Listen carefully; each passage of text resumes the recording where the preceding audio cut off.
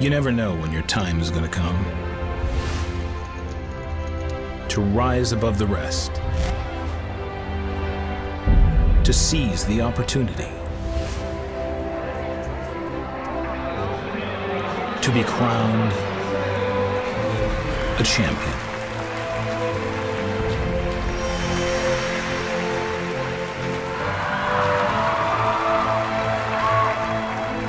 Is it time for your story to be told?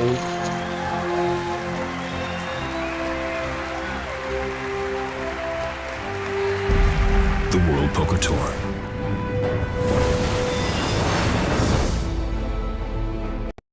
Here at the Hard Rock, I don't play that.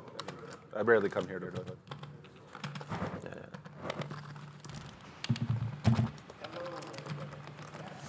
All right, guys, good luck.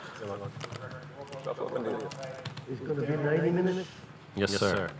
It's crazy, right? It's amazing. No, it's bad. Oh, I love it. Oh, okay.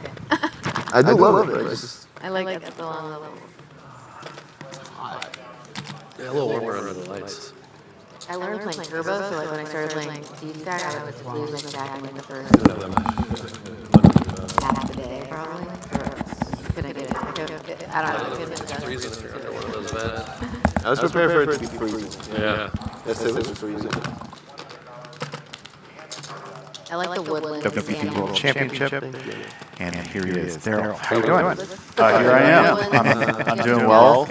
Thanks for having me here. This is fun. I know a lot of these people pretty well, so that makes it even more interesting and fun for me. So, yeah, Daryl, the South Florida scene is a good one. The poker is always great down here in South Florida, and you're going to know a few of these players down here. But in addition to that, they're, it's a unique final 16. We have Chad Epislage, who's actually not on the feature table at this time, but he's starting out there with the biggest stack. And what can you tell us about Chad? Oh my God. Oh man, where would I begin? Chad and I are really good friends of many years. We stayed together in Vegas this summer. We hang out in poker context and in goofing around context. Great guy, super authentic human being. Great poker player, obviously a mixed specialist these days. That's where he's kind of most known, but clearly still very talented at No Limit, very much attuned to a lot of the live stuff that comes into play in these types of tournaments. Not as much of a GTO-oriented guy, but clearly he understands the theoretics of the game as well. Just a really well-balanced player, great guy, couldn't be rooting for him more. That's cool. And we see Ninad Medak at this final table. Serb, as he was once known, I think he still probably goes by that name, a very great player, has been around for a long time. What do you know about him? Yeah, I know Serb fairly well also. He is definitely still referred to as that. He plays mostly cash games nowadays. If anyone looked at his Hendon, they'd be wondering if he quit poker or just sucks, but neither are true. He plays tournaments here when these come up and, the World Series main event, but otherwise he's a family man. He plays some private games around South Florida, does quite well, I would imagine. He's a really solid player. I think he mostly plays PLO, as many of us kind of have shifted of late. So, yeah, also super nice guy. I have nothing but good things to say about him. Awesome. And, Hindi has, who I'm new to, she plays a lot around town, but she has had the chip lead at times during this tournament. Do you know anything about her? Yeah, I've known Hindi for years also, long time tournament staple down here. She's from Orlando, comes down for all the Hard Rock tournaments. She plays all the Moneymaker tours, all the HPT. She's kind of that consummate mid-stakes grinder. Has a lot of results and final tables in that like 1 to 2,000 buy-in range. Definitely someone who I think a lot of people would underestimate because she's sharp, she's not afraid, she's very experienced, and while she doesn't have the most impressive resume results-wise, she's very experienced and she knows the game. So on the lookout for her to do well also. All right, Joel here with Ace King. An interesting story about Joel. He's moving all in right now. Ace King of clubs. Joel actually left on day 2 for 4 hours. No way. To You don't go even see it. to his granddaughter's birthday. He Oh, said he soon. wouldn't miss it.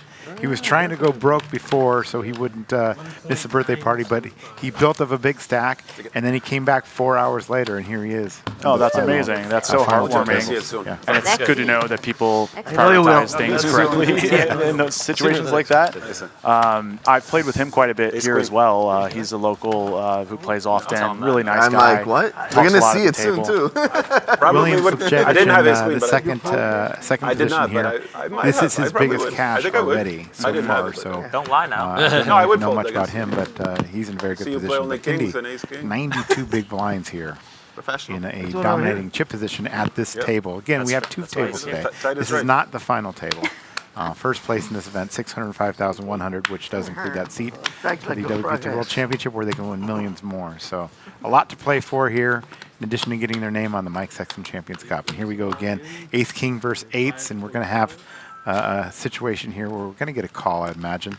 Jacob all in with Eights up against Ace King. Yep. Stoyan, who's an incredibly experienced and skilled player. I expect him to just call here. I think he would do that with his entire range that he would continue with. And, yep, he does call. And then a nod with Ace, Deuce of Clubs. Does let it go. Yeah, everybody's got to give this call a lot of respect. And I don't think Stoyan has to worry about anybody flatting behind. Nobody has a stack deep enough to call 500 and play post flop, except for maybe Hindi in the big blind. And if she does, he'll be in position with a great hand. So, And Hindi is going to make the call here with this Ace Queen of Diamonds. yep, no reason to go crazy in her spot. What, sir? She definitely wants to avoid doubling Stoyan up as one of the tougher players at her table. Just take a flop and see how it goes. Heads up on the side. This is like a dining table. Dude. And we will go to that flop. 1 diamond, 9-3 on the flop. Eights are in the lead for Jacob. You'll see there the triangle means he's all in.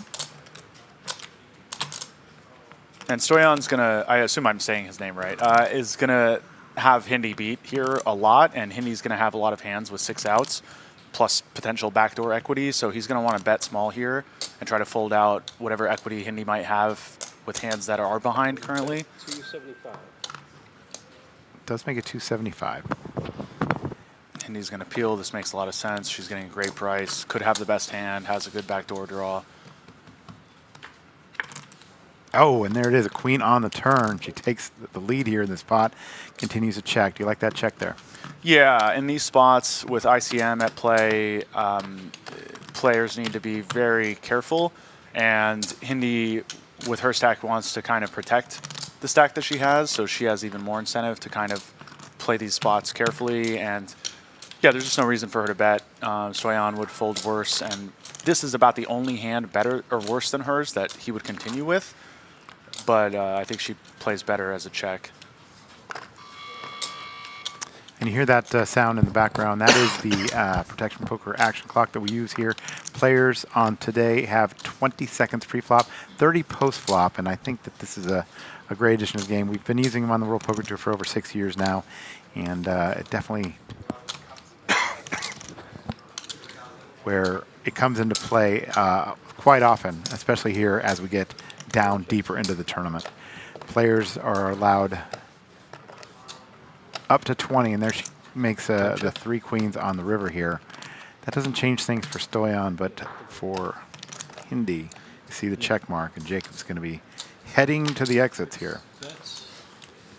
Yeah, it's too bad because he made a joke. I was watching some of the play before we started, and he made a joke that I could talk crap about him if I wanted to, but it looks like I'm not going to have the opportunity. Too bad. So do you like that lead there, or would you have checked it again? Yeah, at that point, I don't expect Stoyan to really bet anything. No, your flat just scared me. So she just has to bet small and hope to get some crying calls. I think it's just going to go bet fold almost every time, but she has to bet small there. Okay, well she does, and she does take the spot. She increases her chip lead at this table, and we're going to lose Jacob here. A good week for him. It's taken home, I think, around $35,000. Oh, okay. thought maybe he had a score in a previous event as well. I've never seen him around, but I get the impression he's a solid regular. We shared the buffet last night, Jacob and I, and he's a cute. nice guy. And he, the new buffet, it's back. He had 8. I saw Buffet's that. back Close. since COVID. I saw that. Buffet is back. The spade. Here at Seminole Hard Rock. Yeah. They do a fantastic job here. Some of the greatest restaurants, you know, on the poker circuit, morning, but for sure. afternoon. Yeah, I People would agree. love Kuro. We had that players party the other night. They had food from Council Oak. It was a great night as well. Yeah, I was curious about that because Kuro did such a good job, and Japanese cuisine is really geared towards hors d'oeuvres and like family-style dining. I was curious what they served from Council Oak. They had some at the sliders, steakhouse. which were very Okay. good. The Wagyu sliders. They had some shrimp cocktail, which is also good. Nice. Some other things that I did not try myself, but it was very good. The music was great. Wasn't too loud. It was. They put my hockey game on so I could watch that at the bar. They had a good crowd. Like Nice. I Over think that's a- 150 people showed up for that. So Oh, great. Yeah. I think that's a better bar for it too. That it is a space better location. That's absolutely true. And I think that you know, people miss Kuro, but at the same time, Council Oak is tough to beat. Yeah. Matthew now here with Ace Queen of Spades. Very nice hand at his stack depth. He's thrilled to see it. Matthew doesn't have a lot of notable results, but he gives me the impression he's an experienced player. So I wonder if he's more of an online guy. Maybe he plays cash. He seems like he's got some hustle in him. So, yep, easy raise here. Some people would be inclined to just So open slippery, jam have with his fun. hand, but it's such a good hand. really He is more than happy to get some action. So I think a small raise is It helps best. you because this table's like wide. Jason, another guy that I've played with, we went deep together at the Lodge earlier this year. Was really solid. He's good friends with Andrew Upstekchenko, however the hell you say that. Ostapchenko, yeah. Yeah, there you go. Their buddy Andrew's a great player, obviously, so I imagine Jason and him they're talk a lot of ball. I'll help and you. If Jason runs his stack up, Here's he the could goal. definitely be a threat.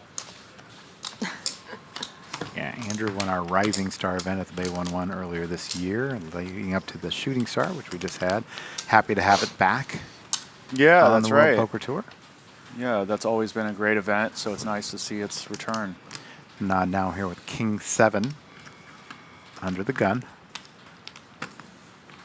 Tony and I talk a lot about hands like this, suited King 6s, King 7s. Do you like those hands? I make a lot of adjustments to my opening ranges based on table dynamics, stacks, players. I think most good players do. Theoretically speaking, that's the type of hand you could open there. But Ninad has a pretty good table, and he also has a shorter stack. So I think I like him erring on the side of caution and waiting for some more profitable situations. All right, Handy's looking to get involved here. 9-6 offsuit. Love that. Hindi knows she has a bit of a tighter image, and especially as a lady, I think she can get away with a lot more things in her spot, and especially with the chips to back it up.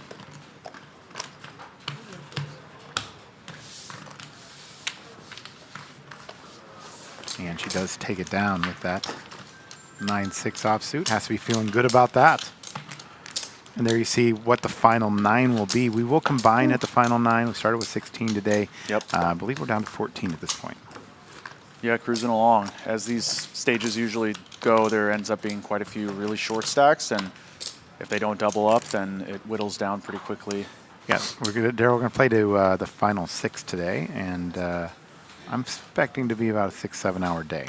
We'll see how it goes. Cool. Yeah, you never know, right? It could be Who 3 knows hours, could be 10. Yeah, who knows what Chad's doing on the other table. I'm Yeah. sure he's bullying some people around. Yeah, he was taking care of business. I talked to him earlier. He was up to like 15 or 16 million already. He's cruising right along.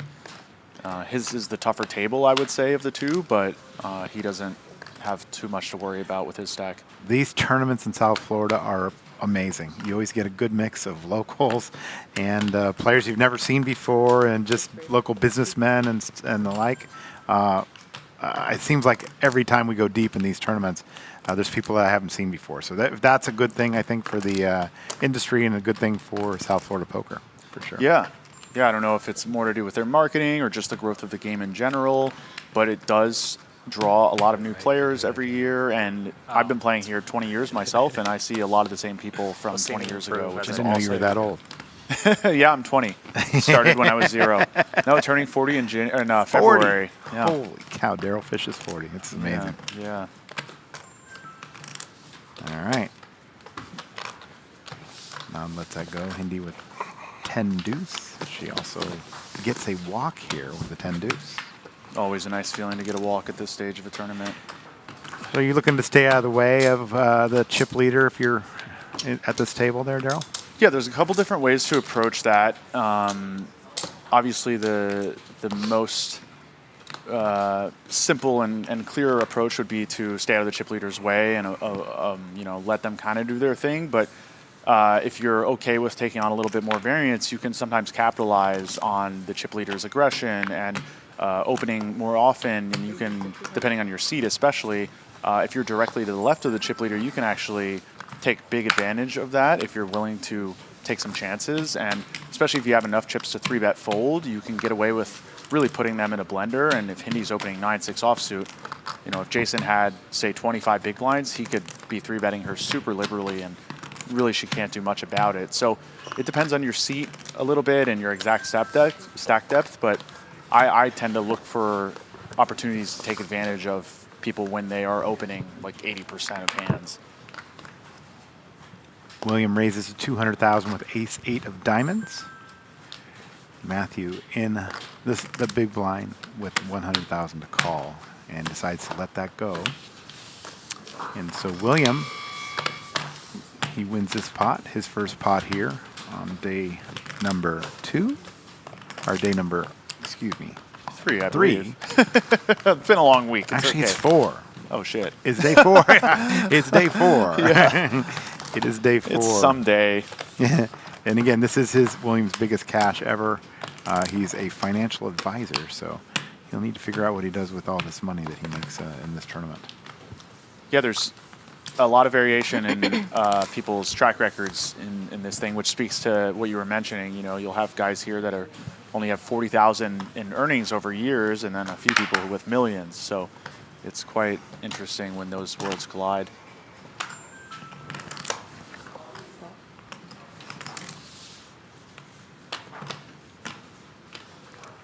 Joel now with ace-king. He calls the 100,000 under the gun. Very interesting. Not conventional at all. Especially if you don't have the perception that you limp on a regular basis, then it's going to be perceived as very strong when you do so. So people aren't going to really attack you, and ace-king is not, ace-king offsuit especially, not the best hand to just let people see the flop for free or cheap with. So I don't love this play, but occasionally it can work out really well if someone else flops top pair along with you. Obviously, it's a great spot. But now, like, the big blind gets to see a flop with ace-8 deuce offsuit, and you know we're not a massive favorite, so it's a little bit risky.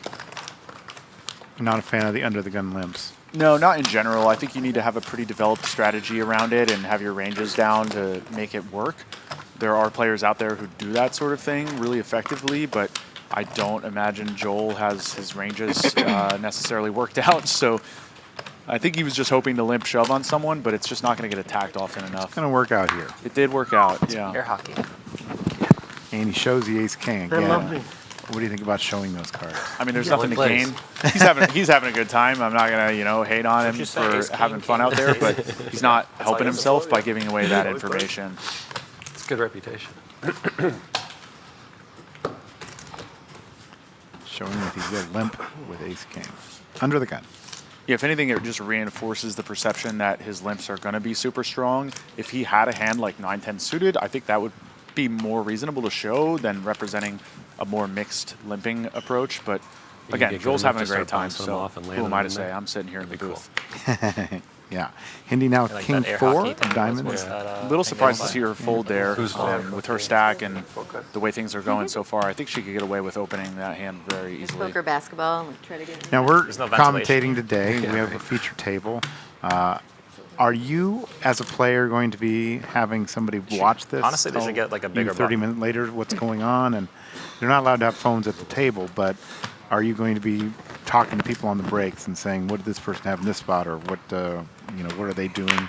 Yeah, generally, if I have a friend who's available, I would rather have more information than not, and especially in a spot playing for big money, I would hope to have that available. And I usually have friends at home. My girlfriend's watching this right now, so someone like her who doesn't even really know the game could still tell me like what someone had in a spot. And even if you know the players really well, even if you have a good feel, it never hurts to have more info. So yeah, I think that's one of the big things that's come up with streams being part of the game, is people do have someone scouting back home, and every bit of intel is useful. All right, William raised to 275. Joel now making the call of 6-3 of diamonds. We'll go to the flop, heads up. And it is a ace, 4, 5. A straight draw. William checks. Joel checking behind. What do you think about that? Yeah, it's a no for Yes. me. I would just bet there he's not going to get abused. William doesn't seem like a super trappy or tricky player to be check raise bluffing too much. So I just want to bet small, clear out stuff like Jack 10. And if William did check call with a bigger hand, well, okay, we still have a lot of equity. All right, now it goes William bet call instead, and now Joel's on the defense, and it's going to be a lot harder for him to win the hand. He could win this hand, though. There is a way. Yeah, I mean, he looks to be pretty king heavy here, actually. But William is looking like he's going to bet anyways. I think William really shouldn't bet here, because Joel has so many king X, and he's obviously not folding those. I really hope Joel bets if check 2, because that would be tragic if he doesn't. He has his worst possible hand right now, literally. And he obviously isn't going to win any showdowns, so he's got to put something out there. There we go. Come on, Joel. You got this. It's a big bet there. Yeah, unnecessarily large. Yes. This is a spot where William has squadouche, as we see, or he has a hand that actually can call pretty easily, like a king X, like an ace X. He's not going to have a lot of 4 or 5X combos, so not the best sizing, but he gets the job done. He's going to let it go. Actually turned out really good there for Joel. Joel. He trapped an extra bet out of it. Nice work, Joel. Not the way I would play it. I would have won that pot on the flop. But Joel, go for it. 110 big blinds for Hindi.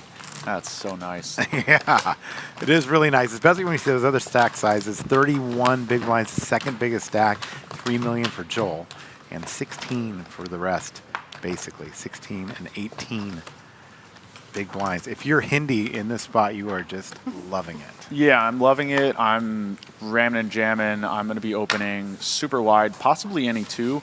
I think Stoyan is the only one who would really do much to exploit her, and he doesn't have the stack to do so.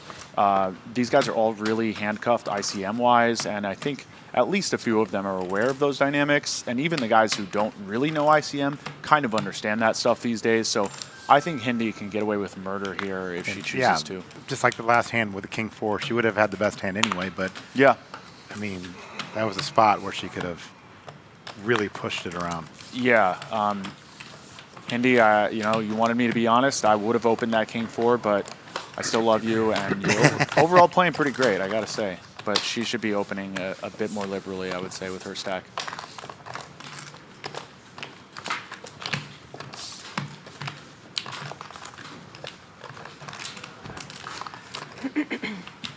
Yeah, these condensed stacks are really a pain in the ass for everyone besides Hindi.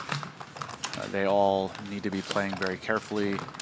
I don't know the exact pay jumps right now, but I'm sure it's getting to be somewhat significant, and nobody wants to miss out on another 10 or 20,000. Absolutely. Stoyan now here with 10-9.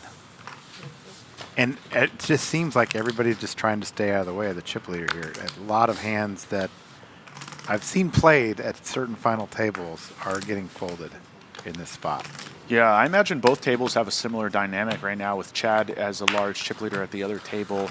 I'm sure he has got his foot on the gas more than Hindi does, but the condensed nature of the rest of the stacks makes it super fun to have a stack like Hindi or Chad has. Even here, Joel limps. Yeah, that's That's too tight. That's way too tight. We got to at least... Oh, okay, there was an error in the graphic. Joel did raise. I don't hate Hindy's fold now. Yeah, Joel's image has been pretty tight. Again, they're not seeing what we're seeing back here. Yeah, but he's definitely All in. Call. not on the loose side. Call. He is full of shit. He is not calling off with ace deuce, but it can't hurt to sell that Thought I had image. all in. And again, he's showing those cards. You don't like that. Yeah, I mean, poker is a game of information, right? And the more we can deny our opponents of information, the better. And the more we can gain information for ourselves, the better. So showing cards, unless you have an advanced psychological dynamic going on, you might tilt someone in the right spot. These things do come up. I definitely have shown hands with some devious intentions behind doing so, Almost but right in the box. Joel's just having fun. You staying here for the 90 minutes? The whole way? Right. And Joel yesterday was having fun. He had a big rail, people behind him. Love that. It's nice to see genuine excitement. You know, the game gets pretty serious, and it's good to see some levity, see some genuine emotions out there. I always love when I hear people screaming from across the room. Yeah. You know, people will look over with judgment and condemnation, and I'm just like, what do you want? You don't want this to be fun for people? Joel calls 100K again. He's limped in, and now Hindy with ace 10. Oh, excuse me. Not quite. You were a little ahead of the Oh, play he there. raised Joel's to opening. 250. Yeah. Excuse me. I'm sorry. Yeah, the way the graphics pan, it's a little tricky timing-wise, but Hindy on the button with ace 10 looks like she's going to just call. Oh, she 3-bet. Nice. Love it. That's what I would recommend in her spot for sure. Puts Joel in a major bind.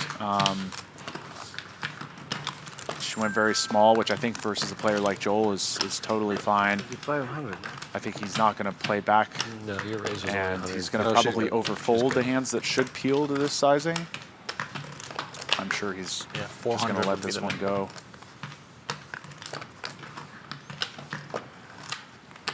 He was just complaining about being 90 minutes. Maybe he's going to be more aggressive. Maybe he's got another granddaughter's birthday party to attend today. Yeah, what would it take for you to leave with the big stack on day 2? It's interesting you Next ask. time it'll be I rolling. went deep in Mine's the probably better. opener last week, Mine's and I originally wasn't planning to play it. Depends how much I was better here that for is. I bet. one of the Omaha tournaments. I busted. I didn't have much to do. The cash games were too busy. So I said, you know, screw it. How I'll about shoot a bullet. $500,000? I ended up Ace bagging one of the nine. big stacks and You did? not realizing at the time that I had a doctor's appointment on Monday. I had a One- dinner one with a better. friend from out of town on Monday. And had I Really thought of like those that. things, I wouldn't have played the tournament and Right. put my plans at risk. I fortunately did play the tournament. Sorry? Monday came, No, I just and I had to didn't. decide, do I reschedule my doctor's appointment? Do I cancel dinner? And I was going to go to my doctor's appointment and show up late to the tournament. Ultimately, I decided that was going to put way too much jeopardy at my chances of winning. So I rescheduled my appointment. I canceled on my buddy and ended up getting third. That's So why he doesn't want her to thankfully- leave. He's like, yeah, you're full yeah, but I 90 really minutes. was in a pickle because it was an important doctor's appointment, and you know, sometimes life has other priorities besides poker. He's like, But he's like, I could pay extra. for a family's birthday party, I think I would have to tell them I'll see you next year. Not for Joel. Yeah. Yeah, I love that. All the good looking aces. Apparently Joel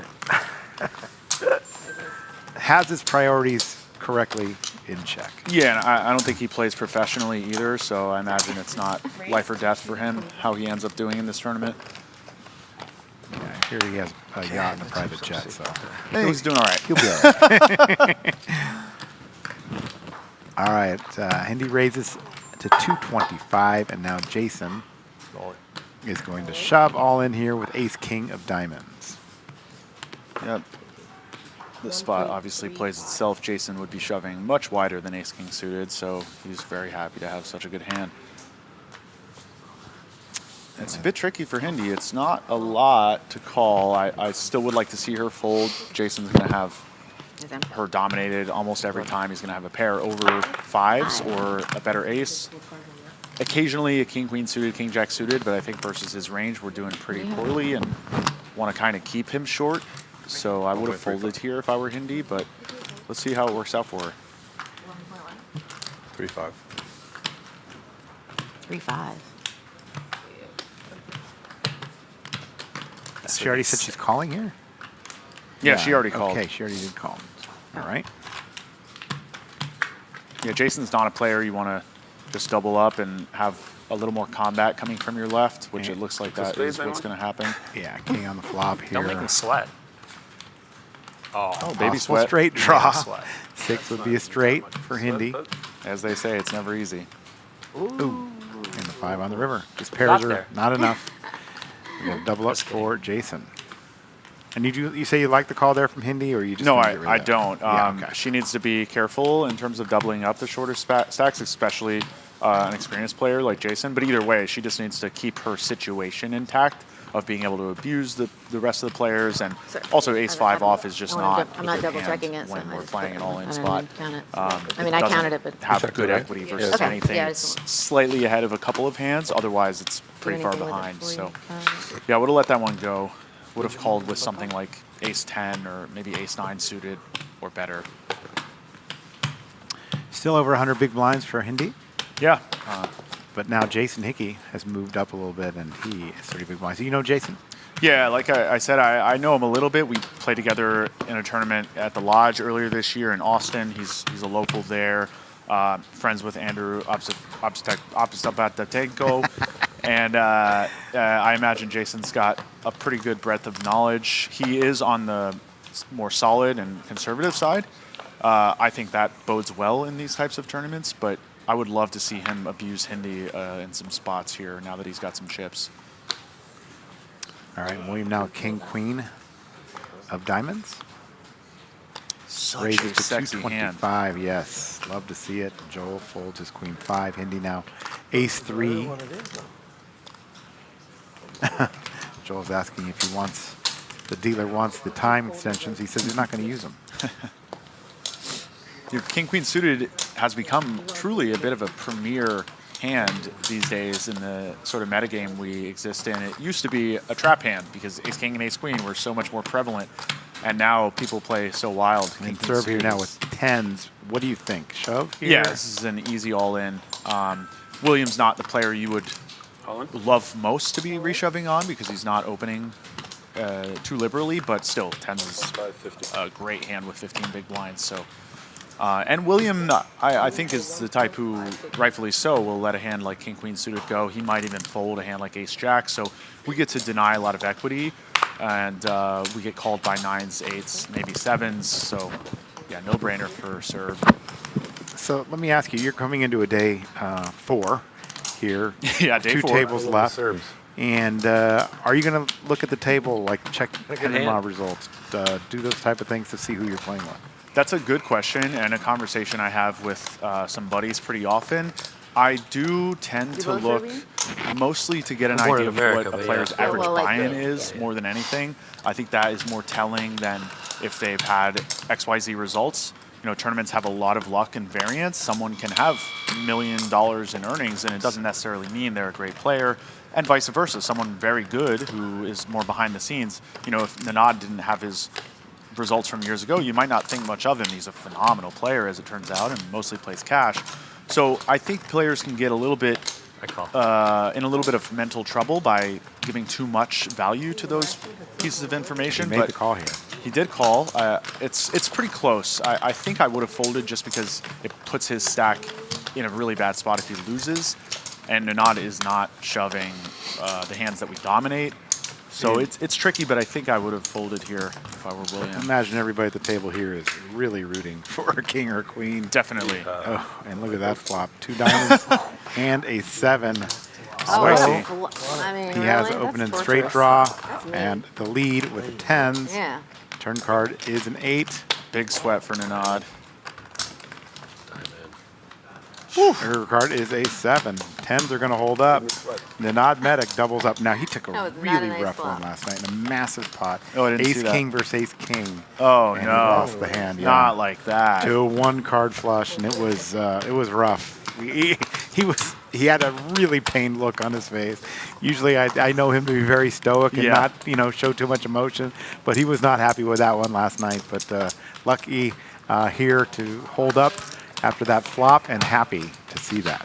Yeah, he's fought back had well, to. it looks. And, no matter how stoic someone might be, there are still things that might get you a little bit, that being one of them. Yeah. Yeah, I wish we had a picture of his face. Sure. It would have been a good meme. smiling. Yeah, sure. those are good captures. Yeah. This is an amateur hour. Still a big, Guys, big together. And nobody at the table likes to see him get some chips. I know that. Just like For sure. I bet she's By not far the smiling most inside. experienced, apart from Stoyan, the most successful That's okay. tournament player by a wide margin. Keep your So West Brom having direct position on Stoyan also just puts Nanad in a great situation here. 1,500,000 are the blinds. The 100,000 big blind ante still in play here. Joel here folds queen 4. Hindi with 7-3. She lets that go. And now that a couple players have doubled up, if you're Hindi, are you now thinking, all right, now I got to settle in, settle down? What's your thoughts? So Are you still going to slippery. be pushing? I'd still be on the gas if I were her. And at least until the table dynamic feels like it's changed significantly and people are starting to loosen up and push back and exploit her. I'm big on table dynamics and the feel of how things are flowing, and you can kind of feel that out as it goes. And if people are not resisting, you just got to lean into that as a chip leader. And again, Stoyan has no stack to mess around with. Nanad would be the only one I'd expect to start exploiting her. So here we see a big moving all in. confrontation. Not in love with Nanad's play here, actually. Pretty surprised. I don't expect He just Stoyan to made it be 1.575. stealing. He did not move all in. He 3-bet it to Oh, 1.3. effectively putting Stoyan all in. Yeah. I don't expect Stoyan to be opening here with steals very much at all. I expect him to be playing pretty snug, open shoving his weaker hands, and only open raising a few select raise fold combos in addition to great hands like jacks. And Nanad's hand doesn't play all that well against Stoyan's value range. We also blocked some of the hands Stoyan would be raise folding.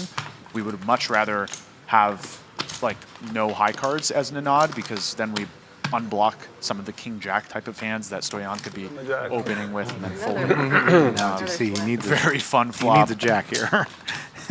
Wow. Oh my God, it comes. Unreal. That is unbelievable. Nod now turns a straight, Sick. a king on the river, but the 10 is going to be good enough to make that straight, and we're going to have an elimination. Nanad Medic. Great. Great. Oh, okay. Big tournament events here for thought he Nanad. And also that is especially Like, there's just- timely to knock out such a Oh, yeah, that's right. really Sorry, dangerous I was going player to tell you I folded a as king. Stoyan. Sometimes, you know, the not great plays do great things in the end, and I think a lot of guys On like the turn, Nanad you're like, who all don't right, play it's tournaments fun. as often No, I are not have to. necessarily GG. tuned into some of the short stack play dynamics are Thank more you. likely to make that type of play. And here we see it worked out. Wow. So we're down to 6 players at this table. Not quite sure Oh, how you many know are her left from, in the like, tournament, Ash? but again, we will be combining at 9, so at that stage, we will know. But at this Yeah, yeah. point, she's- So you know her a little bit. there's at least Collusion. 13 Yeah. left, maybe 12. Now Nanad has real working chips, and I think he's going to do some Those in things my with them. headphones. Tell me about all the cards. Also has the best seat by far, direct position on the chip leader and the other I almost experienced folded. I player. thought you might be trying to make a move. Like Guys on king his 10 left or don't jack have 10 or something. Stacks to work with, and they're also That's quite good hand. tight, so Yeah. he can do damage with this stack. If you're not suited, you might find a fold. But Yeah, the suited, maybe. the suited, Yeah, a little bit change their extra. mind. Yeah, yeah. So you're I like Chad that. on the other table. Are you concerned what's going on at the other table, were or are you almost, just relevant. worried about Not what's in about front me. of you? They were No, almost definitely relevant. keeping an eye on Next it. time. You know, those of us who come from an online background, if we're deep in a big tournament slow online, it'd down be now, very guys. common to pull up the other tables and just keep an eye. You might see a showdown that's telling, or just have an idea of what the ICM dynamics are looking like, which as the chip leader is super important to keep tabs on. As long as there's some really short stacks like William has here especially, we want to keep our foot on the gas. I just like to see it. yourself? I just like to see a countdown. My All right, I do this to capitalize. Tony all the time, but I'm a first-time watcher on this show, and I'm probably the super amateur player. annoying. What do you mean by Back a lot. ICM? Great question. Sometimes I forget to try to articulate things that I might know better than others. ICM stands for Independent Chip Modeling. It is a system, a mathematical system, let's say, of determining the value of each individual chip in a tournament. This information is not very relevant earlier in the tournament when there is not Like, I think prize I'm in money good at shape. stake, but once you get deep and the cash starts coming, every chip has an inherent dollar value associated with it, and the chips we gain are worth less than the chips we lose. That's a really important sort of fundamental way to frame things. So when you have a really short stack, it's really, you know, essential to be careful with it. And when you have a big stack, you know, obviously you can mess around more. Yeah, I was and gonna say, be careful. when there's pay jumps, Yeah. you really want to be cognizant of those pay jumps because, passing on a otherwise close spot can often result in real money value if another player busts out, if someone at the other table does some damage. So it's really the approach to tournament play in these stages should be entirely dictated by ICM dynamics Here, I'm selling mine and knowing for like 50, at least 50 to some extent what the stacks you are 25. worth Why in do real you money. get those free now? And when it comes to deal making, that is the model that is a better used deal to now. see what You haven't each used stack one is yet, or no? worth. No. And it's really important to study that So you have stuff. 15? If anybody out guess there so, wants to get better at tournaments, I would say Jesus. start He's a there math guy. because your decisions Yeah. when money is actually at stake is would where have most of 5 your times value comes. 3. The rest of your decisions early on are pure chip EV. No, I have 10 and I use some. So I And here just we assume see it's like, all in from Five. William, Three clearly times standard five. with ace 10 suited. Yeah, 15. Well, you know. Looks like that's going to get right through. When do you start thinking about ICM? What stage of the tournament? When you're approaching the money bubble, that's when it starts to become a factor. Obviously, direct bubbling is a huge disaster. When you're one player from getting more than one buy-in back, you really have to play super tight in that spot if you're adhering to optimal tournament strategy. It puts a lot of players in a real bind. That's why you'll often see players You're slide probably into the money with a dangerous very when you short get all stack this shit. because Me, it's no. I just could simply the tell. right thing No. to do. Don't even. Sometimes you have to I fold already know. premium hands even, like jacks, I get queens, tens or better, I play. even kings and ace king suited. These suited hands cards. I like suited. get put Yeah, in a those are good really too, yeah. tricky Like situation 7, when there's those 3 of dynamics spades. present. I just- And that's, if I study 9 anything deuce. in tournaments I would anymore, never. it's how to get better at understanding I call that ICM. bluff. And at final I mean, you tables, it's might. essential because each Not player that busts represents a real jump in prize money. So you have to really be careful as a shorter stack, and that's why it's so advantageous to be a chip leader because you get to take advantage of that inherent disadvantage that the shorter stacks have. All right, now Joel here with ace queen. We know he's playing this, but for how much is the question? And it's just a limp, I believe. Limpsky. Very, very not in love with that play. Drink you. You guys cover beers at the final table, or do I have to pay for them? From the button, too. I'll take a Do you have dollar. any, Yeah, it's do you have just any you're going to NA let games, the like small and big Heineken blind Zero? play with equity for next to nothing.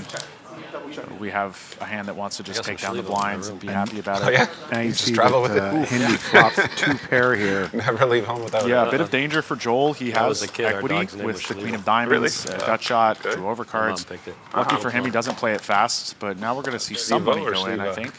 If not now, then on the river, I think at least one bet will. And you and call Queen them on anything turn shorter, here everybody's does like, make a straight There was with the no- jack.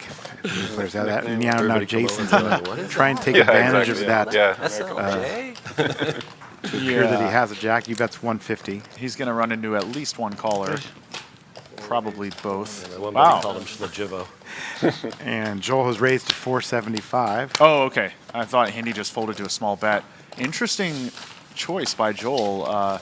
Definitely not the obvious play. You ever been? Not going to really yeah, a couple accomplish times, much yeah. typically, Yeah, but got here the- it actually No, did its Gatsco? job tremendously Yeah. well. It I think folded it was out the best Gatsco, hand. in the middle of And Jason, I don't think was going to continue anyway. And he did have a gut shot to a higher straight. So years ago, and I met over 200 Joel may have some secret sauce here that I'm not aware of. Our family tree was like. And Hindy's fold, 40 you'd like feet just get rid of long that. She down has the 2 wall pair. or Yeah, I mean, Joel has, or theoretically has, a lot of Jack X and not a lot of bluffs. So I don't know what Hindi is really supposed to do. If she had a live read, I would have liked to see her take a little more time. I think that's really important in live poker. I'm You were Nikola Jokic. not a slow player, but I'm pretty methodical in deep stages, and you never know what you might pick up on someone. Hindy's very experienced playing live, so I'd expect her to have pretty good instincts. Matthew, I think, gonna just... Okay, he just opens. Could go either way with this. I would lean towards open shoving, 6-handed. Eights is not a hand we want someone to flat us with. Doesn't play particularly well post-flop. It's really tough to know if you're ahead, so would have leaned towards shoving, especially with Nanad in the big blind, especially with Nanad having a really good hand like 2 jacks. This might actually work out well for Matthew. But if Nanad had, say, a queen jack offsuit, he gets to peel here with great equity versus having to fold to an all-in. Here, I think we're just going to, see a reshove. And it's ugly for Matthew. I mean, Nanad is shoving some hands that we're ahead of with 2-8s. And now I think he's handcuffed to a fold. I mean, yeah, Nanad, he just saw Nanad play King 10, right? Yeah, I mean, that was a pretty different situation, positionally speaking. But it does beg the question, is Nanad capable of shoving a hand like Jack 10 or pocket 6s even here? And Matthew does let it go. Yeah, that's not a good feeling, having to fold 2-8s on that stack. But here it ended up being a great escape. Love to see Nanad getting a beer here early in the day. Yeah, he likes to have fun. We've played together in some of the private games down here, and he's a consummate professional, but he likes to have a good time. He plays along and isn't one to just sit there, be quiet and stoic all the time. He's a really fun guy, great personality. This one? Just enjoys playing the game. The good one?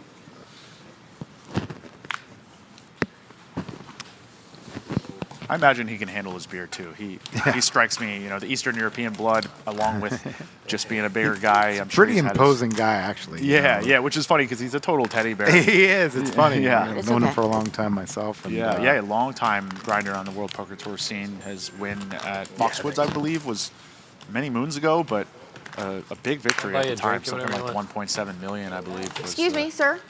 Probably what Yeah, got him I'll get started. one. He's gonna. I'll get you back. I just left it in my car. Yeah, no worries. Thank you so much. Yeah, Appreciate it. easy spot for Nanad to shove.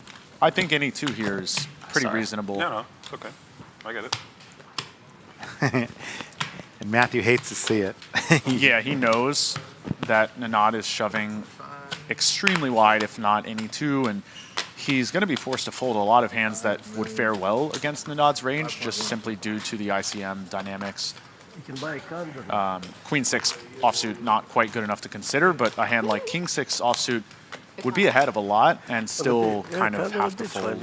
And as you said earlier, Hindi, not taking any time. Matthew here taking his time. Yeah, You like to see that. I think it's just, there's no downside in taking a beat and taking a breath and evaluating things, making sure.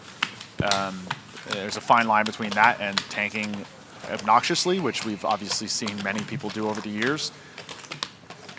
But can't fault someone for thinking about it for a minute with 600,000 up top.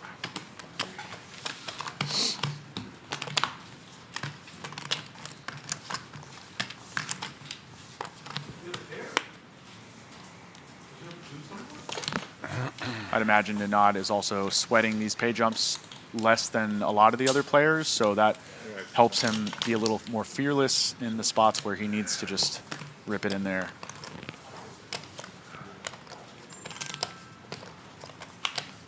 And Joel is just so cool. He reminds me a little bit of like a Sammy Farha with better composure. Yeah. Like I said, he had a big rail yesterday. One of your favors was on his rail, Eric Offriat. Oh, yeah. Yeah, my best friend. I will plead the 5th. But it's nice when people have a rail. 2.6. And, have support. Feels good when your friends are rooting you on. I was fortunate to have a couple friends go deep in the World Series main event a couple years ago, and we had a big rail, and it was a lot of fun. Some of those rails get pretty raucous. Oh, we were the most raucous. We were raucous from day like 5 or 6. Jeff Platt was having a lot of fun with us. It was, makes for good TV, makes for a good atmosphere. You want to see your friend do well. We have a little spot here coming up. Jason flops top pair aces with his 8-6 of hearts. Jason opened the cutoff. William defended. When you're on William's stack, you can actually defend extremely wide because you can effectively get it in on flops where you flop any relatively decent equity, because as the shortest stack, you don't have as much to protect. If William had something more like 15 to 20 big blinds, he has to be quite a bit more cautious. But with 8 to 10 bigs, you're kind of looking for a spot because everybody else is waiting for you. You can't wait for anyone else to bust. So I like Williams' defend. He just didn't flop anything to speak of. I do like the pace of play here at a lot of tables. We end up running into people, taking the full amount of time. Again, they have 20 seconds pre-flop, 30 post-flop with our action clocks from Protection Poker.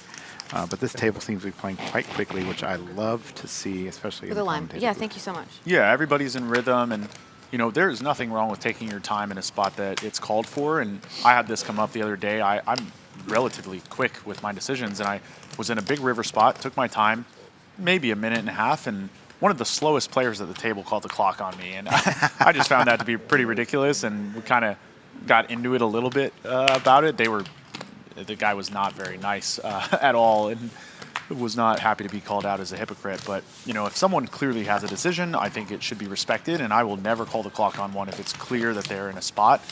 But some people, it's obvious that they're just wasting time and showboating, and those people need to be put on a clock.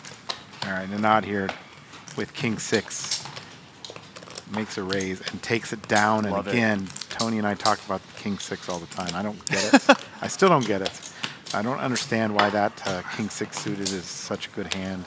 But Well, it's not all you that it's- nerds figured it out somehow. Yeah, I don't well, know. a computer figured it out, actually. I don't think any human actually figured that out. Okay. A computer figured it out, and humans just copied that. Okay. If you look at some of the solver ranges, which I'm not that type of player, but I have looked at a chart or two just to have an idea, and it's pretty interesting to see what hands are technically meant to be opened in spots, and it's not to do with their strength necessarily, it's just to do with combinatorics, the likelihood or unlikelihood. You just said of- combinatorics. Yes. What does that mean? Combinatorics, another sort of nerdy scientific term, is sort of the science of combinations. Okay. And poker is a game of combinations of cards. Hold'em being one that's, relatively speaking, limited in its combinations. If you look at the difference between Hold'em and Omaha, it's astronomical how many more combinations. I think it's something like 60,000 in Hold'em and 300,000 or maybe more in Omaha. I'm not the guy to be perfect with those numbers, but now there are computer softwares and simulations that have worked out the combinatorics and have it down to a bit of a science. All right, you in said it terms twice of, now. I haven't Yeah. still, I'm not a college graduate, but I still never heard that word. Nor in am I, my friend. 57 years on this earth. So Trust there me, you go. I'm a dummy as the rest of them would Matter be. of fact, I'm going to look that up. Combinatorics. I just everybody. like to Let us sound know out smart there in the sometimes. chat. I'm going to look at the chat and make sure that that's a real word. Yeah, I like to build an image that I'm really smart, and only my close friends would know that it's bullshit. But yeah, it's a combo game, and that's what those solvers do, is figure out the combo shit, and they Yeah. tell you King 6 is good, I guess. All right, Queen 9 here for Hindi. She does raise to 450, and I would say you would think that's proper. Did we go up the blind? Oh, no, the blinds are still 1,500. 100. I think that's unnecessarily large. Jason is not going to be super exploiting us, and I think 3.5 would be plenty, maybe 4x at most. But hey, it did the job. So I do like raising larger from the small blind if we are going to raise. I tend to employ again. a very limp-heavy strategy in the small blind. I prefer that personally, but What? if we are going to raise, we need to Spoil- charge spoil a pretty hefty price. So I don't hate it. I'm not opposed. Trying to buy a double up. It's gonna cost you more than a beer. More than a beer. Yeah. This is gonna get Jacks again. expensive. Jacks are hot. I like to say cards are hot. Jacks are hot. You do see Actually, that. it didn't work Non-alcoholic. earlier, but we've seen them now for the third If you time, drink enough of them, you'll get drunk, right? and I hate jacks. Yeah, don't Unfortunately. all of you. I've never Yeah, called a that's- flop or raised a flop where I don't drink I got called and it didn't come an ace, king, or queen on the flop. Wolf of Wall Street. It's never happened to me. I heard a quote years ago. Right, I don't he's remember talking who said it, but it When he sobered up. rings true and has always Yeah, stuck with me. They Wolf said of Wall if Street, there's yeah. 3 ways to play jacks, and they're all Oh, wrong. And they're yeah. all Where he's wrong. driving the car that- Well, he did raise Yeah, here no, to but- 225. No, he's talking to that guy That is Donnie. the right He's like, way so if you here. drink enough of Although these, do you get drunk? I think He's he like, actually no, could they're have not. just Towards the end, shoved when his he's No, when he's these sobered are very up. short stack. I didn't like see how 20 short he was. euro I would recommend raising small with Really? jacks on But like there's some 10 to that have 15 like big zero. blinds Oh, wow. because we Heineken might Zero still has zero.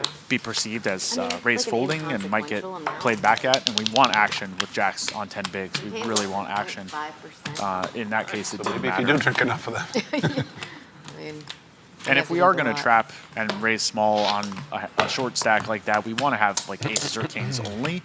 Jacks, it takes the chance of someone peeling with an overcard or 2 overcards, and getting too good of a Stella price makes one to too. They make outflop them. us. 0 and A1. This I don't know about. Pretty friendly table, a little bit of table talk going on here, which I like to hear, and we'll let you listen to some of that if it gets interesting there. Yeah, they've been pretty friendly. The balance of recreational and professionals, and the professionals are the type to talk. Nanad is very social, happy to engage, so we could be in for some fun chit chat. Joel here now raises with 10-9 suited, 250. I like that. I don't know about you. Yeah, I don't like the sizing. I would just stick to a very consistent sizing here, but it's not consequential in the end, and I would definitely raise this hand. Although Joel has established a bit of a tight limping perception, so I think it could be a great hand for him to limp if he wanted to keep that up. However, I would recommend, for the most part, just raising is the way to go. Thank you. You can take these receipts. Thank you.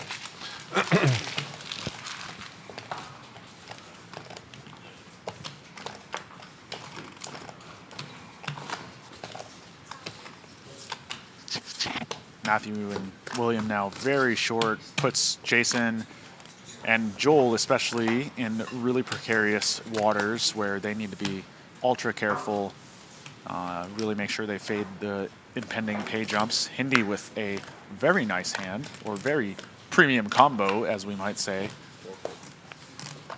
I'm 6'5". Keep going. We're down to 6 people. It's never a bad day to see Cowboys unless you're me on day 2. That was my exit hand.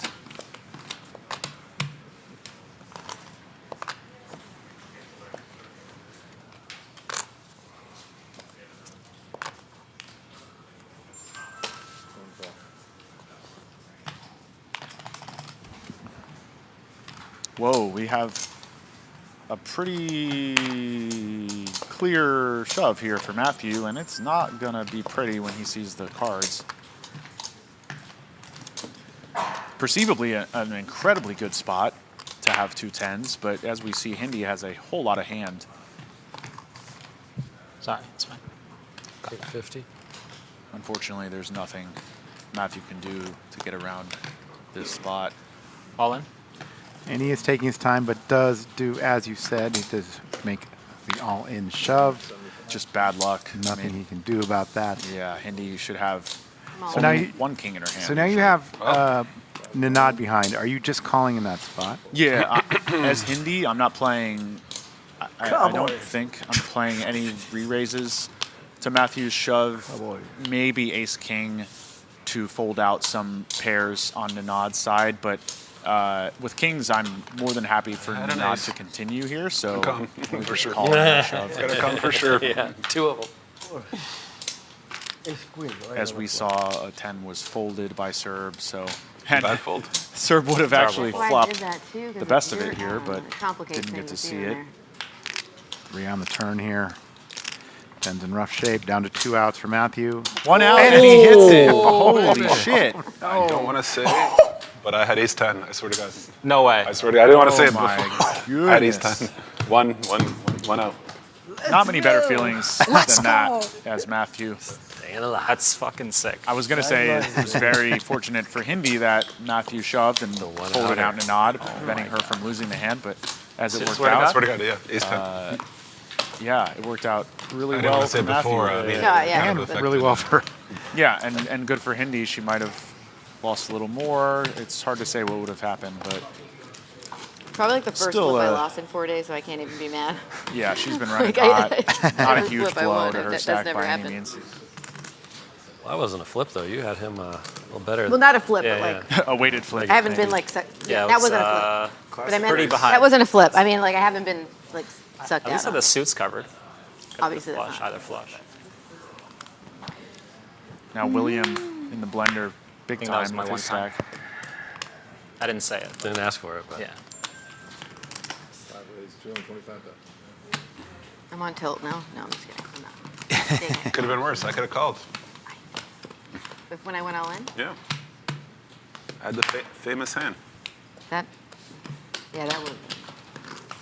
In my cash game, that hand is huge. Wait, were you suited? I wouldn't No, be surprised if doesn't matter. Serb plays in games where he's happy to get all in pre-flop with ace-10 offsuit. I know of some amazing action in the games down here. I checked the beautiful razor. Joel calls here. The raise Yep. of 125. Yep, I think I prefer just calling here. And good flop here for Joel. King, king, jack. One heart. Indy has the ace deuce of hearts. Yeah, could go either way with her hand. Is that a check? I would tend to just I bet check. really small. Sorry, you did say that. I think Joel would fold some smaller pairs even, so would lean towards that, and then we would be able to potentially barrel on a heart turn, but as it turns, it's gonna just be one bet here. Joel's gonna call, and I think that'll probably be the end of it, barring a heart on the river. Or an ace could be a split pot. Yeah, yeah. Good point. River card's a 10.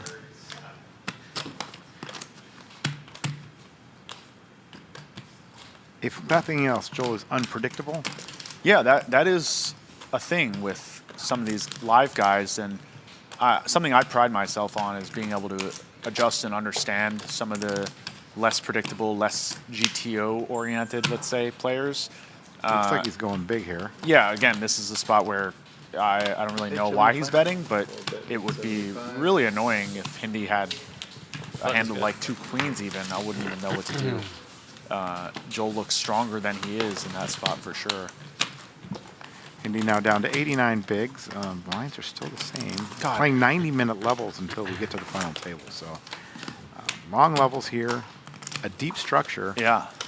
for this event, and just a lot of great structures here. 80 events during this festival. I mean, Was it really? There's just so much going on. It's awesome. That's I really love bonkers. it. You know me, I love mixed games, and I think Yeah. that you know, having a whole separate audience of people coming to your property to play games that you might not normally see for the rest of the year except for the summer is really nice. We do have a lot of mixed games coming up at the Wynn as well, so we're looking forward to that. They had a 10-seat guaranteed satellite for the Wynn, the World Championship last night.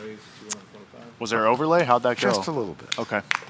Not enough to worry about. Good, because I know there might Of course, be it's other, not my money. other so- people out there getting much bigger overlays. Oh yeah.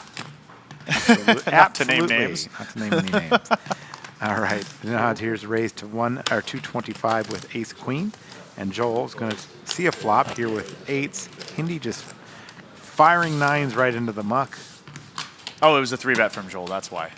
Yeah. Joel 3-bet to 750. Wow, I didn't even see that. Very interesting choice by Holy Joel. cow. This would typically get a lot of credit, and it still may. I don't know what Nanad is going to make of this.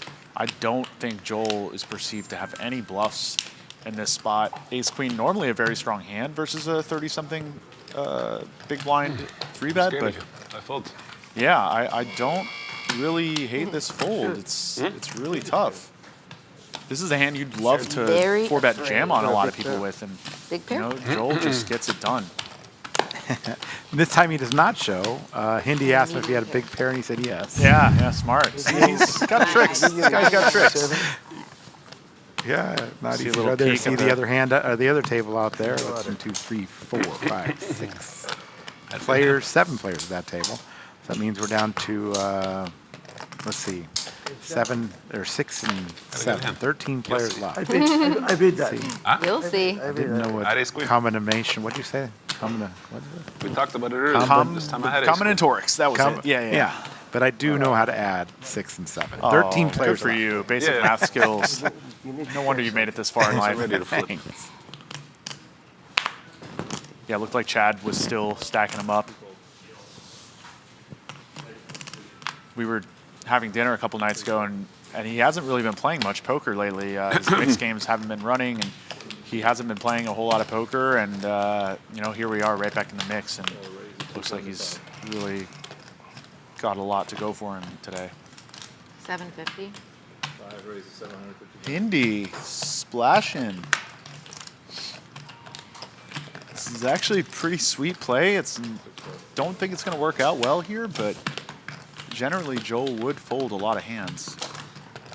Ace queen suited, not one of them. He is for sure looking to see 3 And cards. so now Handy's got to reconsider her position in this hand. Yeah, sometimes you can 3-bet these spots solely based on the fold equity pre-flop and not necessarily get too caught up blasting off on the flop. This actually a really bad flop for her. Favors Joel's range heavily. But Goodness. the girl's got heart, what can we say? Jack 8-10 on the flop. 1 spade. This is a bit too coordinated. I don't hate the idea of c-betting a bit too much versus Joel because I do think he's not going to play back a lot and he's going to fold a little too easily on the flop, but this flop has way too much potential for Joel to have hit it, and as we see, he did and continues to improve. Now, My friend Madison says you need to shut it down. yeah, she's right. That's something a lot of guys and girls apparently don't really 1 million? take enough account in, is that, it's okay to be aggressive, but you also have to know when to 1 million? close down business, and this is not going to bode well for Indy at all. She has no equity. Joel has a ton of hand. I will say, though, that if Joel calls here and Hindi shove the river, it actually may get through, but I cannot picture her firing the third bullet. But I would really love to see it.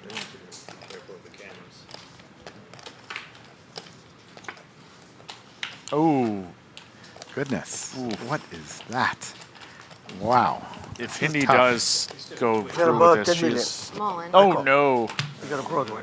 Oh, in. I lose. I don't have it like anything. Ship it.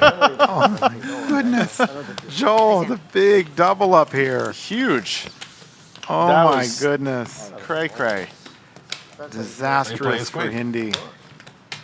Yeah, I don't know what to say. That was just way That might too be much exactly bravado. how you play it. And it happens deep. You get That's caught not up how in you the play three moment. She didn't take her time to think about ranges, really. The fact that Joel has so many hands that love that texture. I really hope that she cools off after this and doesn't continue to steam her way out of this tournament. That would be a shame. Welcome to Florida. I didn't like a lot about that hand. did you? Yeah, it sucks, Jesus Christ. I've punted. We've all punted. That was a bona fide punt.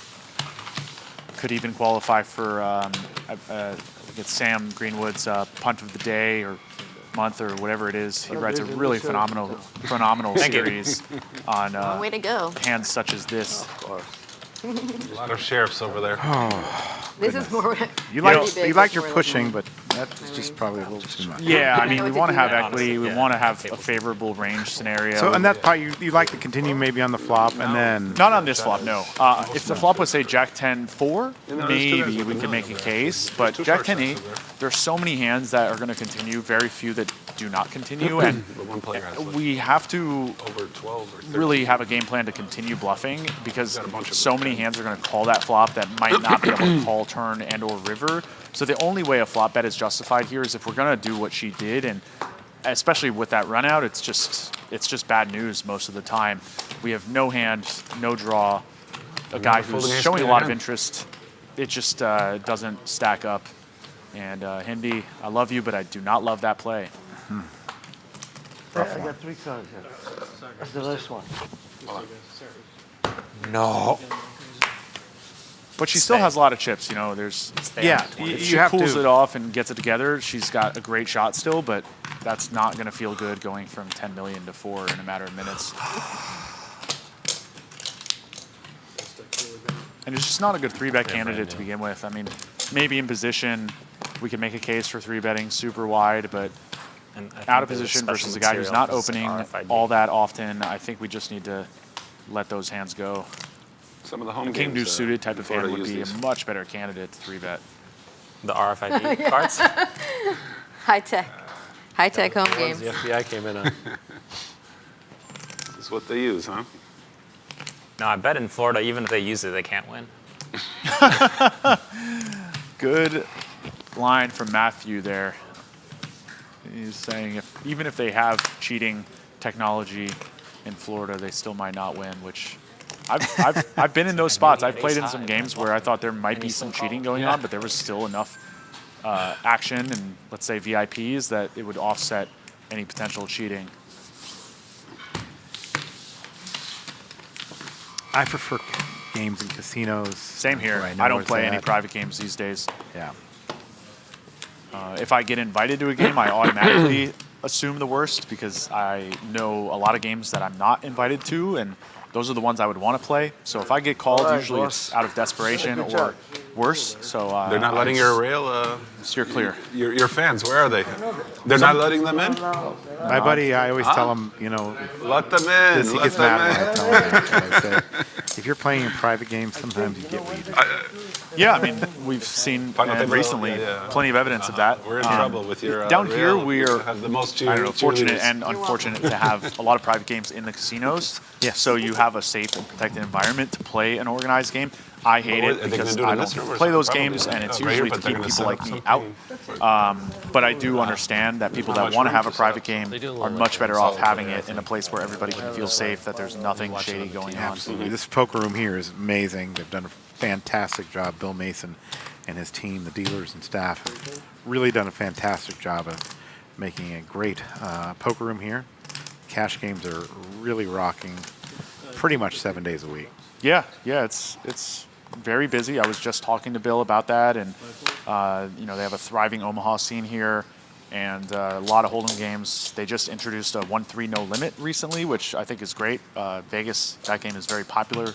We don't have it as much down here, but I think for people that want to play in between, that's a really nice option for them. So happy to see the room thriving and continued success here at my home court casino. It's funny, I'm actually writing an article about this event, and can remember back to the days when we had the two-story poker room over there.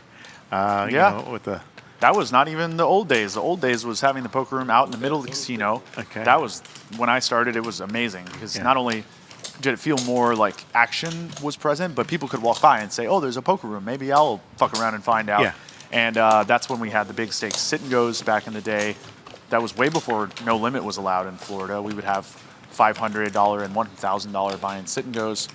A lot of fun, and then it moved to the two-story room, which was awesome. That had a real kind of like underground rounders feel to it. Yeah. Really loved that room.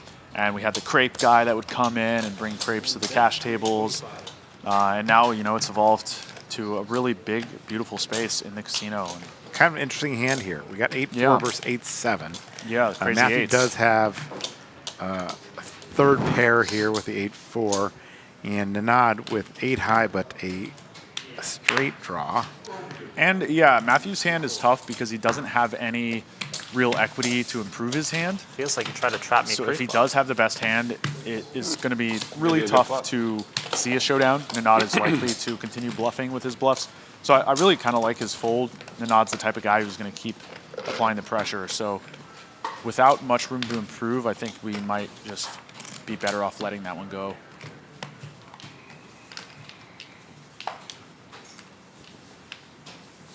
A lot going on here. You can sign up for the WPT app. Just go to the App Store, Don't remind me.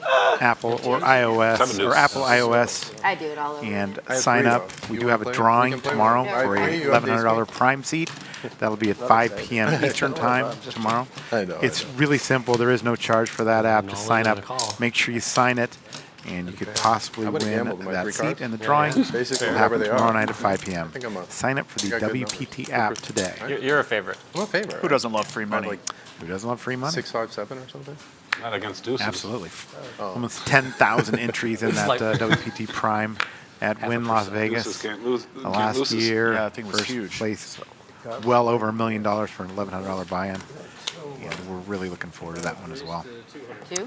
Today we have Hindi now. With Ace Jack. I don't like that. She's raising trade. to 200,000. I'd like to say stop the bleeding.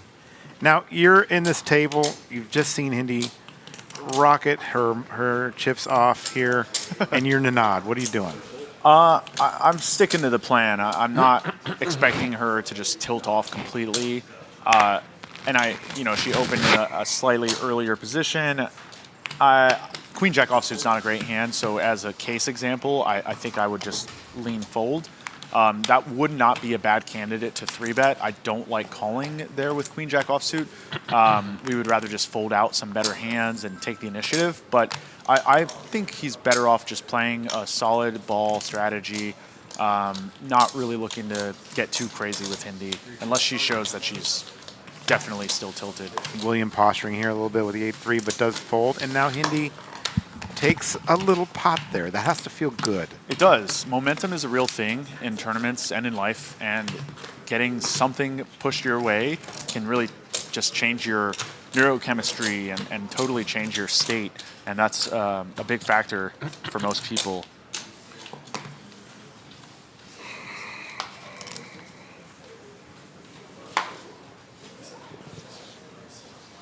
You know, it's funny, a lot of cash game players will tell you that it feels way better to be stuck and get most of it back and still be stuck than it does to be winning and then lose most of it and only be winning a little bit. And that just speaks to the complexity of psychology and how our brains work. So getting that little pushback could very well put Hindi in a comfortable mindset.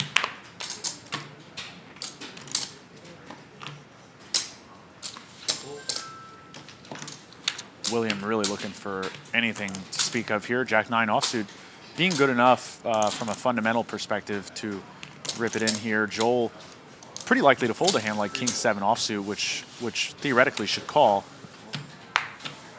I was surprised he didn't show the king and say, "Oh, I had kings, I was going to call you." Yes, it is a WPT live app.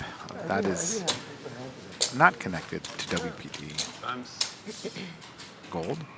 It's a WPT live app. Anybody can sign up from anywhere, Joe.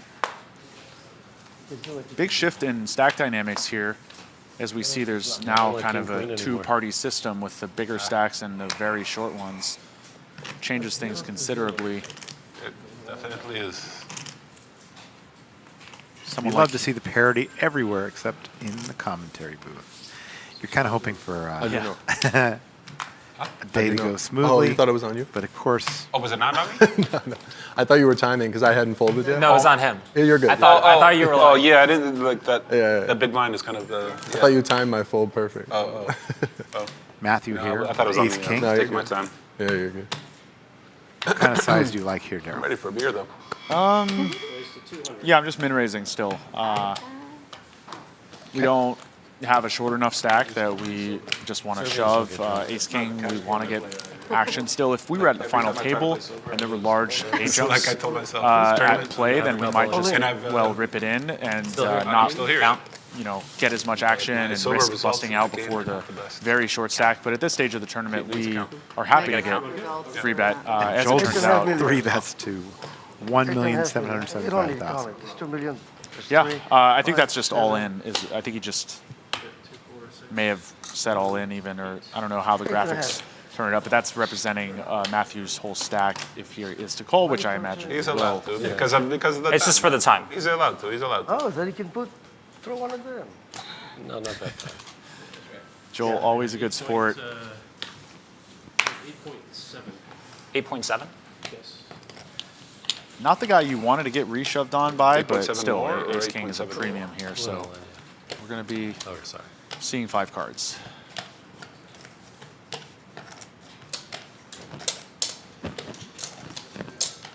And he's got to just put his head down and put it in, don't you think? Yeah. I mean, again, Joel is not reshoving a lot of the type of hands that I think most experienced players would. So Ace King, I don't think is going to be dominating quite as often as we would hope it is. But yeah, we're not folding.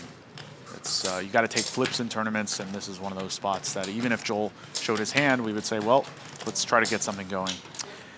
And with the time extensions here, I think he's using a couple of them here just to make sure. But in addition to that, I believe he's looking to see. Yeah, there's likely going a on. hand in progress at the other table. I have to imagine that's what he's looking at. And, you know, if someone might bust out before this hand completes, then he is very wise to take his time banks and use them strategically. Yes, one of those little intricacies that has found its way into the poker world that I don't necessarily love. Yeah. But I see and understand the strategy, and that's another reason why I feel like having these time extensions and having these action clocks are so important to the game, because if you've earned the right to use or save those, then you should be able to use them as you see fit. But again, if you do double up and win this pot, now you are short on time extensions, and so there is some strategy to that as well. Yeah, absolutely. It's cool because it gives another layer of strategy to think about, and intentionality behind what we're doing at the table. Looks like the other hand completed before Matthew had to use all his banks. I mean, they're so going I'm to sure deal he's a happy card, so about it that. doesn't matter. Now let's see if he can find an ace or a king or something else to speak of here. Oof. There's an 8 right. As bad as it gets, pretty much. It's a good thing your friends aren't in here. They'd be going, Oh my. they'd be All right, going for crazy. 4 possible straight yes. now, 4 deuces now for Matthew to make a straight. Not going to happen today. We're All going right, to buddy, lose. take care. Good luck. Matthew, I believe they now need to move a player over to this table Yeah. if they Yeah, there's a $9,000 page in there. are still 7-handed at the other table. Matthew loses his pot. Joel with another big one, and I believe he's a big chip leader at Sorry. this table, We're and good. Coming maybe, in hot. just maybe, he's caught up to Chad on the omen. other table. Yeah, my instinct says no on that, but it's very possible Chad could have lost an all-in confrontation. Outside of that, I expect Chad to just continually chip up, but Joel is definitely doing well today, performing Naples. incredibly well on his trajectory. You do fishing? and- Or? Yeah, I do a lot of fishing. Yeah. Oh, yeah? Not for work. Yeah. Let's This is a we take a buddy's break. company. We take a break. It's one of my buddy's companies. Yeah. Oh, okay. Can we take a I break? don't think they're taking a break at Financial this point. advisor. No. Because he He's wants now one. over 100 bigs. I used to go a lot over. Yeah. So I do deep sea. I do spear fishing too. Okay. Yeah. So I like to free dive. Naples, like you got to go pretty far, right? Like, Yeah, I mean, yes and no. We're going at least 20 miles. Oh yeah, that's a bit of a hassle. To the good fish is like 80. Huh? The big fish, big red snapper and stuff, we gotta go like 80 miles. Fish stories here at the final Yeah, table. There's no yellowfin tuna. You ever gotta been go- deep that's sea what- fishing? Yeah, that'd be so 150 fun. miles out. Even blue- I've only done it a couple times, but the blackfin. Yeah, we'll get not, some blackfin. not too big into There's a lot that of black sort of Wahoo, activity. yeah. But I fish the Keys a lot too. You don't get seasick, huh? no, not at all. Actually, Yeah, I do a lot of My girlfriend fishing. I got- does. I got a and 26-foot, It's unfortunate, but I'm 26 lucky. footer. I don't get Nice, man. any of Yeah, I that love stuff. fish. Yeah. I used to love it more before the All family. right, Yeah, new it's player tough coming to the getting table. And you got, Yeah, I mean, yeah, split 'em. I've had the boat for like 6 years now, and then Yeah. and I used to go all the time. Like I would just go by myself. Sure Yeah. who this is. But then you get a little bored. Oh, Aram. Like there's only so many fish you can Oh, the catch. Aram Zobia? Yeah, Listen, yeah. I love eating them. That's down A there. friend of Oh, the WPT family. and Yes. We get a lot of Phenomenal snapper and grouper on player, our coast. super sweet guy, great human being. I love this guy. Sometimes wears hilarious things at the table. Today dressed Plays a lot of big normal. tournaments, yeah? He does, yeah. He's a regular at the PGT studio. He's ridden his success well. He made the final table of the World Series main event some years back, had a huge score, there's and no more has aces. really maintained his 9 one success. time. Or we said the flush was coming. Maybe the flush. Yeah, I told somebody to take him in the Fantasy draft. fantasy draft, which they did, and I don't think he had a good year. In Vegas? Yeah. Oh, yeah. I don't know how much mixed he plays, which is a huge factor for that. Complain. I know most people try to pick players. Ace who King will- versus Ace 9 here, and the nod with the So King close, first on the card. flop. William in rough shape here. 1 club. He does have the Ace 9 of clubs. Turn card to 4. Possible split pot now with a 5. A river card. A river is a jack. Again. Not going to happen. We're going to Wait a lose minute. another Again, guys. player. William has Go ahead, now Edgar. been You're welcome. eliminated. I believe that puts us at 11 now. 2 to go to make the final we need table. The help. nod with another big pot. And the field is You're lucky you jammed. toughening up here. You're lucky you jammed. Yeah. It was a big one to me. Ram here and the nod with chips. Hindi believe still you, in good but yeah. chip position, but Joel Yeah. Bottom set or something, or small set? over Oh, okay. 100 big blinds. At this stage So of the did- tournament is just a nice would have luxury to have. So nice, so rare. It's so comforting. It's just a Running a good. joy to have that stack and the things you can do. And know that if you do Scan lose once or and get in a then really fine. unlucky situation, double someone up, it's not going to necessarily ruin your situation. Now Ram comes to the table with 30 bigs, 3 million in chips. Still at 50 and 100,000. Yeah, Aram making the general toughness of this table go up significantly. I imagine Ninad is familiar with him to some extent, and it's going to change the dynamics here because he has a stack to play with.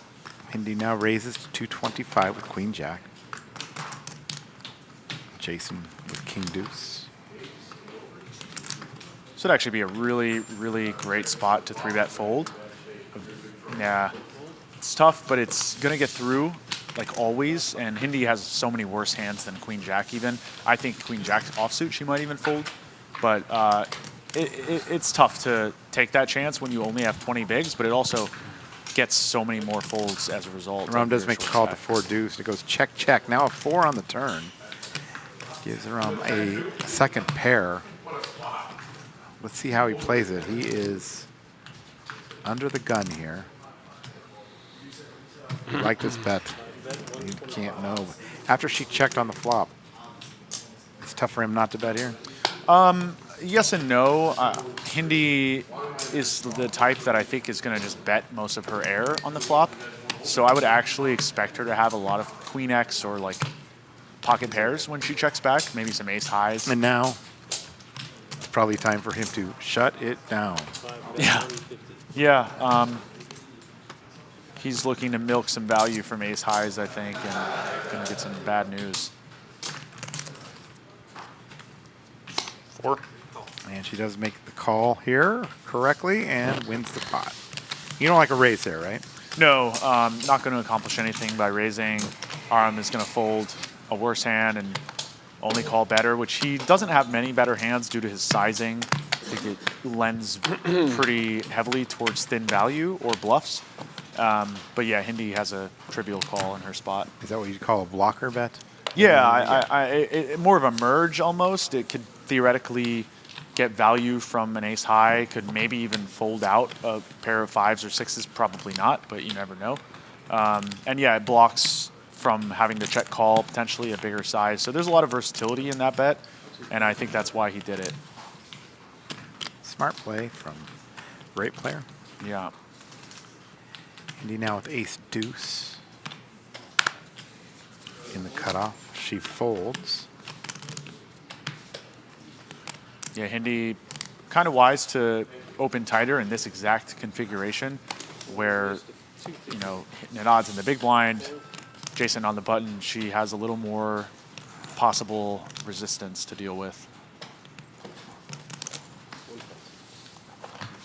Yeah, Jason getting credit.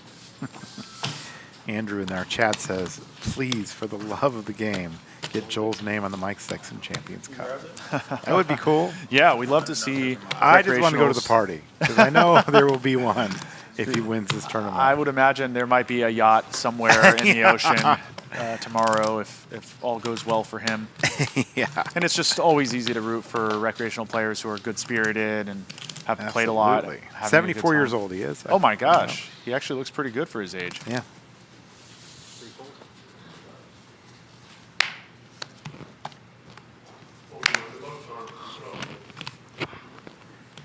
Jason now, ace-7 in the cutoff. And Jason knows Aram, right?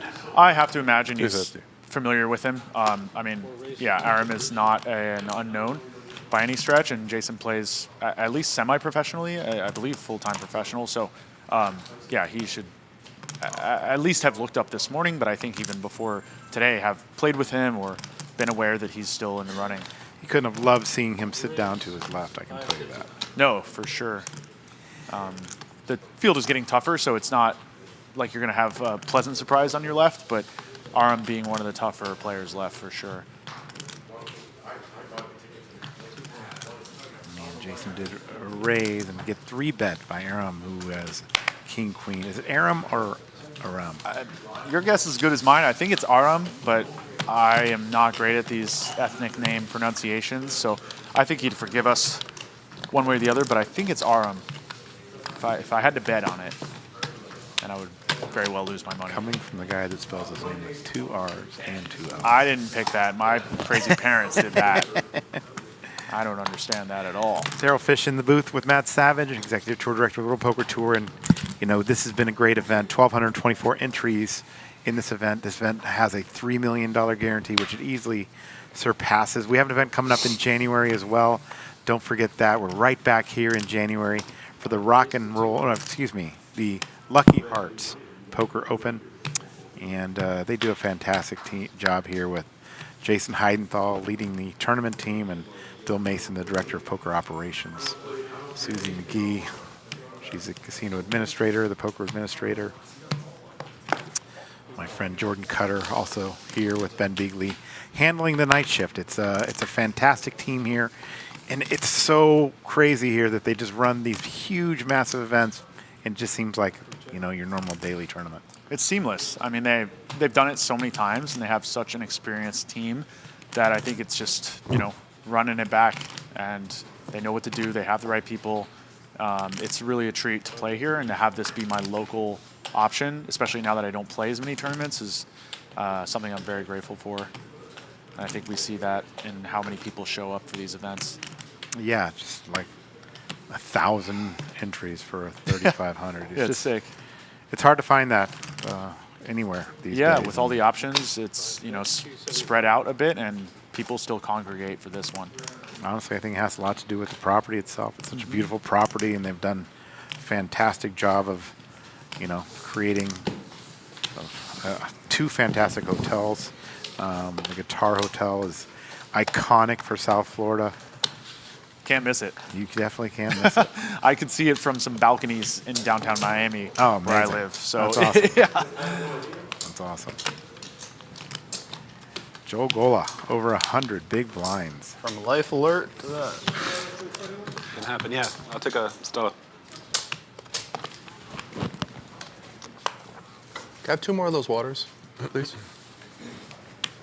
Thanks. You could just throw them right there. And so Thank you, brother. these players playing 90-minute levels.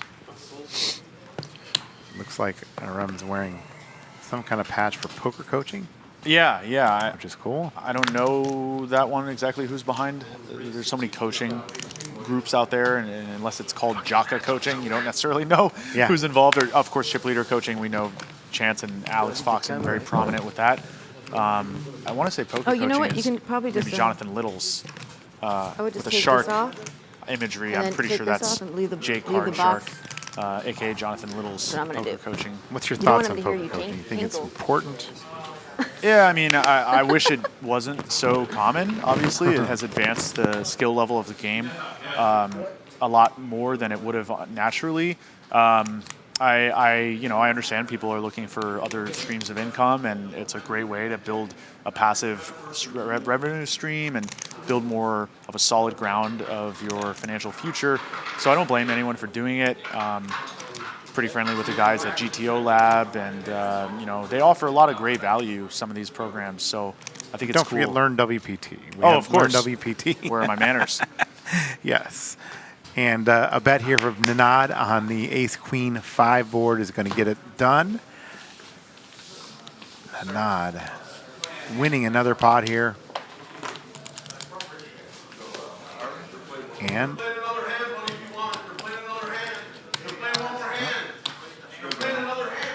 I hear somebody yelling, we're going to play another hand.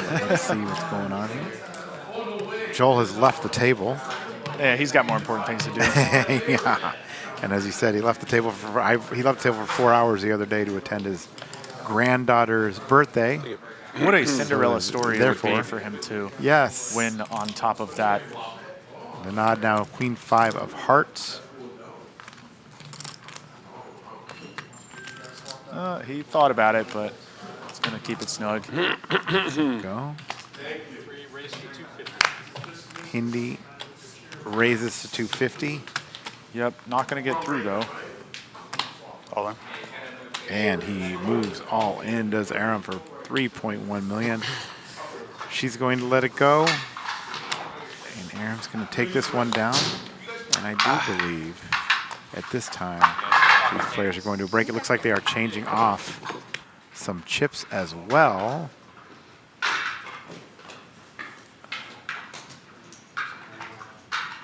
Nanad Medic with 6.2. I believe these players will be switching tables. So we'll get to see when we come back, Chad Efsalage, I believe, who is still the chip leader in this tournament. My money's on that for sure. We will be right back here from the WPT Seminole Rock and Roll Poker Open. Lucky Hearts coming up again, as we said, January 6th through 20th with a 250 buy-in, 100K guarantee, the 600 million guarantee, and of course that championship event with another $3 million guarantee, and of course the high roller, 25.5 buy-in with $1 million guaranteed. A lot of stuff happening at the World Poker Tour and at the Seminole Hard Rock. We'll be right back.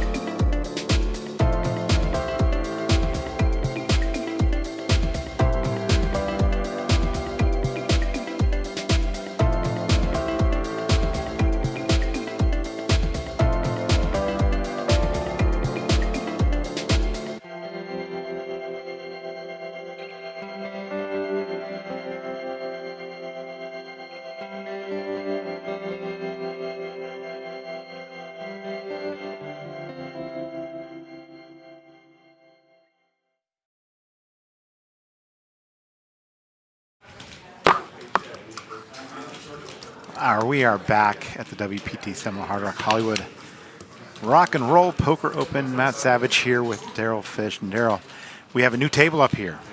Shane in seat number 1. We have Chad in seat 2. Anthony Merlot is in seat 3. Rob Wazwaz in seat 6, and Kevin Nee is in seat 7. And Frank Lagadich in seat 9. Now, Frank has had some very deep runs on WPT lately and playing quite well. Yeah, I was looking at his resume on the way here, and it's pretty impressive. I've played with him a couple times. But I had the miracle Definitely a tough angels player. from the heaven. Like I should have been. I'm free rolling the whole tournament. Like something happened that I've never seen in my life in Hold'em, dude. Happened to you? Yeah. Yeah. I'm not gonna talk about it because Anthony I'm day 2 in the money. Dude. Some My wild boys all miss. know the story. It's He's insane. a wild player. Like it was the most insane thing you'll ever see. It's all right, right? I'll tell you later. Oh, there we go. I'll There's tell you the. now, but I'll tell you later. It was sick. Perfect. No, worse, dude. Oh wait, so is The dude laid down just straight nutter butters for all of it, dude. Was it when he What's that? Supposed to be a 4. Huh? I heard it. Get Chad Eslodge is our chip leader. okay? He's got So 111 Shane, bigs. okay, the names here are. Oh, that's by chips. That's by okay. chips, I was yes. confused. Okay. Yeah, no. And we're going up 75, against me, 125 with a 125 big blind ante as we get back underway here. I don't know who. Yeah. And I just heard about the hand. Someone told me. I've never seen that in my entire life. Raymond told me he folded bottom set. Yeah. Was it Raymond? It was a older, like Spanish guy. Yeah, Raymond Rousseau. Yeah. He was. Yeah, he said. Yeah. Yeah. He told me he folded. But he said. Loving the guy name had Rob kings. Wazwaz. Yeah, I That's what noticed said. him. Couldn't I believe think he was one of the folded. chip leaders That's after Said a day king? 1, Yeah, isn't that if crazy? not the chip leader, and insane. found his I name can't believe pretty it. That's why I said it. great. Something happened to me in I this think tournament. Rob I is how we could fold there. I don't understand. short for something. I think his King 8-7. first name is Raji, but he goes by Rob. But Yes, there is, Wazwaz actually. is a He was right phenomenal next last name. That would So make sense. love to That's see why I him didn't do believe- well. That's why I was very suspicious of it.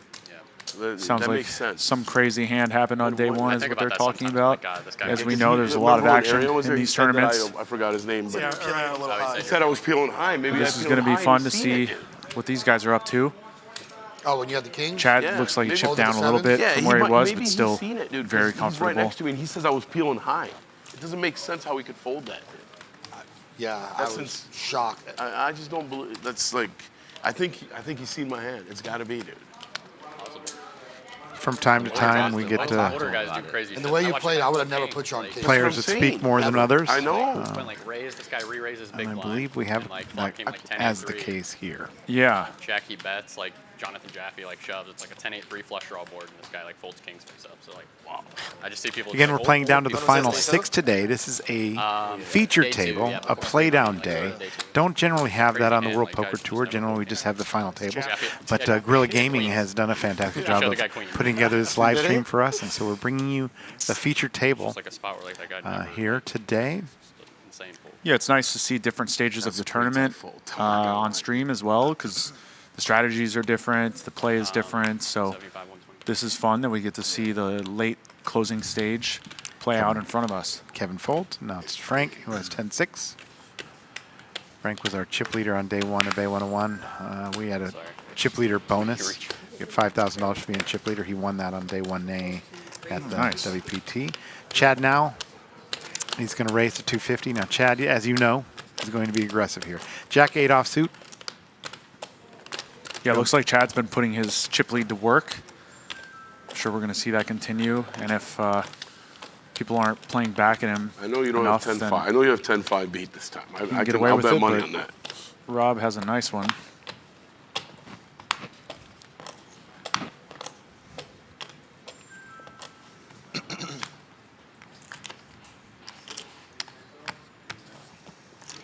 Played with Rob a lot down here over the years.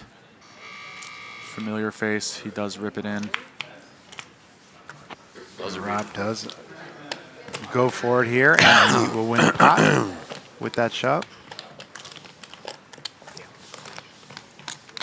Hello, Jimmy Bluffett in the chat. We do have a chat going on. If you'd like to say something, or get something out there, or just chat with Daryl and I, please jump in there to the chat. We are live streaming on YouTube, so check that out if you're not watching on that format. I believe we're also on Twitch. If not today, we will be tomorrow as well. Yeah, if you have any questions, fire away. We're in here for a while, so we don't mind some engagement. It gets a little lonely in the booth, so we could use some friends.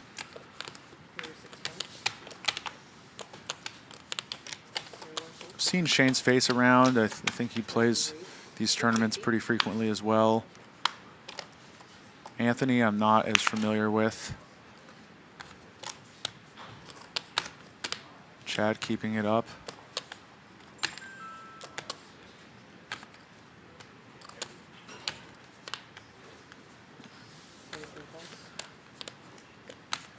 Anthony escapes there. That's definitely a spot he could have considered sending it in, but he would have been disappointed to find a ace-king suited waiting behind him.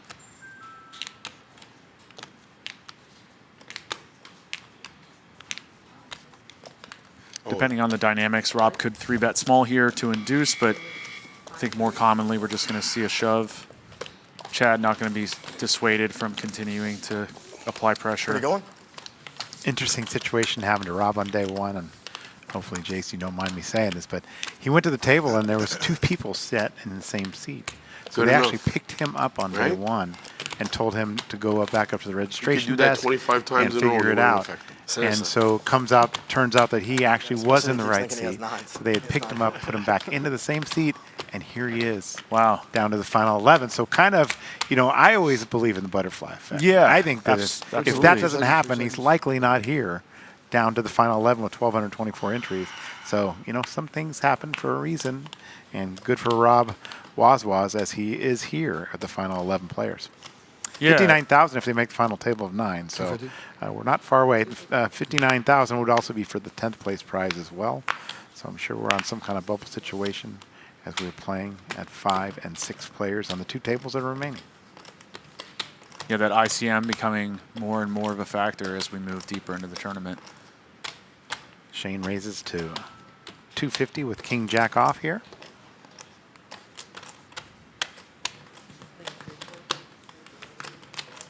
Good fold from Anthony. Yeah, Anthony looking for a spot, but not going to punt it in there. Rob folds 8-4. Kevin's out with Jack 7. And now to Frank with King 5. It's bright in here. For sure. Especially with the smoke ones. It's really bright. Yeah. Yeah, tempting to defend, and I do not blame him one bit. Glasses? Glasses would be pretty good right now. You'll see a lot of players who are more experienced defending a lot wider from the big blind as they're offered such a King good Jack price. is a flop of the nut Oh. straight here for Wow. Shane. Now an 8 on the turn. Goes check on that flop. Yeah, Frank could definitely start representing this texture, but good on him for checking because he would run into the nuts. Trying to 3 outs for a chop, or 2 outs for a chop, I should say. That one of them is showing as already been disclosed.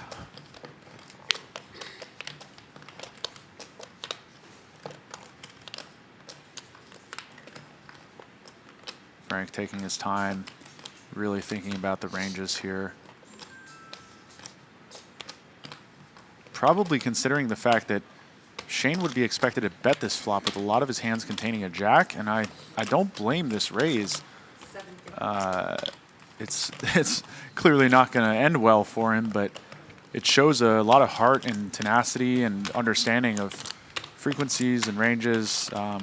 It might look silly as we see it, but I think this shows Frank's knowledge of the game. Shane doing jumping jacks inside right now. And that's going to shut this right down. Do you like the raise there? The 3-bet, no. I don't think there's any real reason to put in another raise with a king jack. Frank is pretty split between having something great and having absolutely nothing. And if he has something great, we're going to get all the chips from those hands anyway on the river. And if Frank has just a bare jack, which I don't think he's going to play that way, he might end up getting away from it versus the 3-bet. Whereas if we just call on the river, if the river's a brick, I think a jack is going to give us all its chips anyways. So, yeah, I think that was just a function of seeing a big pot, having the nuts, not wanting the board to pair or the flush draw to come. and wanting to just take it down. I think Frank would have shut it down regardless, but it would have been interesting to see. Chad here raises 250 with ace-7 of clubs.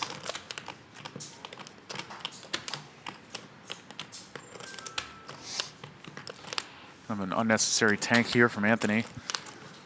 Don't think he's looking to put his tournament on 3-deuce suited. Does let it go.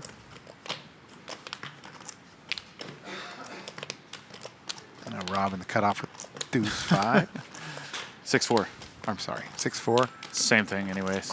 Potato, potato, right? 6-5. I'm looking at Kevin behind with my favorite hand, Jack 10 suited. For Kevin, and he does make the call. Pretty much the ideal hand to have on the button and to call a raise with. A lot of flop potential.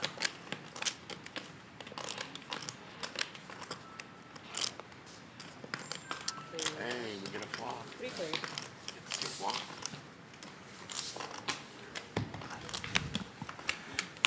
Shane does make the call here. We'll go to the flop, and it's 4-4-3.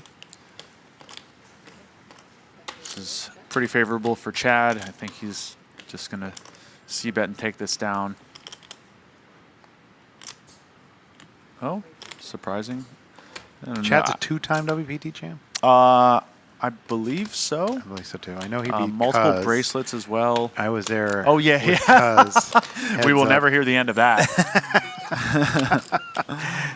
Anytime they're in the same room, you're gonna hear Cuz revisiting Cuz that jumped one. up twice, thinking he had won the tournament. And both times he lost.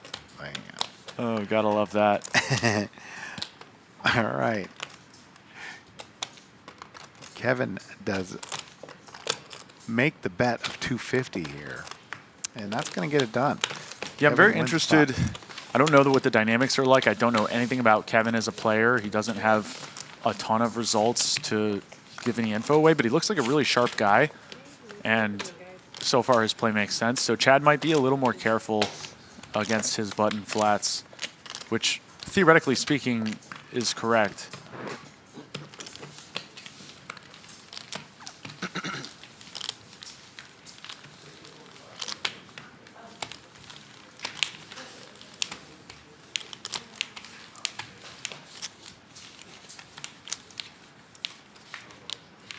But I think we're going to see Chad continue to open very aggressively and overall try to dominate the table.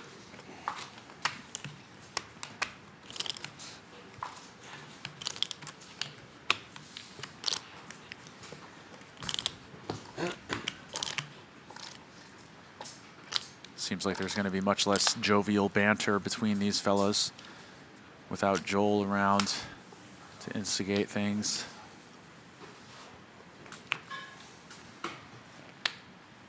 Anthony card dead so far.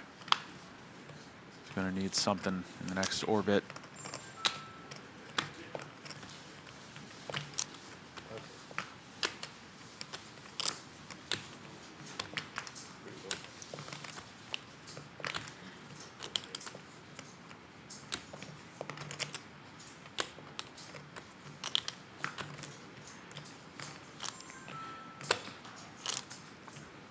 Rob here with King 9 of hearts.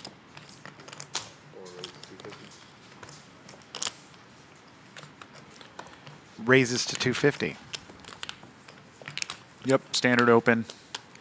Kevin in the cutoff with ace-9 offsuit. That could go a couple different ways depending on how he feels about Rob's tendencies against 3-bets.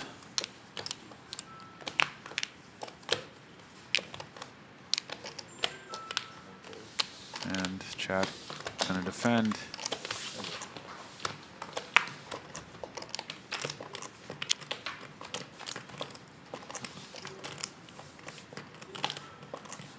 There's a spicy flop for you.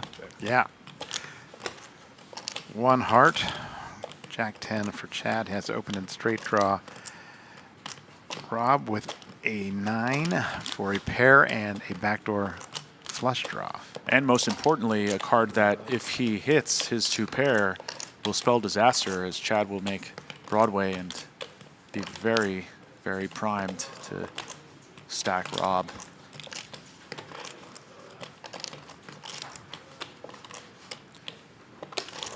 Rob bets 225. Chad makes the call. Turn card, a 3 of hearts. And 4 to the flush here for Rob, in addition to his third pair. Imagine we'll see Rob check behind here, happy to take a free river with all this hand going on. It is an interesting spot to consider betting again to fold out Chad's Queen X combos, but he decides to take the more careful route and check it. Now Chad left with a possible bluff candidate, although it might be a little bit difficult given Rob's possible tendencies to call here with a queen or a 9.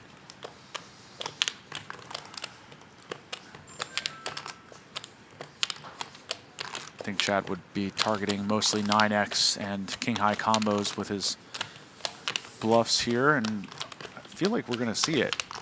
Using a time extension.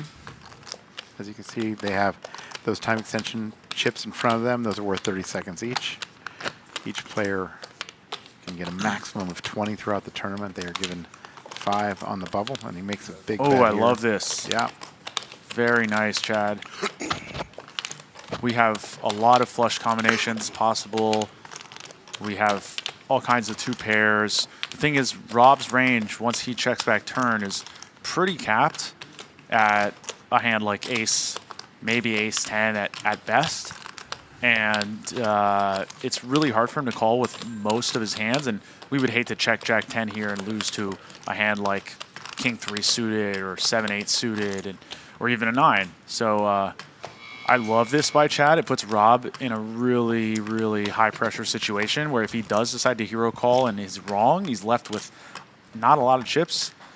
So this is a great spot to exercise an overbet and put Rob in a much more difficult spot than if Chad had bet something reasonable like 3/4 pot. Rob down to 2 time extensions, and you hear that sound. It means that he has 10 seconds left before he loses another time extension, would leave him short, and he does let it go. Nice. I think that's a great fold. Yeah, it's tough though. It's a tough spot. Chad does not have a ton of hands that were strong on the flop. His value hands are mostly flushes and some 2 pairs, but I don't even know if he would bet that size with 2 pairs. It's more flushes or bluffs. So it's really tough. Rob actually has a decent bluff catcher, but I don't blame him for folding. It's almost all of his chips to call there, so good job, Chad.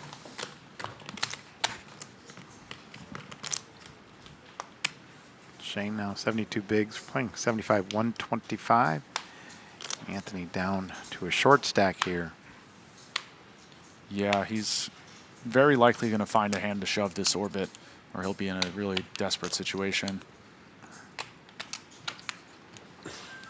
Rob folds his queen 9 here. Kevin is out. Frank with 8-4.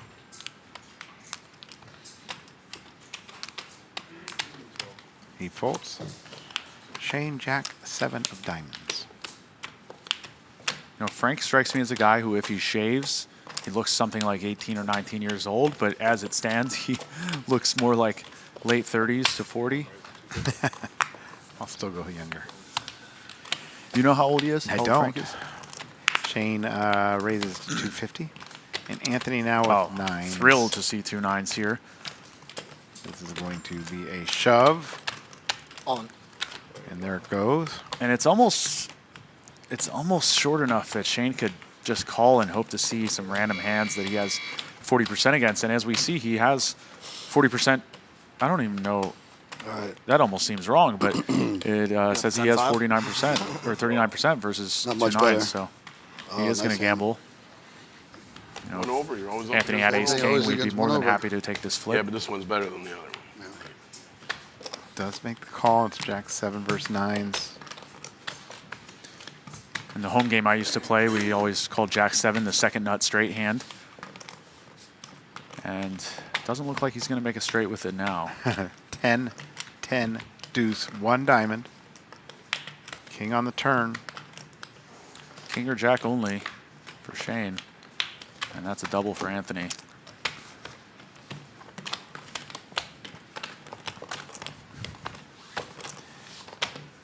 Anthony now 1.8 million. Yeah, I think Chad likes that result, actually. It's better for him to have a significantly shorter stack. So if Shane had won that, it would have kind of kept everyone else in a slightly higher tier. Now Anthony's For you, man. Last time I was in the small, but yeah. clear short That's what it is, stacks. small. Yeah. That's good. Very good.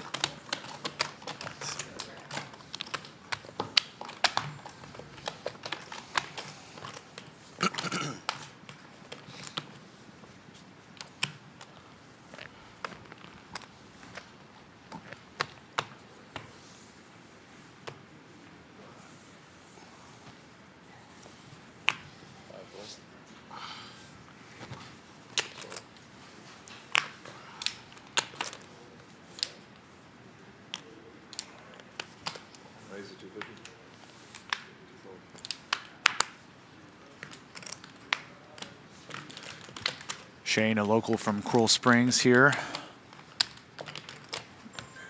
A lot of hometown heroes play these tournaments, and it's fun to see them do well. 78K total cashes. Looking to more than double that today for sure. Flop is ace 10-8, 1 heart. Shane flops 2 pair, aces and eights. Not much to speak up for Rob, although he has some appealing backdoor situations. This is a combo we could consider check raise bluffing with, but he just lets it go.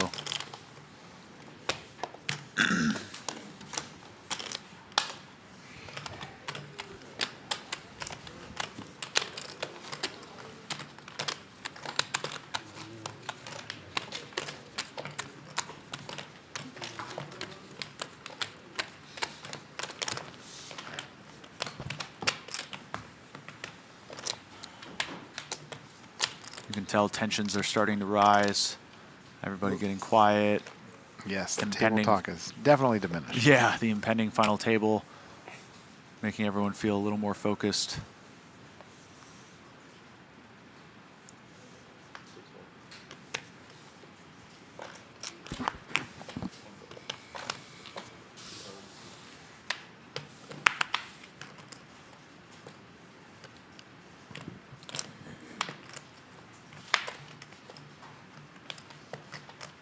Anthony with the suited triple gapper. Feeling some temptation here on the button, but I think he's going to think better of it.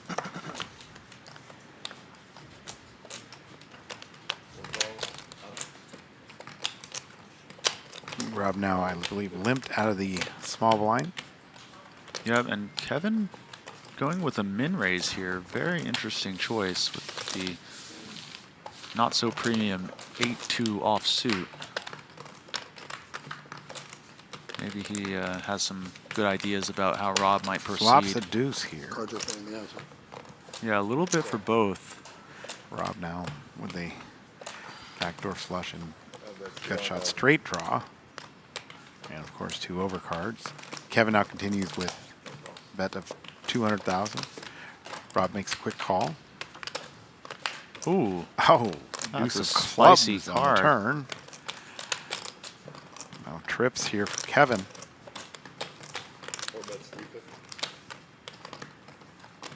No, Rob leads out for 350. This is a fun hand. Yeah. No matter what happens, this is going to be fun. Kevin still wary that his hand might not be best with the presence of 3 clubs on the board. Chooses to proceed with caution. Now sees it is likely best with the 7 on the river. Rob Now waves the white flag.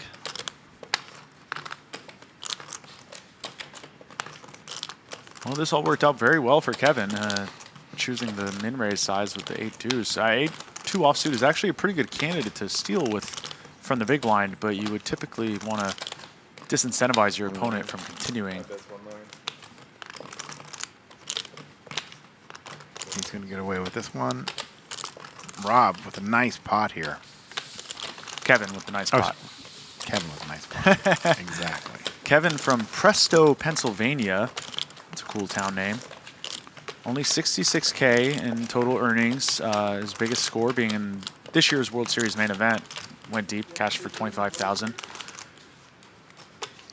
Just looks like a really smart guy.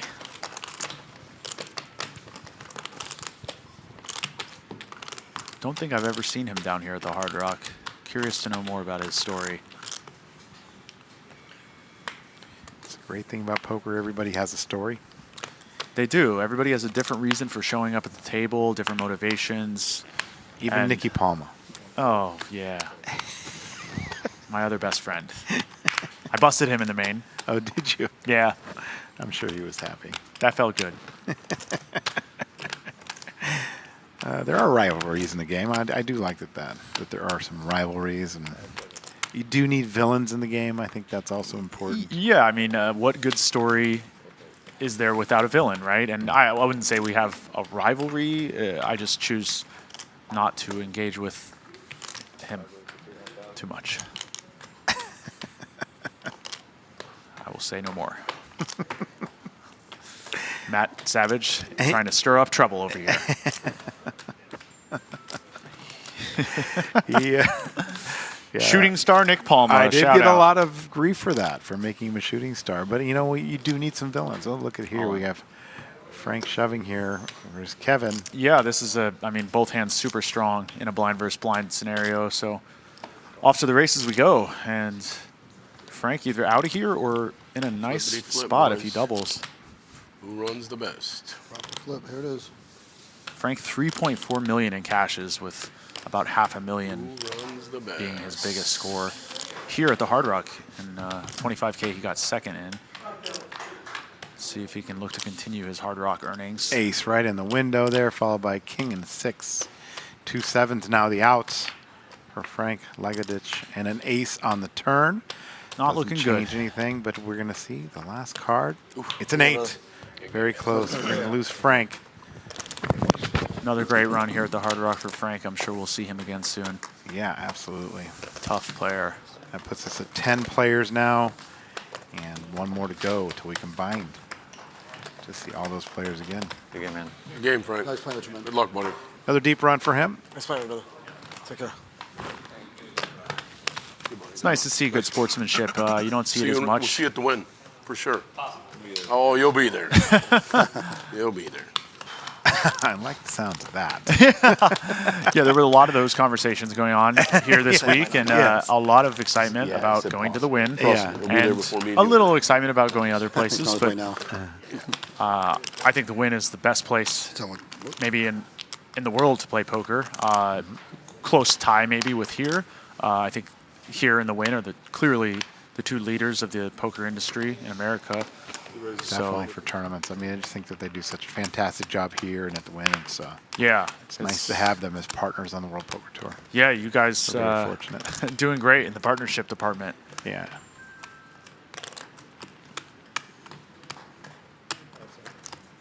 Anthony taking his time in every situation. A lot of guys try to maximize the time at this stage of the tournament, try to outlast somebody at the other table.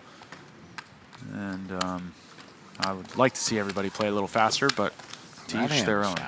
was fast. Yeah.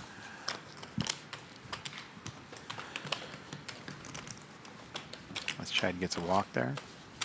Always a Matt great Savage and feeling. Daryl Fish here in the booth as we are on a play down day, and this is a feature table, 5 remaining. Not a final table, just a feature table. One more to go, we'll all be combined. And as I see Daryl Fish, I see that my phone is listening to me, that it's just announced Fish is coming to the Sphere. Oh, no way. So That's cool. Phone's definitely listening. Yeah, it does. They do. There's no doubt about that. I'm curious how related that might be, but it feels related for sure. I've actually been to a handful of stop. Fish shows. Anthony all in with 2 8s here, standard stuff. Wow. Seeing 5s here for Shane. And it's going to get right through. I think it's a little bit much for Shane to call here, but he seems like he enjoys the gamble. 5's just never too pretty in an all-in situation. You really just have to hope to see 1.6. 4s or lower. Shane has 8.3. He can't afford it, and he does make the call. Oh my goodness. Yeah, he gets the bad news. Same pair. Just hoping for a flip there. My not birthday, to, though. Is it? May to be 5th. dominated by the 8s of Anthony. And Anthony, if he wins this pot, right back in it. Back in it, yeah, for sure. Shane maybe just called because of the fact that this is his favorite hand or his birthday hand. People have their superstitions. Well, 3 hearts and a flop. Shane with the 5 of hearts. Now 9 outs. 4 on the turn. Sick on 3 hearts. 6 on the river. Sweaty. Yeah. Always sweaty. Ooh, Anthony doubles up. What? You ever been to a Fish concert, Matt? I haven't. No. Oh, it's something to do at least once in your life. It's really a real spectacle. Yeah, I mean, I don't really love the music, but I go with some friends. Actually, been with Chad to some Fish shows. Our friend Jonathan Jaffe, his partner Heather's a massive Fish fan, so they've dragged us to some shows, and it's a time. It's a time. And it'll be great Amazing at the Sphere. Yeah. Yeah, might have to check that out depending on when it is. Is that for you? Yeah. They're ridiculous. They've been drinking for like 3 days straight. How do they eat it? Yeah. Yes. I know people that enjoy Fish. Like yeah. Grateful Dead. Yeah, they're Seriously. the same, sort of the same thing. Cult following. People are like, I've been to 400 shows. Oh, my baby's been to 200. It's kind of weird, but it's its own thing. And the people who go are diehards. Yes. And I personally enjoy anything where the people around you are super, super into whatever it is. You kind of feel that passion. And Fish shows are really a special thing to see in person. Listening on the radio or at home, I don't think I'll be caught dead. But I could go to another show for sure. Kind of one of those things like Burning Man. You'll just never find me there. Haters. Yeah. The Sphere is awesome, though. Get a It's chance. sick. While you're out the wind this year, if you get a chance, it goes across the street and go to the Sphere. Yeah, I still haven't been. It's awesome. I know, it's incredible. I had plans to go last 2 summers ago, and then our friend made the World Series final table. We had to cancel our plan to watch him, but I really can't wait to get to a show there. Anthony banks a pair here with a pair of 3s. Now a 9 on the turn. 3 spades. Need to play with a spade in their hand, but Chad now unlocks a straight draw with a 8 would make a straight, but he also has those overcards. Yeah, I think he's very likely to bet here, fold out a lot of queen and king highs. Has perceivably a fair bit of equity with 2 overs and a gut shot. As we know, the jack won't do him any good. But this will be interesting to see how he continues on the river, assuming Anthony's going to call here. Not a great spot for bottom pair either, with no spade. And he lets it go. Let's go, Chad.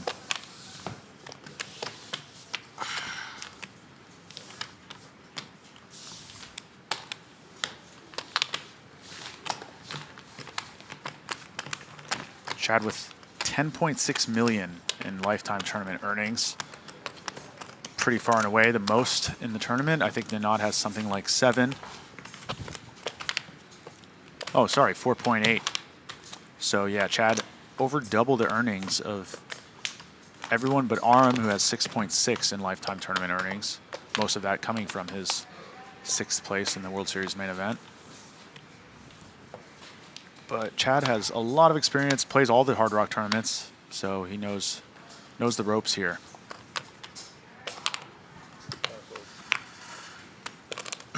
He's got his name already on the Mike Technic Champions Cup. I think everybody else, Nanad also does as well. So 2 previous champions. Nanad was an early one. He might have been one of the first ones on there. Yeah. It was a long time ago. Back at Foxwoods. Back in the heyday. Foxwoods, R.I.P. Yeah. What a spot that was, man. Compared it to The Shining, you know. Yeah, it was a special place, we'll say. Going through the woods to get there, and literal Foxwoods. And but the tournaments were really something. Huge fields. A bunch of stud players playing No Limit. Yeah, kind of miss it. All right, race 250 and call. We got 3 players in this pot, 7-6, queen 9, and pair of 3s. And the flop is 10-7-6, 2 pair for Rob. Also 1 heart and a straight draw for Shane. Would normally be of interest, but not going to be able to realize any equity here. He's still tempted.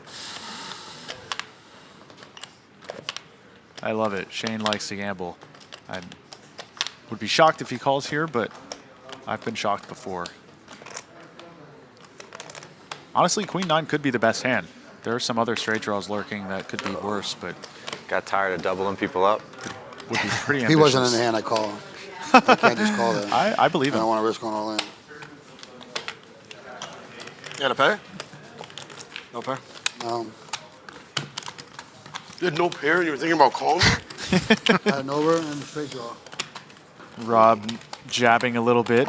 Rob And a from backdoor flush draw. Brooklyn Park, Minnesota. I'm always confused by city names that are from other states. Right.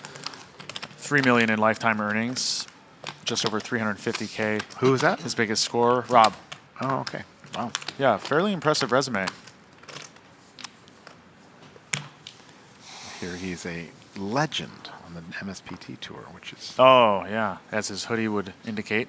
He Yeah. is a big personality, so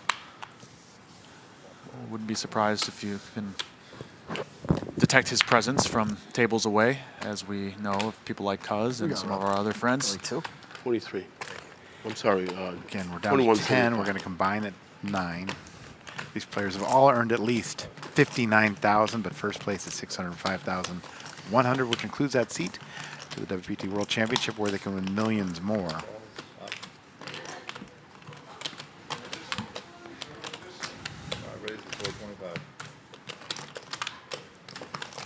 Kevin with some seemingly random sizings.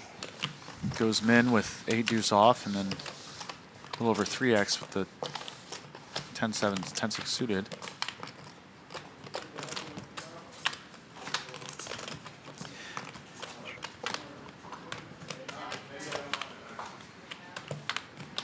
It's always interesting when you're doing this. You don't see what's going on at the other table. We don't know. How's Hindi doing? Yeah. Is Joel She's holding still on to there. that chips? Those chips? Is Nenad making a move? Anything possible, really. None of those players are totally predictable, so I imagine Nenad's holding court pretty comfortably, but we'll find out. Chad now raises to 250 with Queen Jack. No sign of slowing down for Chad. This is kind of a prime 3-bet opportunity for Anthony, knowing how frisky Chad's getting, but he lets it go. Rob also folds his 6-9 suited. Shane now with King 10. He's in there, no doubt.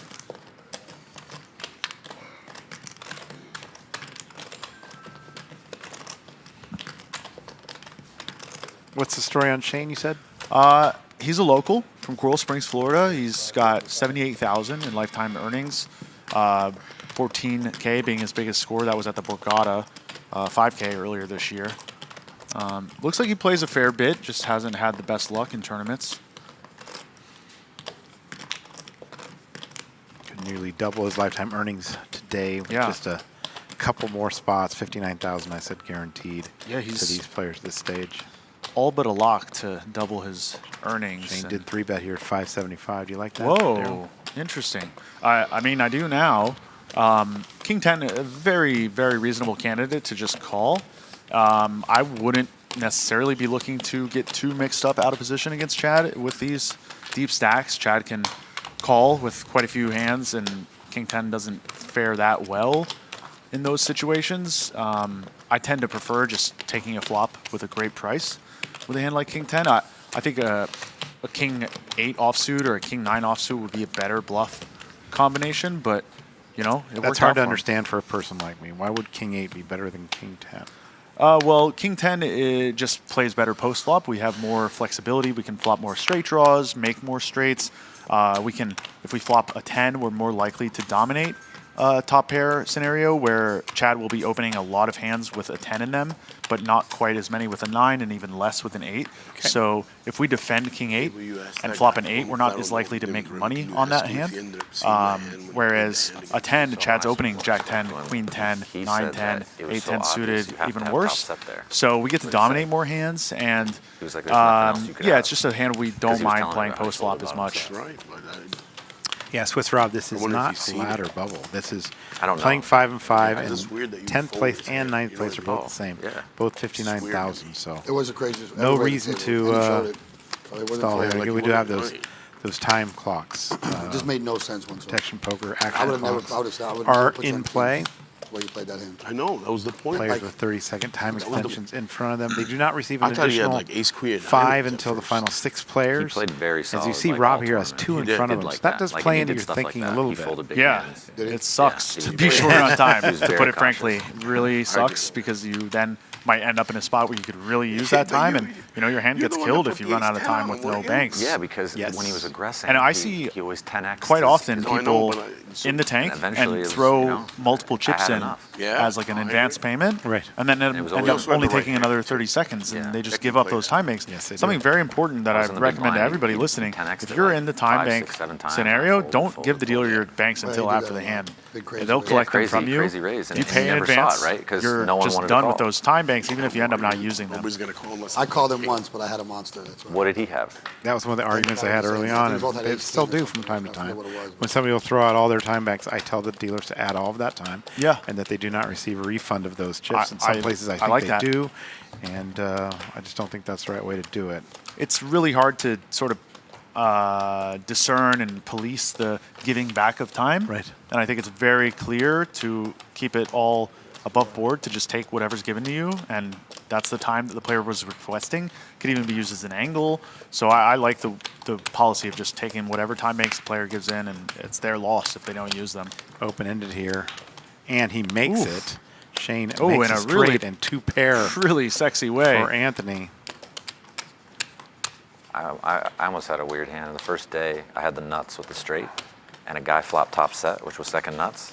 And when I jammed river, he tanked, used all his time So banks. you're playing in and this then pot, called. Daryl. He Are all, you- like, he was What are you almost gonna feeling fold. about these guys having a It's the main conversation on event. the side about other hands? It's a good question, and that's come up in a lot of circles, especially in high roller scene. I think there's something to be said for respecting the players in a big pot. As long as you're being reasonable, though, I'm not one that I would shut down a conversation. Not really. If How someone big do you want asks him to go here? I've never liked to go. I mean, I've watched. He's never 550, win, dude. big. There's I mean, no I might problem. even shove. I mean, I want to go. 'cause We have the win, nuts. but There's a I'm lot of fan. second best hands that would I gave have a up hard on it. time Just- folding. You get tired of losing all the time. And if I was ever going to bluff here, I would want to Nobody likes to put be the a max loser. pressure. So I would actually go all in here with Queen 10. We don't block any sets or 2 pairs, and those are the hands we want to target here. I mean, God forbid he has 10-8. We're going to get his money for sure. And, yeah, I think we just look more bluffy by going all in. Wow. Looks like Anthony's going to make a great fold. Real good fucking hand. Really good. So do I. I've probably better. I have no time banks. It's sick. Oh, that's it. Oh, just like there we're you talking go. about, no time. It's a sick And that fold. is a You're hand dead. that would require Really? some thought. I had 2 pair. Great fold, Anthony. Having no time banks when I say. Yeah, I like Makes sense. socializing at the table. Queen 10? I want there to be more of that. Fold a king So nine. unless it's belligerent or it's Yeah, we're clearly close on disruptive, folding. I don't personally have a problem with it. And if someone were to ever straight, ask right? me to That's quiet all. down, I'm obviously going to respect that. But I think socializing and table talk is good for the game in general. So whatever encourages more of that, I'm in favor of. A lot of people think that I've made a rule. I started the TDA many years ago that table talk's not allowed. It's obviously allowed, and I think it's a big part of the game. Only thing you can't do is just close the content to your hands, because that could affect action. You don't want to make it And 1.5. we have to probably protect the still game against fold. collusion, Yeah, but I have no yeah, time banks, I'm so all for table talk as well. I can think about But it he a little ran out of time pretty banks sick. there, and we could talk about that Saved it. because If you had a it bluff, is a it'd part of be the game now, and there's a lot of people using these time banks. No, not and this time. When you run out of them, you put yourself under a lot of pressure. There's It wasn't a live a good stream, I would tell opportunity you. there where he may have called there had he had more time banks. You just Yeah, never know. it could change everything. Yeah. For anybody who's played online poker, I'm sure they've dealt with their time bank running out. It happens to me all the time, and it's not fun. And if you're in a really tough spot, you need that time to think. So, and you could also end up not remembering that you have no time banks and take so much time that your hand gets killed when you would have otherwise called. It's a total layer of the game that has to be considered. So better to conserve them if possible. Going back to the table talk, I think heads up, people should say whatever they want, including the contents of their hand, because they don't affect the other players. But I could understand a case being made for it might affect the other players if the contents are discussed and it affects the action. I just like anything to be able to be talked about when it's only 2 people mano y mano. but you're wrong. It does affect I've been other wrong people before. in the tournament. I'll be wrong It does many affect times. other people in the tournament if you're talking about your hand and you're changing the action. In a But tournament, you could change in the cash action. game, yes, but in a tournament, you are actually affecting everybody else in the tournament, even on other tables, because you never know. I could be your friend. I could say, "Don't call me. I have aces," and in your book, that would be okay. But Yeah. What if I say, "Don't call me, I have it"? That's Yeah. not disclosing the contents of your hand. Is it it not is the same sort more of thing? or less. I would have a problem with that. Would it? So do you want me to call? Is that not something that's? I think that's a little more acceptable. I'm okay with that. It's gray. You got to admit it's gray. It is gray. Yeah, but many things are, and you have to set a line in the sand somewhere. So I respect that. No, of and course. you know, you're the best. I've in the had that biz. argument. I've had that argument with people over the years, many times, and I understand it. You know, and in situations like this where we do have a live stream and somebody could be watching the table more closely, it makes it easier. But then again, I've seen situations where people, family members, friends, you know, people that are backing each other, you know, may soft play each other. So it's really a fine line, as you said. We got to watch that. And I respect the table talk. I think it's a big part of the game. But at the same time, Got to set a boundary somewhere, right? Yeah, there has to be a boundary. Yeah, I'm down with that. All right, Rob's all in here with a 7 of clubs. That's probably going to win it, and it does. Gonna have it eventually, right? Maybe. Shocked Rob's I know. so few times. Well, I mean, of course, but I also Plays have it very too. quickly. So I mean, Yeah, like, generally he does. He He must has have been it, in and I'm some going to big have it, and that's spots. going to happen. Yes. Big but- spots happened? or the new latest issue in the game when people using time Just 'cause he chips has it doesn't and mean I stalling can't for have pay it too. jumps. And I would love to talk to you about that. Sometimes we both have it. Do you think you should be able to use your time chips as ever only you one is see gonna fit, have or do you think that you should not be able to use them when a pay jump is going on? Because there's a lot of confusion, a lot of arguments, even amongst floor people, tournament directors, managers, and things that think that you should not be able to use those time extensions when you want. I am in the camp that you should be able to use them as ever you see fit because you're given a certain amount. I just can't But wait there to are see the those, bluff that he even, put on you me. know, some of the other I can't wait tours to out see there it. I was say that you holding ace? cannot use those No. time extensions to get a pay jump. No. I'm with you. I think But it's fair game wanted to and call it's with what I neutral had. for people to be able to use them however they see fit. If some Wanted to people are call with more what I had. keen to the strategies implied by that Can't and wait to see it. they gain an advantage, well, that's just how the game works. I'm If pretty you're sure I know what better it at strategy, you have an advantage in general. And I think it's really, really hard to police I had a big hand. the other side of that argument. I believe And that. that applies to a lot of Said I believe situations. And I that. think those arguments Waz-Waz, often big should be hand? dictated No. by what is like You don't the have- most you never have a big pragmatic hand. Never. situation, which is to I'm always let everybody bluffing. have the Always same Yeah, every time. ability to use them. Whereas doing it the opposite way, they you think have back to home, now too. have Always dealers bluffing. or floor people kind of on top of situations. You have to have things sort of judgment call oriented, and I think that gets a little too murky. So I think it should be fair game. You have your time makes, do whatever the hell you want with them. If you lose them, you lose them. If you don't, you don't. If you use them, however, it's everybody has the same playing ground to work with. So Yeah, so I'm on it's- your side. Yeah, I'm writing a very in-depth article this week. I know people don't read articles anymore, but I'm writing What's an one. article? Exactly. Can you put it on audiobook format for me? King, Queen, 6 on the flop here. Anthony with King Jack and Queen 7 for Chad. No diamonds as Chad has diamonds, and Yeah, nothing Anthony to work with. is 175 pair versus pair. Chad always looks like he's plotting. And he's usually thinking about something completely random that has nothing to do with poker. But in this hand, he is up to no good. He'll speed There up. is a jack on the Maybe turn, for you. Yeah. and giving You have Anthony a lot of 2 lives, pair. sir, right now. And if Chad does continue this, he's only 5% to catch a third queen here. Man, I want to call him. Instead of 9, I want to call him with a 9, dude. I think my 9 was good. I really do. As similar. It's probably going to end it. Similar situation. Pretty bad turn for Chad to continue on. It's, if I'm wrong, it's A lot of Stay hands got there. But God, I'm sure I'm good there. This would be a very disciplined fold, in my opinion. Yeah, Anthony just hasn't been showing too much chutzpah to do things like double barrel on this texture without a strong hand. He opened under the gun. He's going to have all the ace-10s, all the 9-10 suiteds, all the 2 pairs. So That's how certain I was. Chad does make the fold. But going back to what you're saying, I will read your article. I do read one when hand you that write could be these there is things. I think you're a thought leader in the industry, and even if I totally disagree with you, I still want to know what you're thinking. But I usually agree. We don't. Yeah, you and I haven't had too many arguments over the year. Waxman, on the other hand, no. Waxy and I have disagreed often. Another South Florida legend, Matt Waxman, Shout out, two-time Matty. champion on the World Poker Tour. You're a champion as well. Your name's on the Mike Sexton Champions Cup. You won here in 2014? No, 16? 18. 18. Yeah. Okay. I knew it was an even year. Actually, I didn't. But 18, you won. Back when you were a young man.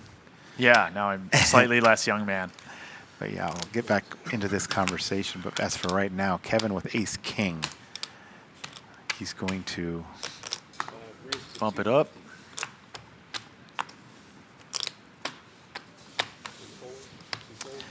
Does raise. Chad folds ace-5. Anthony now with jack-4. He'll let that go.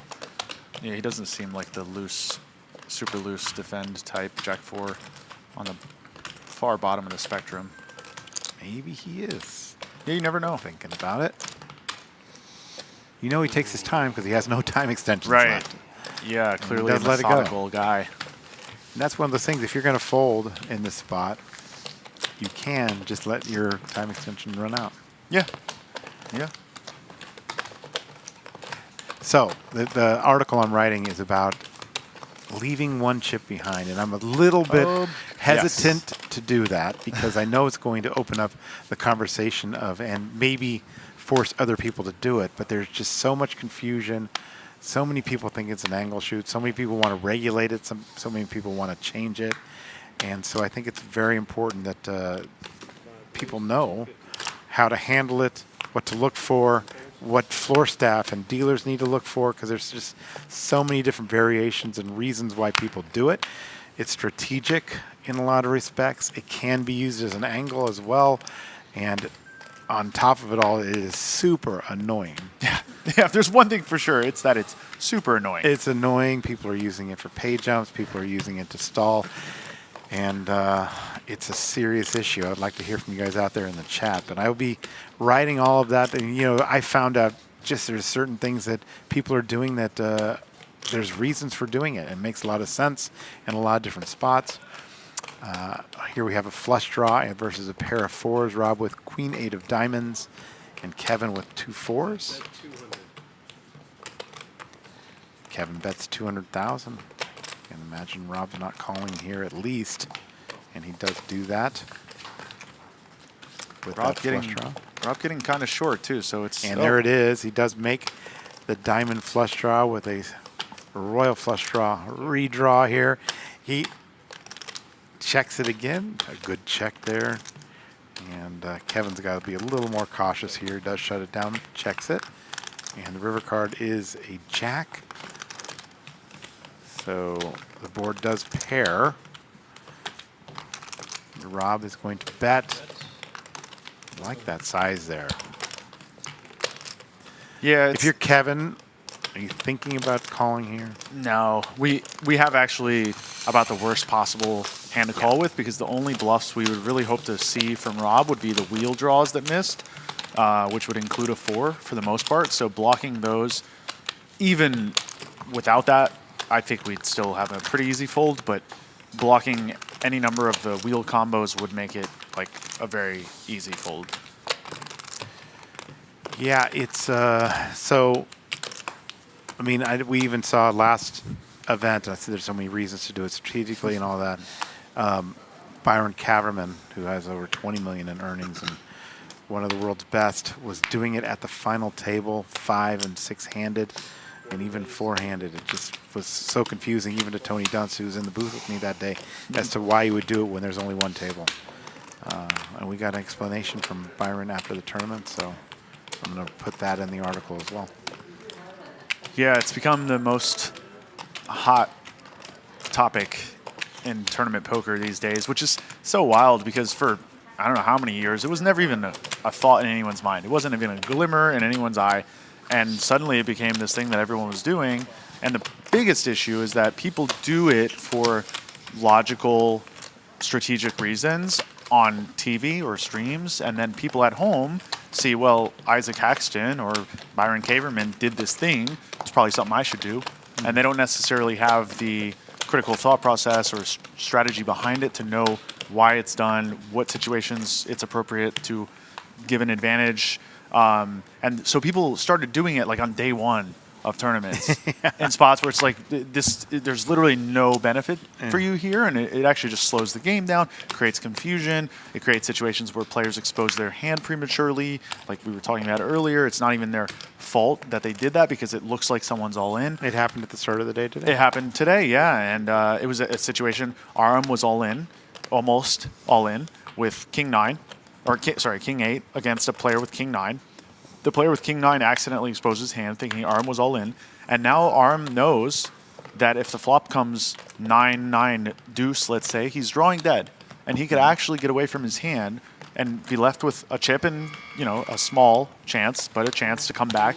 And that affects everybody still in the tournament. It affects a large amount of money being played for. And, the other side of that coin is, well, do you try to police it somehow? And that gets very, very challenging. I know of some tournament purveyors that are policing it. I've heard in Europe they're doing that. I don't know how you really do that effectively. It's really tricky, but I hate it personally. I hate how common it is. I think it's bad for the game. I think most people are doing it without knowing why, and I think the few situations where it's called for don't outweigh the number of times where it just causes trouble. And so, yeah, I think at least the community and the staff needs to be more aware of it and maybe give out warnings or penalties, as it should be punished at a point. But I don't know. It's really tough. So I don't know what you plan to suggest as a solution, let's say, but something should be done because it's becoming more prevalent and it's causing a ton of issues. And there's a lot of layers to it too, which is really weird that at this stage of the game we have more layers to the game. Yeah, far in, we thought we had it figured out. Yeah, but big blind ante is another reason. Yeah, that changed it. That made it more. You can now multiply your chips by X because you only have one, and that's just another layer to it. But penalties are being given by certain tournament directors in wrong spots. Yeah, that's the other thing. Then it gets policed incorrectly, and then that's a big problem. And just at least for the people listening today, know that on day one, there's essentially no reason to do it.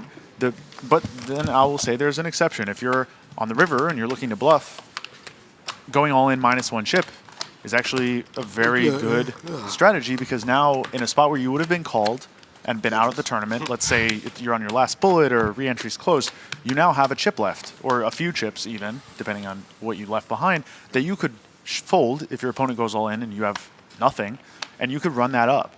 So I understand some spots on the river leaving chips behind. Pre-flop is where I have a much bigger problem with it, and if you're doing it on day one, please stop. It's bad for business, man. Yes. And if recreational players see it more, they do it more, with just emulating the people they idolize. And Nevranu and Jason Kuhn have talked about this publicly, and hopefully at least more awareness is being brought to it. That's a good step in the right direction. When you play the local tournaments like MSPTs, or if you play even just local card room, faster, way faster, man. There's no 90-minute levels like this. Yeah. So it's double the structure of what normally I play, double the time. When I looked at the schedule, I was kind of. Where do you live, Rob? Minnesota. Yeah. All right. Land of 10,000 lakes. Calls the I raise gotta of Shane represent for my home state, 7-4 of diamonds. Flop is ace. You guys have Jack taken enough 10, money from us. 2 so. clubs. Shane with the Time king we of get a little clubs back. in his What's hand. up with your governor stealing that $1 billion for COVID relief? Flush draw only. I mean, it's messed up, but I don't know all the Undercard facts. Shane. I can't really comment too much on it, but I think it was, you're talking about the Somali Medicaid fraud thing or whatever it is.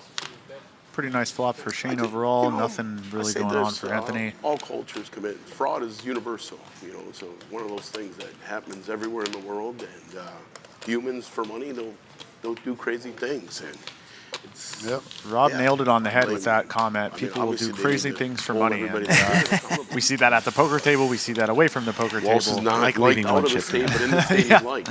That's the crazy part. Yeah, it's just, I don't have a lot of pet peeves. I'm pretty unbothered. in general, but you know, when I see someone do that with no purpose, I'm just like, come on, what are you doing? I just want to ask them literally what the hell are you doing? And they would say, oh, I don't know, I thought I was supposed to. It's a big culture there. You know, life is hard enough. They like to show them respect. So, but you know, the fraud, it's people have to be held accountable. Chad From here the with governor ace to, queen up you know, against whoever Shane, I who think they indicted 77. I think is they raising. indicted 77 people. Now this is interesting because I love to see how people approach these spots. Normally, ace queen is a clear 3-bet here, and I imagine that's what Chad will do. But yeah, they're super deep, and this makes sense too. You know, you avoid a big confrontation against another large stack. You here we go, Anthony end with up still queens. calling another guy's shove anyway when he has 2 queens behind you. But I think it's really nice to have these type of hands in your flatting range, and it keeps other hands in it. You end up making money off post flop. This is going to be a trivial call for Chad once Shane full. Although Shane is not one to shy away from a gamble spot, so this would be really ambitious, but I think Chad's just gonna call off here. And really pretty happy to have ace queen in this spot in general, and not as the cards lie. Man, you just small blind, big blind. Monsters in the blinds. Wow. We'll see what happens though. Big one. And he'll go to the flop here. Yeah, Chad's online name is Bad Beat Man. See what kind of day it is for you, man. Lives up to it. We'll find out soon enough. Is it really? Yeah. All right, 7-6-3. Ace of hearts in the hand of Chad. Another heart on the turn. One step closer to being the Bad Beat Man. Oh, it looked like it. Red one, scary. Anthony's getting some scare cards, but he holds up with his queens. He's come a long way from his measly 800,000 that he had not that long ago. Thank you, Bill. The double up machine. Trappy on the button, huh? Yeah. Now everybody Don't even look at your cards until you get to the blinds, man. Seriously. has chips to play with. What happened? No, but his blinds through him. No, of course, obviously, yeah. I want to mirror you, shit. Is that 4 doubles in your blinds, right? What was the board? Yeah. Was there a 5 on board? Eights twice, 9s and queens. Yeah. Oh, back-to-back ace queens for Chad. See if this one goes better for him. Derek's out there. Looks like Waz has a lot of fans. Waz says he's not usually used to playing structures this good with 90-minute levels. It's twice as long, he said, as a minimum of what he's used to. Which is good. Rob here with King Jack. Uh-oh. As Chad has ace queen. What the hell? And ace Kevin queen with queens. Twice in a row, ace queen Rob against makes a call with queens. King Jack. This one's going to go a little different. See what kind of sizing Kevin chooses, but I could see whoa! Doubled? Whoa! Chad looks as surprised as you. On this episode of What was it? Didn't see that one coming. Oh, my look at God. that. What a They both had And look at Rob's hand. Rob has an open ender. Holy shit, this is going to be potential fireworks here. Check, check. Chad now. Goodness. Wow. No, the short. There's a lot of ways this could go. I'm so curious how this is going to play out. I mean, Rob could easily just shove over this. He could call. He could check raise small. All options available. He has quite a bit of hand working. Does call. Now, Kevin, who knows? Maybe Kevin will just call. Trying to isolate in this hand. I don't know. You can get flush draws and straight draws. Yeah, I mean, you have to raise here with top set. There's too much going on with 3 players in. 5 raised to 1 million. Wow, this is a really brutal spot for Chad. Ace Queen being one of the best hands he would have here. I don't know what Kevin's play is like. Chad might have a clear idea of what this check raise represents. I hope he does.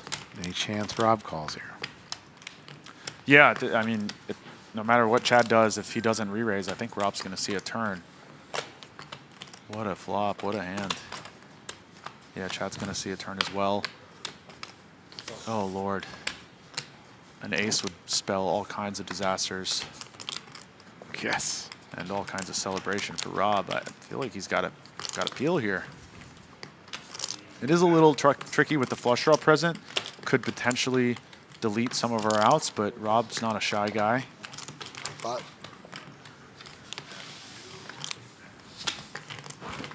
An ace would actually be a good card for Chad. I think he would end up getting away from it, facing tons of action in front, but 8 on the turn. No change.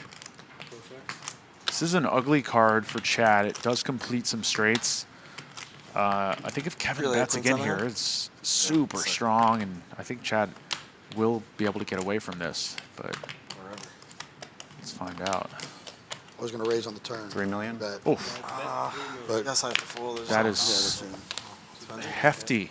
Chad with the turbo fold. I got to make a little more if I actually. Love I it. guess it worked out better like that. Rob gets away from it as well.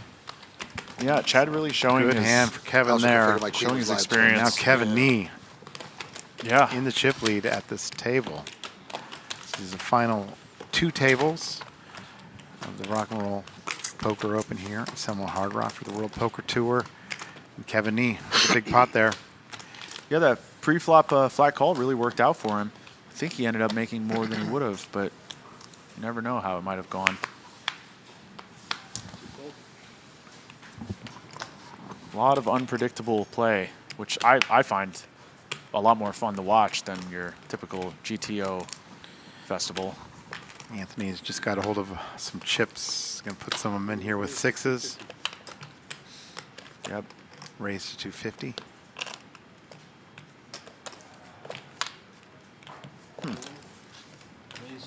Another unpredictable, unconventional choice by Rob. Rob makes a call. Nope, 3 bets. Oh, 3 Sorry, sorry. The other unconventional option. a call 3 would- bet to 700,000. Yeah. With the right dynamics against the right player, I like a small 3-bet here to induce, but I don't get the impression that Anthony is going to fall into this trap. And he may have called a shove. The thing is, if Rob had deuces through 5s, he's never making this play. 10 If he has- seconds in this hand. Oh, Anthony also doesn't have time. Not have any time extensions. If Rob has ace-5 suited, he's not making this play. Those hands are all just ripping it in, so Big fold, big fold. I don't know that Another that does stick him hand any mode. good. 3-betting small. Might even get Anthony to call with a hand like king-queen suited. Very good. Real big? Yeah. Wow. You'll see. That said, 10 See is a when you big look hand around. there, so. It'd be like that. Waz guy, man. He's on it when he talks. Fold a big hand. Was, believe it. was. Makes me think of Steve Wozniak. Yeah. Makes me think that's not a real name.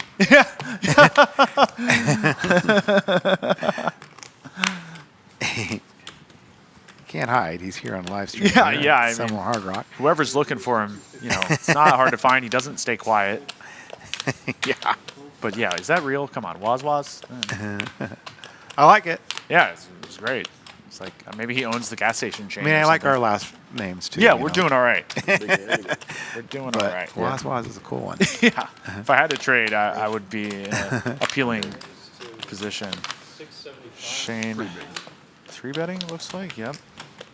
675 with 8s. Anthony with king 3. And again, I just keep going back to that not having any time extensions. It makes it a lot tougher, a lot more pressure. Yeah. I will. I'm close at least. Who knows if he But used they're his right time extensions for a pay jump or something like that early on, and that could actually hurt you. So don't do it, people. Don't do it. Don't waste those. Yeah, I'd time be extensions. curious You're to gonna need know. It's rare that a player has run out at this point. Had one of your pairs. But Yeah. I can tell you which one, one but- can only wonder how One of that them. ended up happening. Nice. We do have the chat up and on YouTube. If you have any questions, we got Jimmy Bluffett in there as a moderator. He's a well-known moderator. So thanks out there, Jimmy. 605,000 for first. $3,500 buy-in this event was. And 1,224 started. We're down to the final 10. You see that graphic in the top right corner of your screen. Thanks for tuning in. This is a 2-day event. Daryl's here today. We're going to have Faraz Jaka tomorrow in Nice. to do some Jaka. commentary.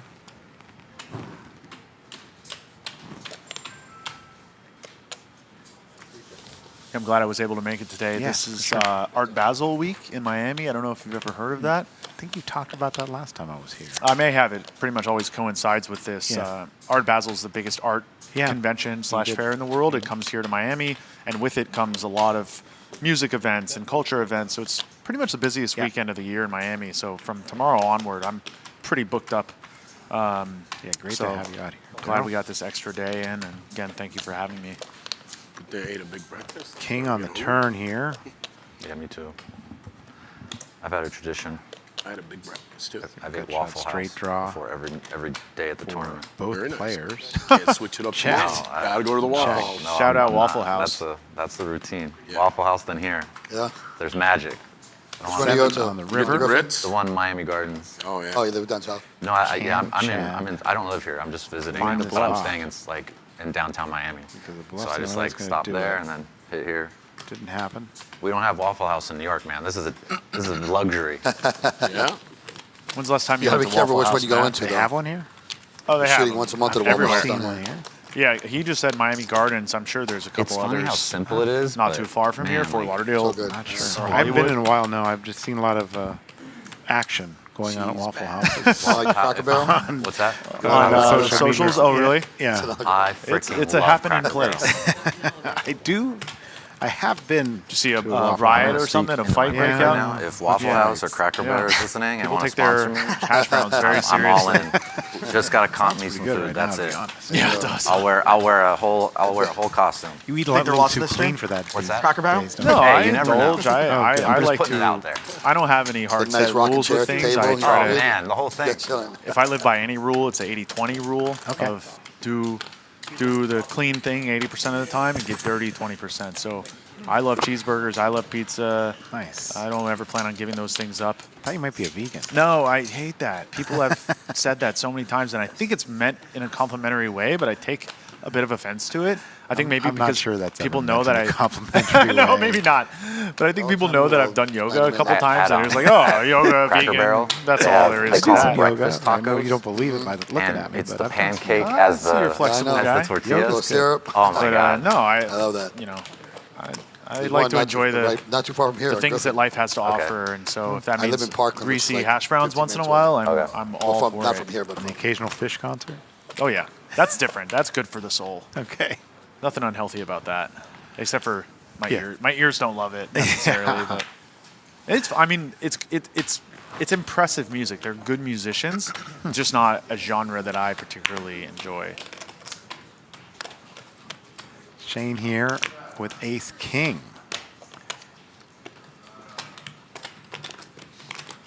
Now that is a genre I do 325? enjoy. Yes. 325?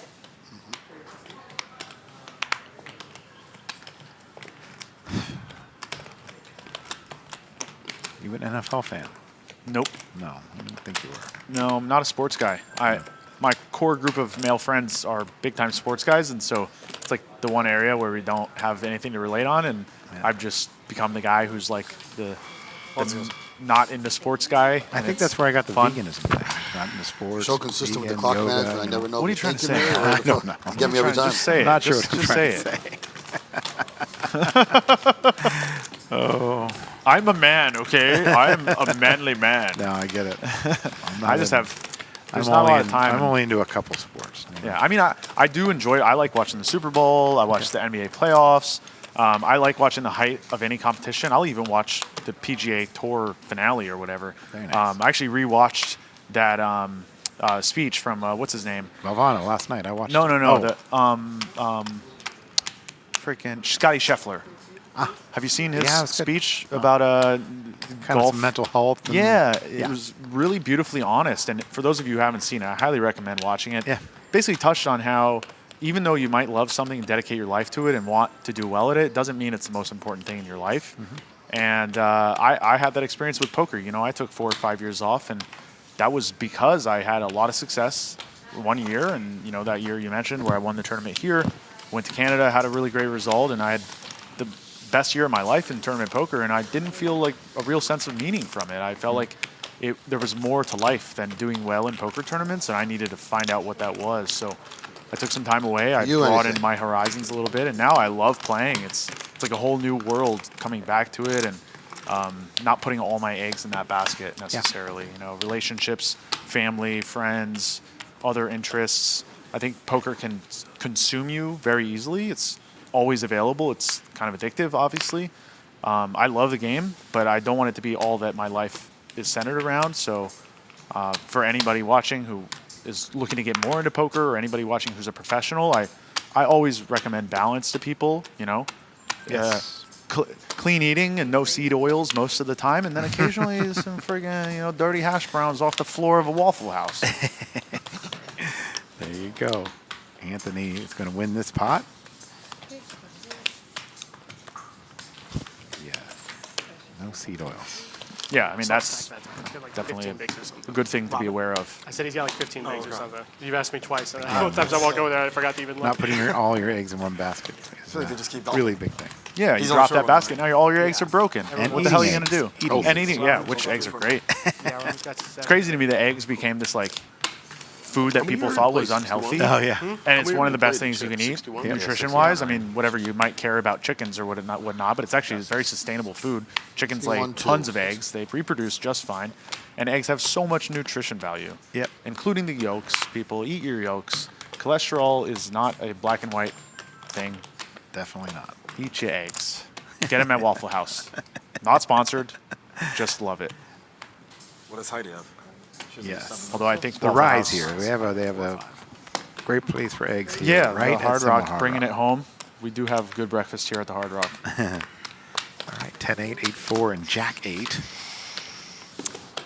And I like it. They're playing these hands fast. It's good to see that. Yeah, man. If Byron Cameron was at the last final table I love Byron. But I do too. Dude. Yeah, he doubled up around. He's the slowest. And there's our secondary table. We see Nod and Joel, Andy, Aram, and yeah, I read the update, he gets him the same. Jason? Jason's there. Hey, Jason Hickey's there as well. Flashed away too fast before I saw the last player. He battles, though. He battles.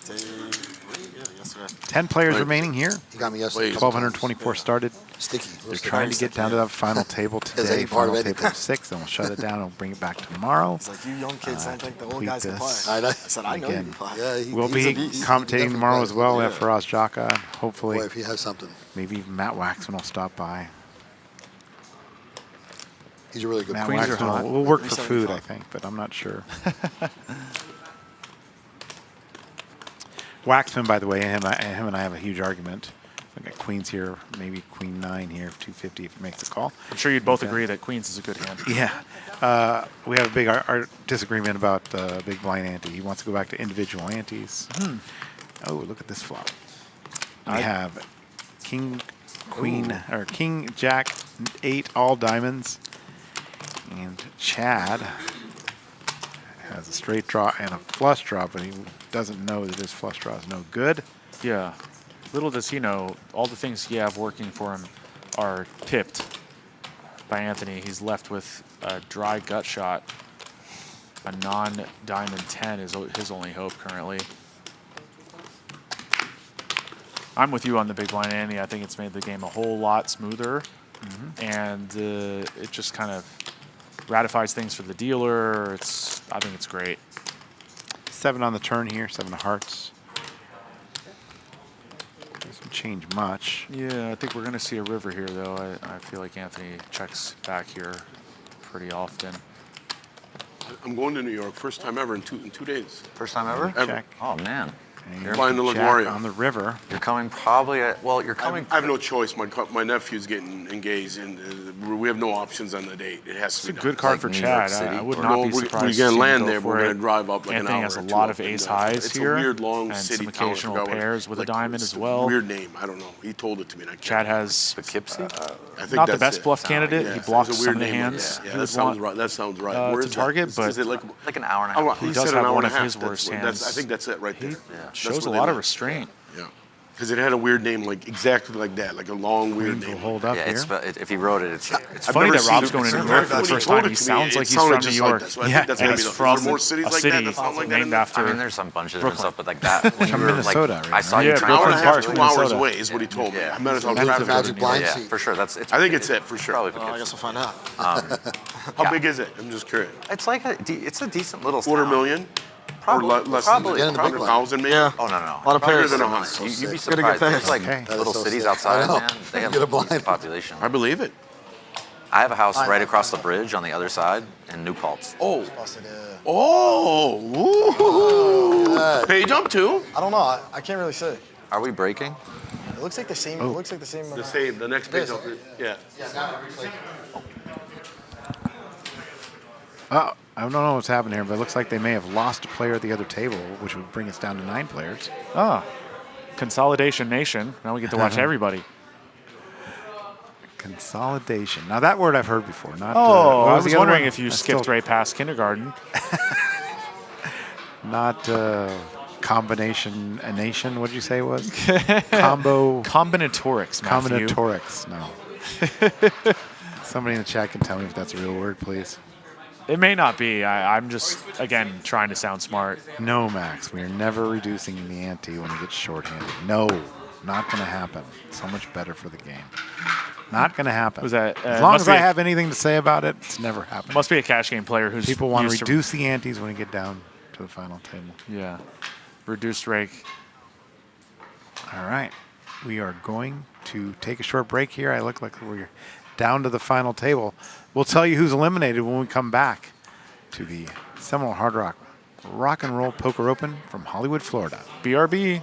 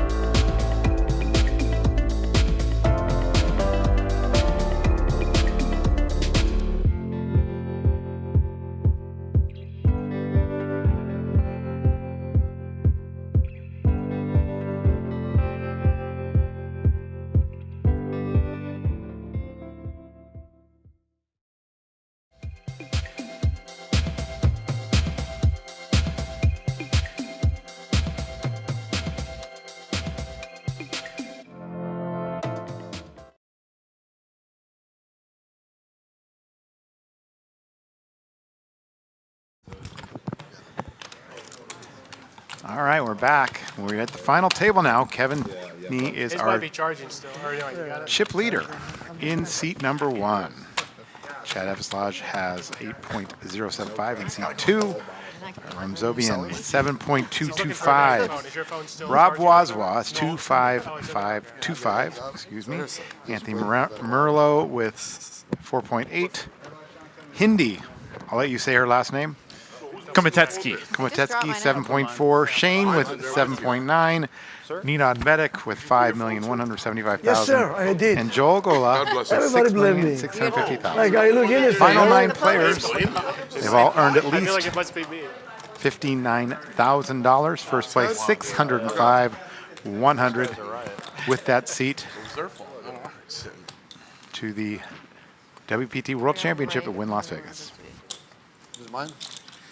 Is it new 90 minutes? Is that what it is?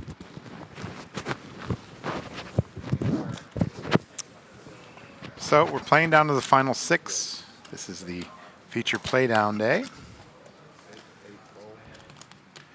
And to start here,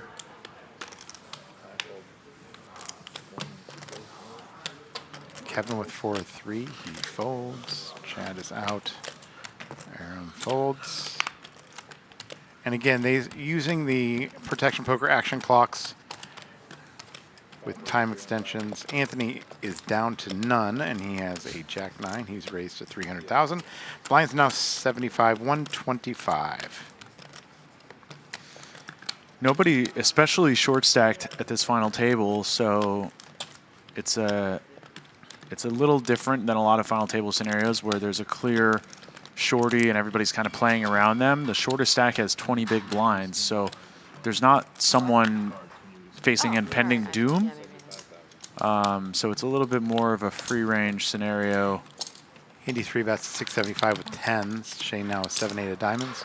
A hand that looks good, but 3-way and facing a 3-bet. Folds. Anthony now with Jack-9. Nice takedown by Hindi. I would have liked to see a slightly larger sizing with a hand like 10s because we want to disincentivize the button from flat calling with hands like King Jack, Queen Jack, things of that nature, but it went well for her. Seats 9 very comfortably. Yes. Kevin Nee 91 big blinds. A short stack at 20. Rob Wazwas. And Hindi has built back, it looks like, from her fall from grace previously. She stacked up at the other table and is looking pretty strong now.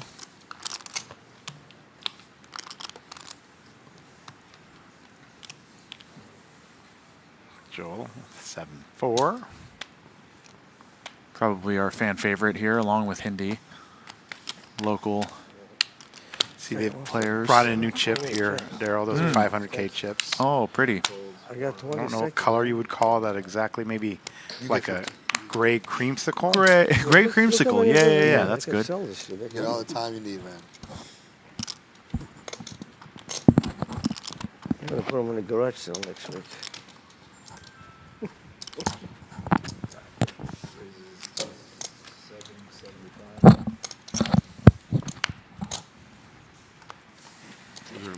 Chad 3-bets with Ace King to 775 after Kevin's raise with Ace Queen. Hindi folds her King 3. Shane's out with 9-8. Ninad lets his 6-3 go. Back to Kevin. Early position action. Makes the call.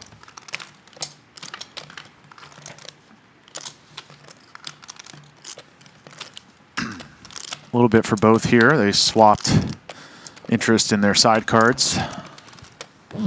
Jack 10. Jack 10 on the flop.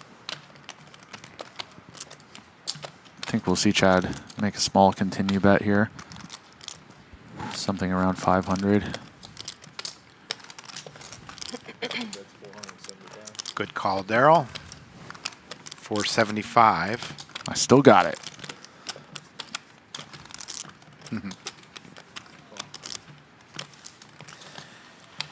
Kevin makes a call. Turn is a 10. It's a little more interesting now. Yeah. Much Kevin less checks. less likely for Chad to blast off now, not expecting a a jack to fold, as he previously may have had notions of trying to bluff that hand out. I think Chad honestly expects to have the best hand here quite often. Kevin has a lot of king-queen, ace-queen combinations. River is a 5. Chad gets a check mark, but we're going to see what happens. Wow, this is interesting. We're really only targeting ace-king with this bet. I don't know if Kevin knows that necessarily. We haven't seen enough from him. See if Chad sniffs it out. It's a great price. I think he's going to just flick it in there at this price. You just got to hope to see enough king-queen, ace-queen bluffs. Yeah, I'd be shocked to see a fold here.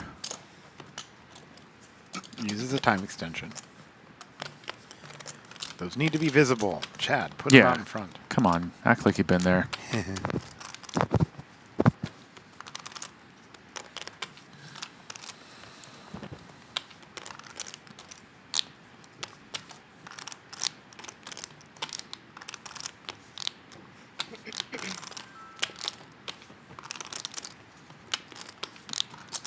Yeah, it's just too good of a price.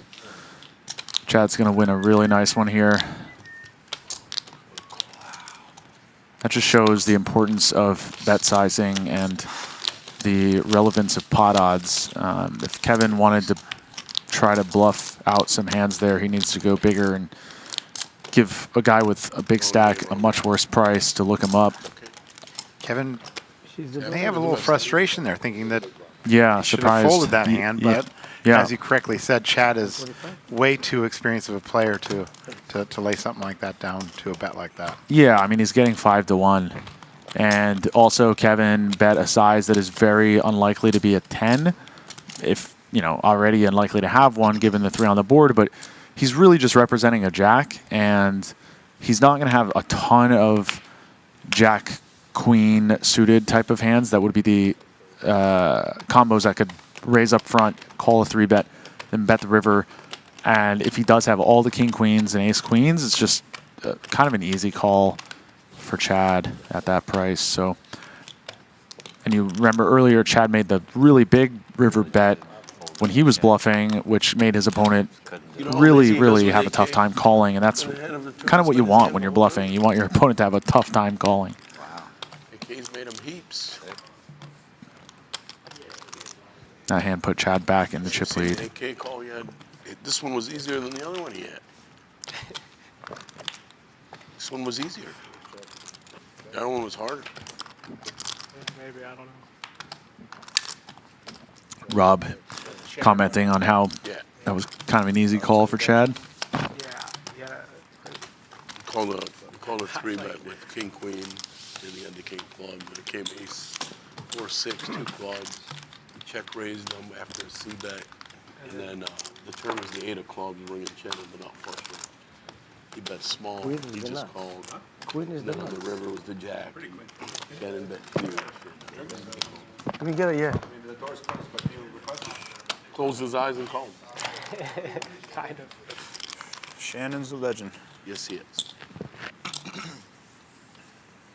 No fear.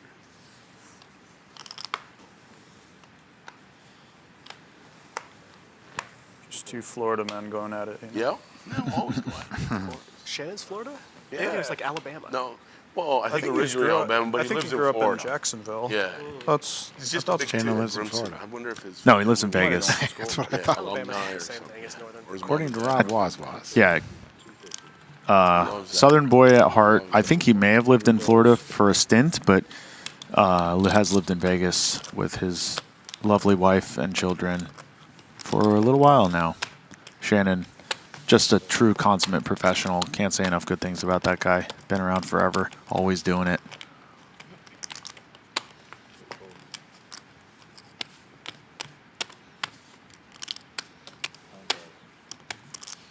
Joel getting in the mix here.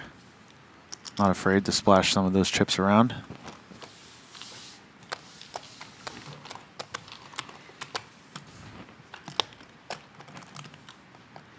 Go to the flop here. It is a 7, a 5, and a deuce. Hindi with top pair. Joel with a gut shot straight draw, 1 diamond. Kevin with a lot of heart. Not the worst spot to lead, actually. Kevin is heavily favored range-wise here after peeling from the big blind. It just turns out Hindi flopped the best of it. And Joel likes his gut shot enough to stick around as well. Kevin wondering maybe he could have picked better timing. Or better opponents. And Whoa. there it is. Whoa. Joel has made a straight here. Another heart. Yeah, it's going to keep everything check relatively slow. And another heart on the river. Nobody with a heart in their hand. That's just going to... Anyone's pot now, really. But I think... You got a straight. Yeah, Joel's going to take it. Hindi has too much of a hand to bluff. Kevin gave has up. too much of a hand to bluff? Too much of a hand to bluff. Yeah, she's gonna win a fair amount. And the thing is, the hands that beat her are a lot of hands with a heart that are going to call a bet. She's only going to really bluff out a hand like Joel has or a low heart, which might still look her up. If either of them has a jack of hearts or better, they're almost certainly going to call. And she wins the showdown a fair amount. If they both had a pair on the flop and neither of them have a heart, she's going to win now. So I think her hand is probably too good to bluff. If she had 10-7 suited or like 9-7 suited, then she can bluff to try to fold out also the better 7x hands. But I think she's too likely to get looked up by the hands that do have a heart in them. It turned out Joel had the perfect hand to target with a bluff. Right. And knowing him, you know, we might have seen a call. I'm not I'm the amateur player here, but I would have definitely tried to bet something there. I don't know how much to bet either, but I would have taken a stab at that pot. Yeah, it's not the worst bluff spot. If kind of wish it's one of those spots where you wish you don't have anything because it makes it more obvious to bluff. I think having top pair, top kicker gave her enough reason to not consider it. Still worth considering. I would have liked to see her take a minute to really think about it, but I don't really blame her. Chad flopping bottom pair here. Joel with a flush draw is going to bet 450. Joel really seeming to have found some pep in his step. Splashing. I thought he had plenty of pep earlier. He had some pep. You're right. He had some pep, but he was pretty short, and now he's got enough chips he can kind of get in there and, you know, try to make some things happen. He's not afraid. Chad making the call here. Yep. Standard stuff so far. See if Joel finds a barrel. Not a good card for him in general, but as it stands, this would work out. These types of hands great for barreling because we don't have showdown value. We have, yeah, we don't get check raised a lot. Well, we do hit our flush sometimes though, so that's also good.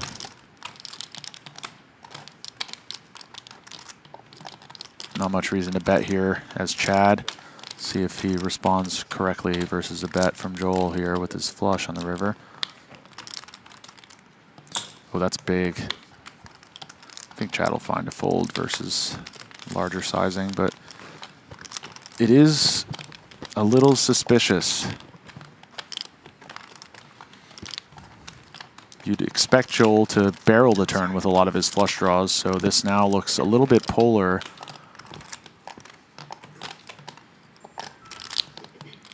The speed at which he bet also looks a little suspicious. That tends to be kind of a polarized speed of betting. When people bet fast, it's usually out of clear confidence or desperation to end the hand quickly when they're bluffing.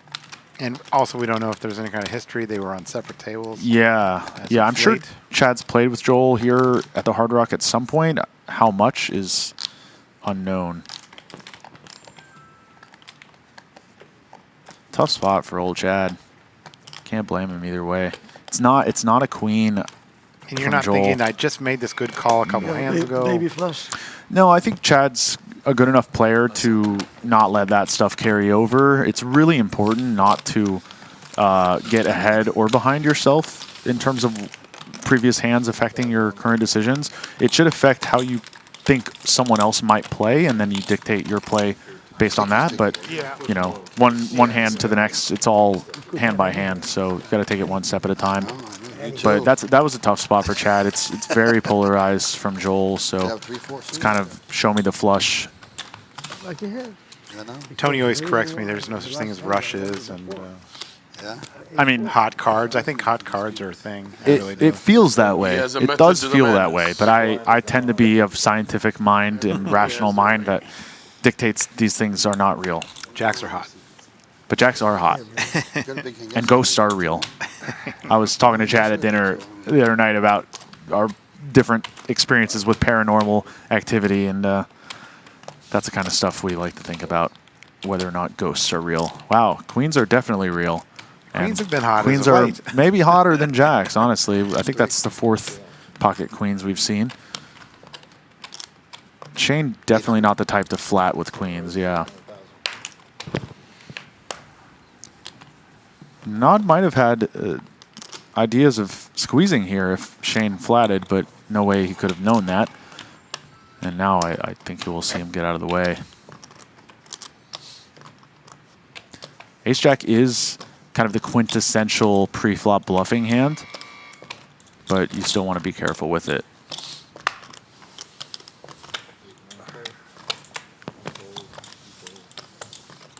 You started, brother. See if Anthony wants to see a flop here. We can't see that chat on YouTube, Salty, so Salty Ninja, we see you. It's Matt Savage, Executive Tour Director of the World Poker Tour, and Daryl Fish, WPT Champion, right here at Seminole Hard Rock.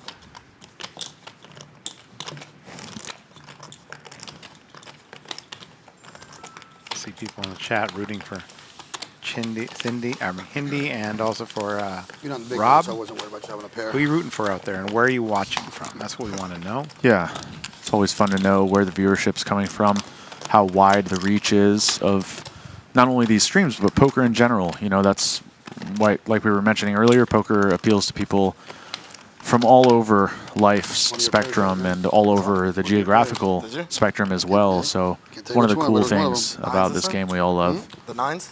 Nope. Our last stream, we had people watching in Tasmania, which was kind of cool. Oh, those little devils.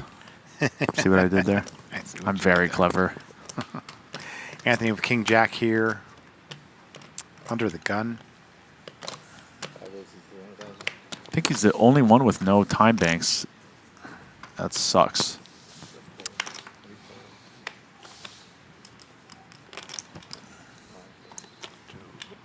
Raise to 300,000. Now to Kevin will fold the 10-4.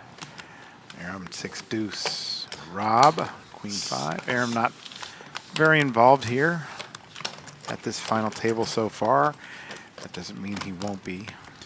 Yep, Seems he's like a very aggressive player. Definitely, but also very aware of the shifts in strategy that are needed to do well in tournaments. He's gone deep so many times, and that's one thing I pride myself on.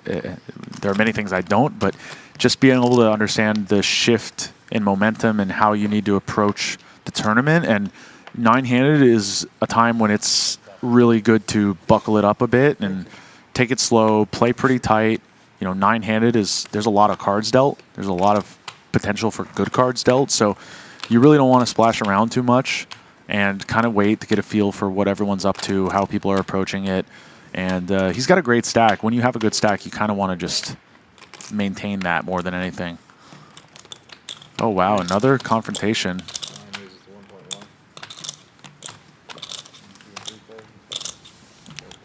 Joel jacking it up here with ace-queen, and Serb going nowhere soon. I think we're just going to see an all-in from Serb, but there are different ways to approach this. A small 4-bet would be apt versus many opponents, but I'm not sure Joel is that guy. We'll see. He does look like he's going for a smaller size. Maybe just counting it out. He's gone through another time extension. The Nods used quite a few recently, and now it looks like he's down to 3. Yeah. Big decision, though. Makes sense. They would take a fair amount of time. Yeah, anytime your entire stack might be at jeopardy, that's the right time to use those things. He has gone for a 4-bet. Yeah, I think that's great, actually. Thinking more about it, Joel is the type who is probably likely to make a mistake against this sizing more than some other players would. If he has a hand like ace-jack or ace-queen, he'll fold to an all-in while he might call or even shove over this 4-bet size, knowing he's not a fan of the fold button. This is an interesting one to see what he chooses to do. And even Joel here, who's hardly used any time extension, said he didn't need them, has just gone through one. So, yeah, this is, I mean, it is the final table, Matt. This is crunch time. And you can't take them with you when you die, so might as well use those things.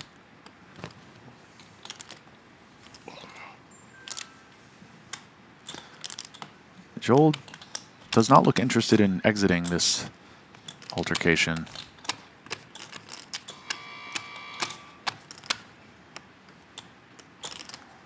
come on, Joel. So show some discipline here. I think the discipline we'll see is him only calling instead of going all in. But, you know, a lot of players know that, yeah, ace-queen is kind of a trap hand in some spots, and he does rightly get away from it. Good job, Joel. Good fold. And Kings? That's a bet. I'm a bad player. the nod shows him. That was actually a nice thing to do. I thought you. I think that Joel's kind of like, you know, the friendly guy. Everybody has some respect for him and I mean, I had this likes goal him as a person. So him showing there I know. I said. I know. maybe a spot where he may not have shown somebody else. Yeah, and you know, Nanad's not giving a lot away with that show. It's like, of course, he's going to have ace king there sometimes. So if he would have had ace jack, you know, that'd be a much more telling reveal. Everybody bunched up now. Look at this. Yeah. I don't see many tables like this. Only Rob short, 14 bigs, and he still has some room. Yeah, everyone else kind of in the same territory. Good for final table, bad for commentary. When everybody's got the same stack. Yeah, less action typically. Yeah. Joel here. One hand that Seriously, I'm should have taken. Proud of himself, patting himself on the back for the last fold.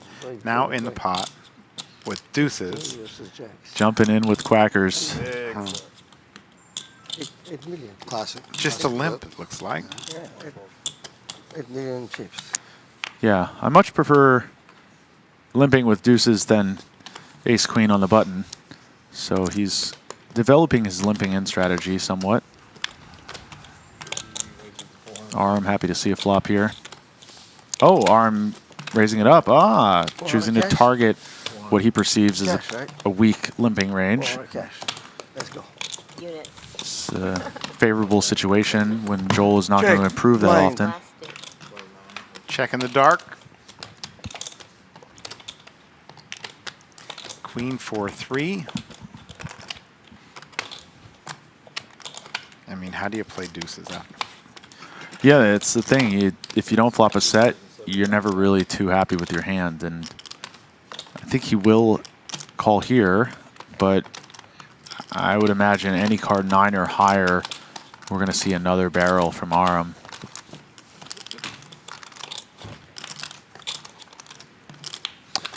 Well, that is not what he wanted. Not a terrible card for Joel opening up. Yeah, picks up the open ender. An ace would be a straight. See if Aram finds the heart he needs to blast off here. Pretty tough to do, given the likelihood that Joel has much better than deuces on this texture. And I think that's gonna mark a victory for Joel here. Hard to bluff on that card for Aram. Yeah, I mean, I like it. I played a satellite, so I've been playing this tournament since 9 a.m. on Saturday. Oh, it's betting. It looked like never made a day for it. Pretty big. Not $1 million and 25. I don't know if he has a real intention behind this bet other than not wanting to check call. but it didn't matter anyways. Also, I just noticed Aram's shirt is an MC Escher shirt. I have the same shirt. Is it your shirt? I might need to check my closet when I get home. No, mine's gray, but otherwise the same. And if it was white, I would be suspicious that someone had crept in. MC Escher is I don't know how to describe his style of visual art, but I'm sure you're familiar with, or likely have seen. He does these pieces where there's like infinite staircases. Okay. Oh yeah. If you kind of look when you see his shirt again, the one in the middle is somewhat representative of these like weird geographical, infinite looping, very sort of psychedelic art style that was popular when I was a kid, and really interesting artist, kind of the Salvador Dali realm. And yeah, very cool shirt. Only really cool people would have that shirt. That's what I was trying to say. Or vegans. Or vegans, yeah, who do a lot of yoga and don't eat burgers. All right, Rob here with ace-9. He's the short stack. Likely looking to get involved at some point soon. Yeah. All options but fold on the table for Rob here. And he uses a time extension, leaving himself short. One more left. I think he's torn between shoving and a small raise. I tend to think he's just going to rip it in there. Would not blame him. It's a fine play. Goes all in. Happy to get hands like Queen Jack to fold.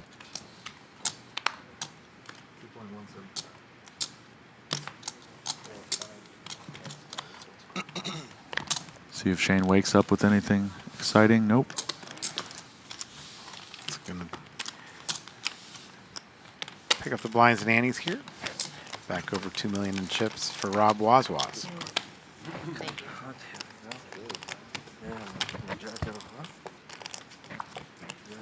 I mean, Rob even has the mannerisms of a New Yorker.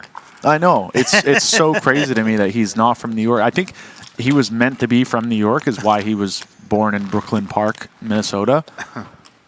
And I think he's going to feel right at home when he goes to New York this weekend. You've been to New York, right, Matt? I have been to New York. Great city. Many times. We say city. New York is a state. We know that, but, you know, we all know what we're talking about. New York, New York. New York. Do you know anything about the updates on the Wynn that was, or some casino, I think it was Wynn related, being built in New York? I heard talks of last summer. Cliff Josephy was talking about how it's very imminent. Upstate, I think, right? No, in Manhattan. No, I did not hear. Oh, okay. Maybe it's on hold, but that would be exciting. Maybe we get a WPT NY someday. That would be a massive event. It would be huge. Yeah. Huge event. Tremendous. Okay, we got some good cards. Right. We're not with jacks. It will believe if I tell you. Oh, that hand? I believe you. Anthony opening here. Shane with a 3-bet. Nanad not going anywhere with jacks, I would imagine. But this is a tough one. You don't want to just call and let Anthony come in. You don't really love 4-betting and calling off, but folding feels really bad. So I think we're left with a small 4-bet and figure it out. But Anthony, or Shane rather, is all but guaranteed to shove on this, which will put Nanad in a really, let's say, bad situation.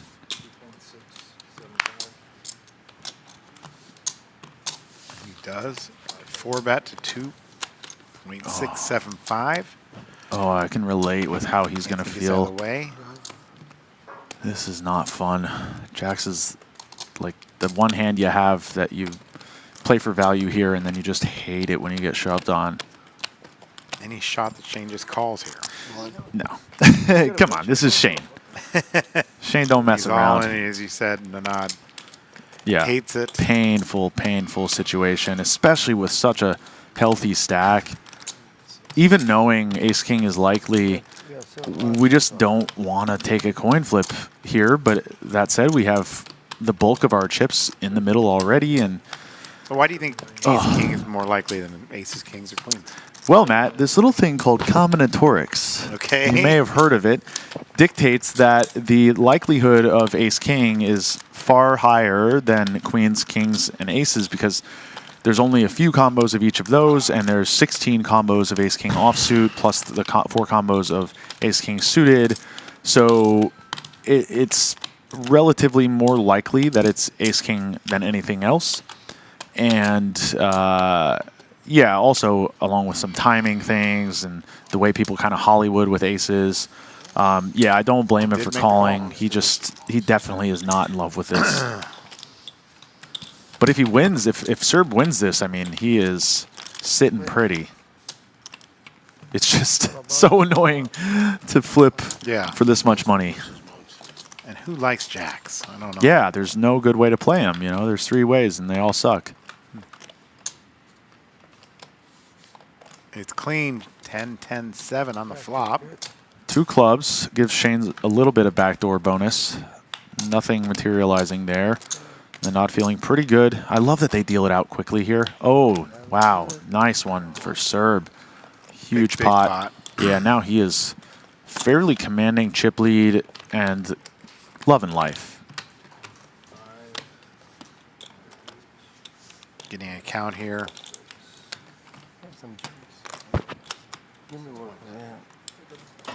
Not up to 13.5 million. And He put so much money. only Joel looking over his shoulder with Kevin and Chad shortly behind. Still very much anyone's game, but Nanad is one of the more threatening players with that many chips. Oh, 1. It's just sick because, like, so often you end up getting shown queens are better, and just like, well, that sucks. 1 on the call, 1 on the 4 bet though. All in for like 6, 7. I don't think Shane's ever bluffing, 1 for your call. so just worked out. Thought I'd get to the full jacks there. That's like, you do not want that. Yeah, I think if Nanad had like 5 or 6 million behind, he could have gotten away, but he just had too much of his stack in.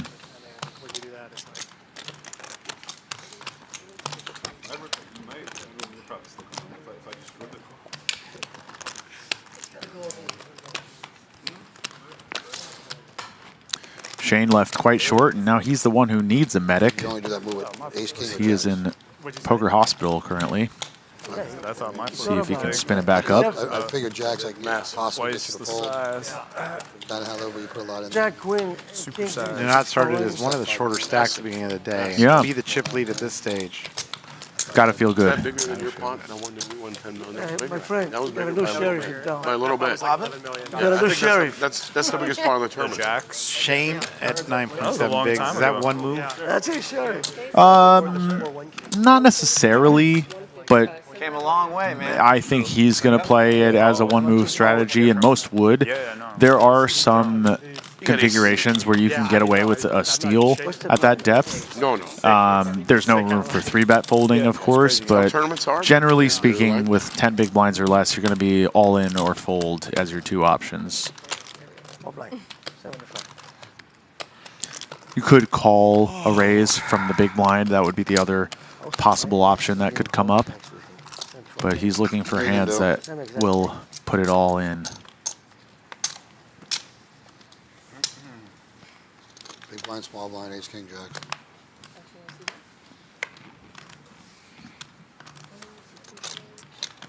Folds. King deuce. Arms out. 6-4. Rob with ace 7.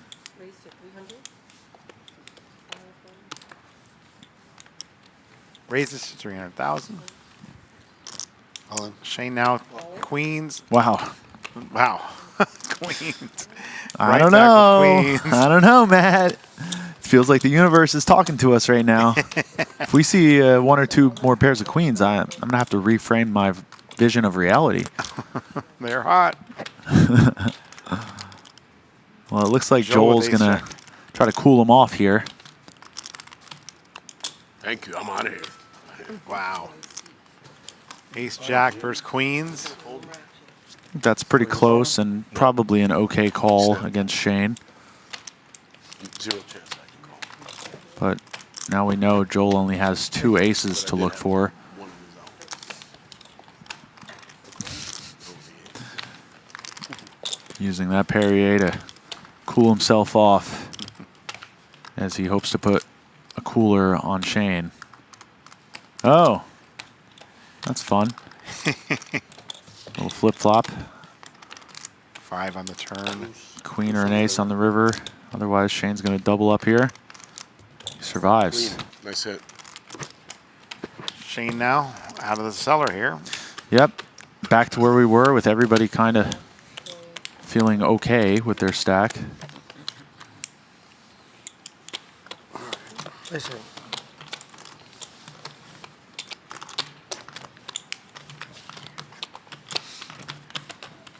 This king also will help. Oh, it's gonna help with this. Oh, this king will help. Poker hard. That's all I'll say.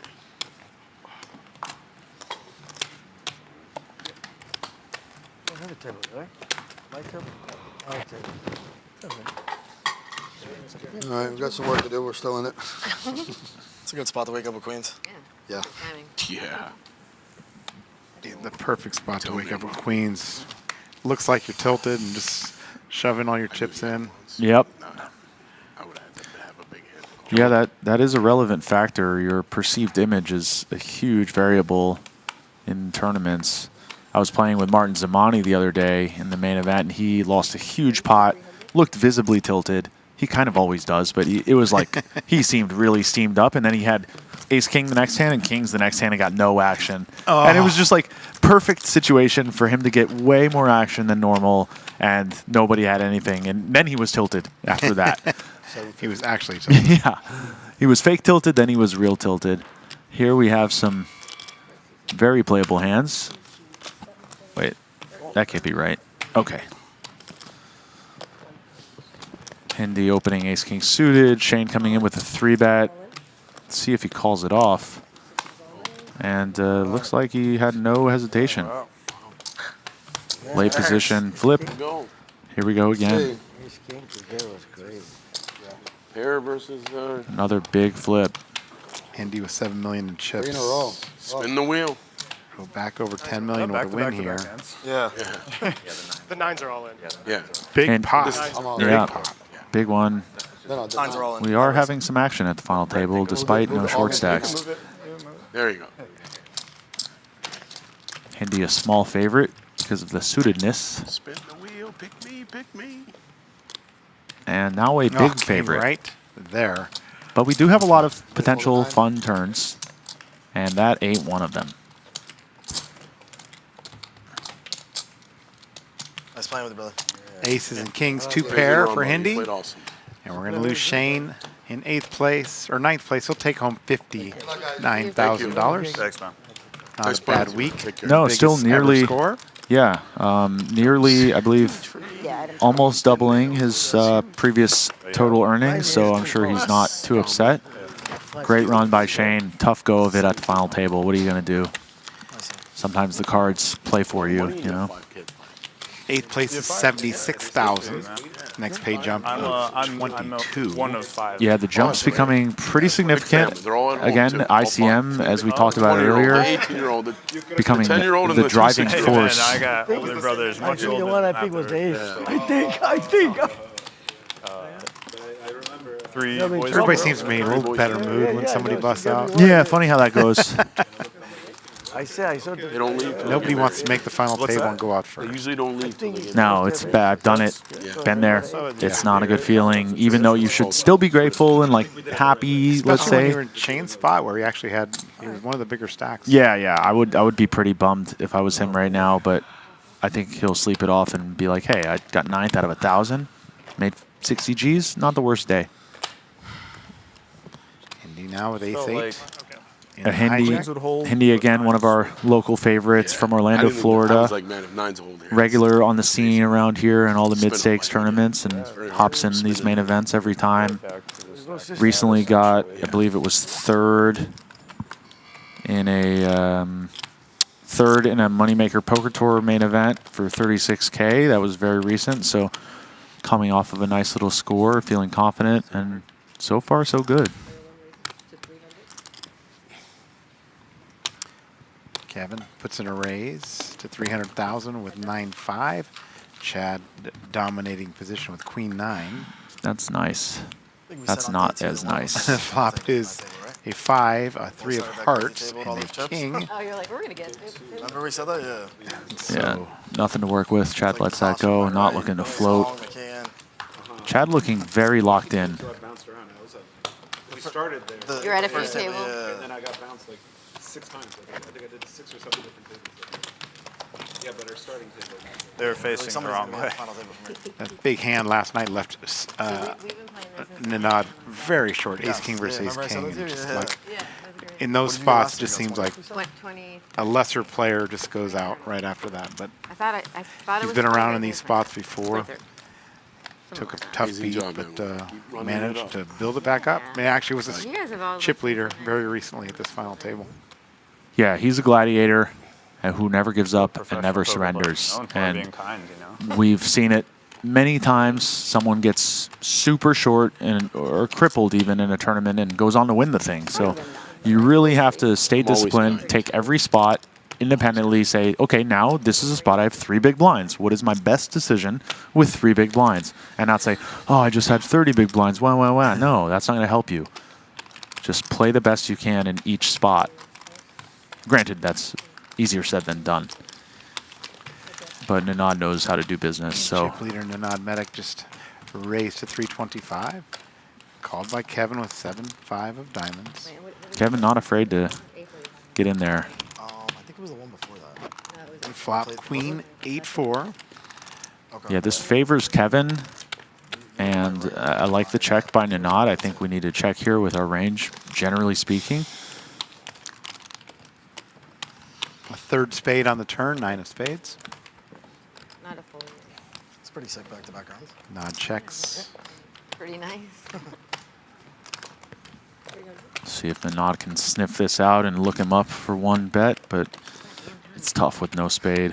I do think Kevin ends up having a lot of the King Jack, King 10 type of hands here, but Nanad playing it safe.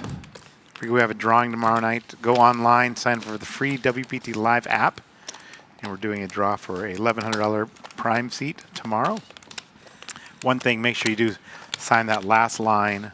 It also gets you registered for any WPT events. Maybe you're playing at the Win later this year. So might as well win a free seat while you're at it. We're going to do a drawing for that tomorrow night at 5 p.m. Eastern. So sign up today for the WPT Live app on both Android and iOS. I got this. Do it. Do it, people. Do it. You ever hear people say mine as well? Might as well. No. Mine as well. No, never heard that. I hear that. I've heard it.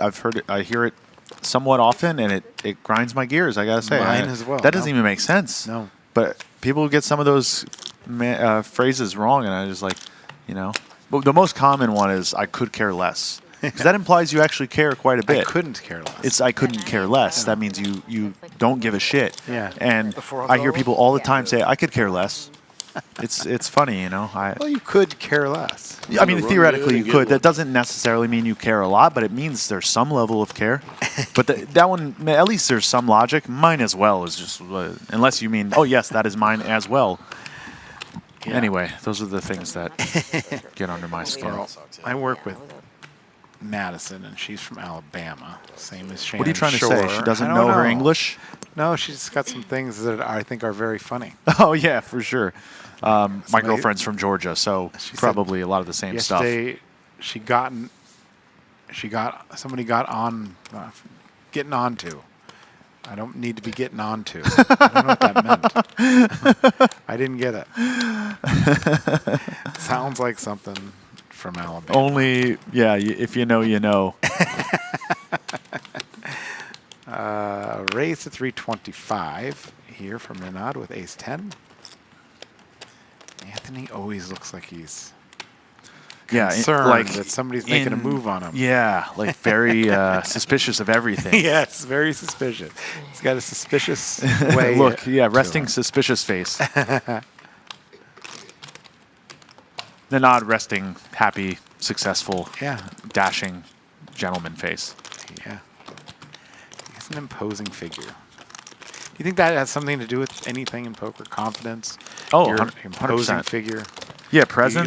If you look like Alex Fox, then it makes it easier to get things through. Yeah. Yeah, 100%. I mean, image is everything, And I was actually just talking to Chad about Foxen the other night and how I met Alex years ago at Commerce. I don't know if you remember when he was playing at Commerce. He was like a chubby, soft Barry Hutter type figure, like made Barry Hutter look quite fit, who since then both have actually gotten quite fit. But to see him then to how he is now, the transformation, both as a player, as a fit person, as like someone who's really grown into himself.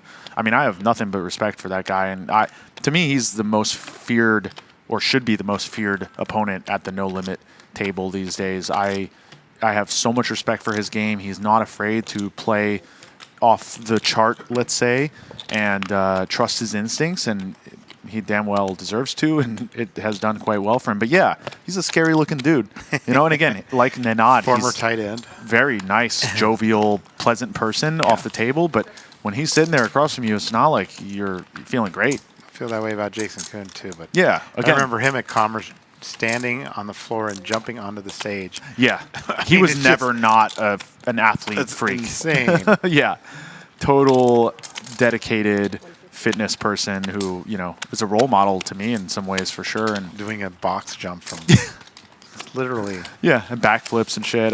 He's a freak. Yeah, it was wild. But to your point, yes, the confidence is huge, and that's why certain people who aren't technically as savvy do well just based on their confidence, and to lesser experienced players that can strike fear. And Nenad has a really good table presence, is very commanding, very poised, and not someone you want to sit across from. Chad too, which Chad isn't as like physically threatening, but he looks like a bit of a serial killer. And at the table, which he's away from the table, like super jovial, happy-go-lucky, but he locks in, and he looks very scary to play against, and it's part of why he does well. No fear and confidence. Yeah. Good mix in the poker table. Yeah, it's a deadly combination. All right, Aaron's looking to get involved here with Ace-King. He's overdue to get involved. See if anybody has anything to play with. Okay, yeah. 4 cents sounds well. 40 cents. Oh, is that crazy? Some good cards. $6,000. A little under 3. You? A little under 6. Oh, nice. I'd like to see a call here from Anthony in general. On the button. Possible? Oh, nice. Oh, that's coming up. Such game.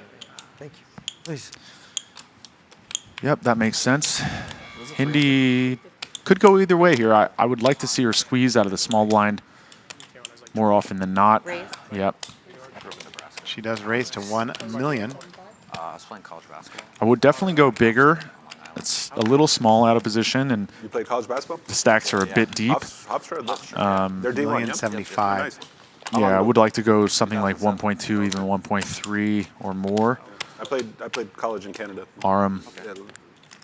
Almost certainly nothing to do here besides just go all in, but he could click it like we saw earlier. Okay, yeah, I was in Ontario. Yeah, he could go either way on this. You still play here and there? Do I play? Yeah, here and there. No. Oh, I'm so bad. Oh, I'm sure you're not bad. I'm so bad. He does just move it in. It's weird. I feel That's the conventional optimal play. Hindi going to let this go. I don't think she's going to call off. My skills Yeah, she's pained. How old are you? It looks so good, though. It's so nice. They look like 25. Such a nice hand. Yes, they look like my. And she didn't, you heard her say there, I turned this into a bluff, and ultimately it ended up looking like that because she does have to fold, but it was not a bluff. She was looking to get value. If Aram had called, her hand looks great. And if Aram had folded and Anthony shoves all in, well, we have a totally different story. So, sometimes you have to make a decision that's correct on one street or at one point in the hand, and then that doesn't mean the next part of the hand is going to equate with that or correlate. Just each decision point is its own thing. And yeah, it's not fun to fold ace queen suited. Can flop a royal flush. In cash games, you're never folding that hand. Just different situation. Played my whole rest of the night through my senior year, never hit another home run. Chad opening up a little here, getting on with Kevin about some sports guy stuff. Chad's surprisingly a really good athlete.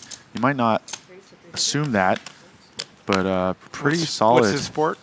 Plays some basketball mainly. We play spike ball sometimes. For anybody out there who knows spike ball, and yeah, he's pretty good. Better than me for sure at the sports.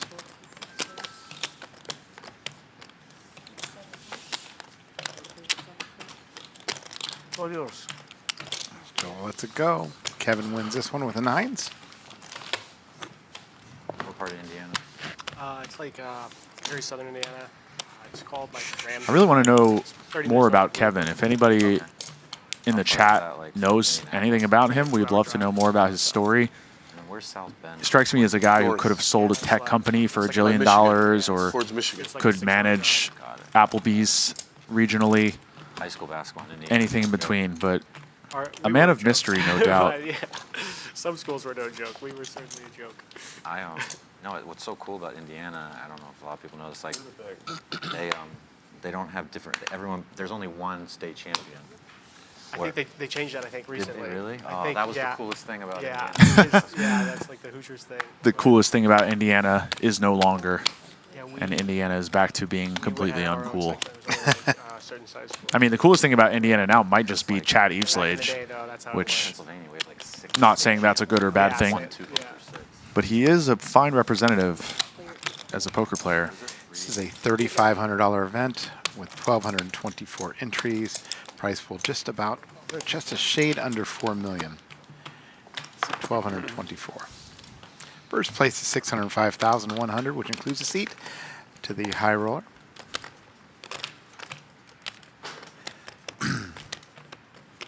Indy with the King 10. Pair of 5s on the turn, and that open and straight draw for Kevin gives him the lead. And he bets. Yeah, nice texture for the 5-6 suited. 400,000. That's my favorite hand in poker. Might be giving And he lets it go. too much away, but 5-6 suited is a hell of a hand. Into the correct spot. Now, the shooting star final table is playing out later. Yeah, it'll be right? at the how, win how does that work? the Some of the final tables play later, some play right away. What dictates? Yeah, if it's a televised event, we do them all in Las Vegas. Okay. And that's why the final table, the Bay 101, is a televised event.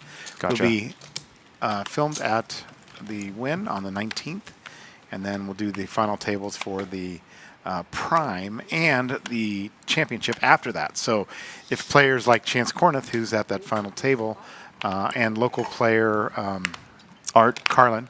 Oh. Carlin Swade. Yeah, Carlin. Carlin Yeah. Yep. Make the final table of either the Prime or the Championship. We will adjust the Oh. schedule. Okay, that was gonna just be for my next them. question. Hold that thought, Matt. Here we go. What do we The have hot here? cards. Queens versus Jacks, and Anthony with Wouldn't you know a it? 3-bet. Holy moly. That's incredible. This is Action Central. Wow. This is going to be a very fortunate turn of events for Aram. Aram, I think, is going to find an exit here and otherwise avoid disaster. Yeah, Oh, my goodness. Holy Kevin with shiza. Ace King as well. Whoa. How is this real, Matt? That's unbelievable. This is like online poker. It's funny when people say that. Like, what do you mean it's like online poker? These hands happen here, too. Look. Wow. Kevin Are we could, missing a hand here? Kevin could find the a nod still on the other side. Here. fold. Yeah, they had to move the graphic because there's so many good hands involved. Kevin has a really interesting spot. He has nothing in there yet besides his small blind. I could see just walking away unscathed, but Kevin likes to play. He calls? Goodness. Aram does get away from the Jacks. Yeah. Experienced player, knows what time it is, and it is not time for Jacks to do well. And Anthony appears Anthony suspicious. but he's got nothing to do besides put it in here. It's actually an incredibly fortunate spot with so many cards are moved. I I can't imagine he folds. I mean, Kevin doesn't have aces or kings here. I'm pretty confident that he would not just call like that. So, yeah. Now, I think the action's open. So I think Serb has no choice but to shove here and hope Kevin folds a hand like queens or jacks. I mean, he can't fold to Anthony's shove. This is a weird one. There's so much going on in this hand. It's so rare that 8-handed you have 4 premiums dealt. That opens up the... Yeah, as you see. And that's such an important thing to be aware of. I get this question asked a lot. Oh, it's I answer a lot of tournament Yeah, it might be the most common. Can the dealer say something? Oh. And the answer to me is yes. Yeah. Yeah. I think they should, because it'd be... Yeah, some players are going to have a real hard time figuring it out on their own. I think that's very reasonable. It's information that's available to everybody. Yeah. Yeah, and Nanav's not going to love seeing that. Anthony, on the other hand, stoked. This is as juicy as it gets with 2 queens, with all this extra money in the pot. I believe there was another king out there as well. That was, Take it easy. That's dead. Yeah. But yeah, that's something to think about if anyone's listening to this. To be aware of the shorter stacks, and when you size something pre-flop, to leave it so that if the shorter stack does go all in, you know, it's so easy to overlook that. But you can size accordingly and make sure that you're able to reshove when it gets back to you. 2 hearts on the flop. Not much help for Serb here.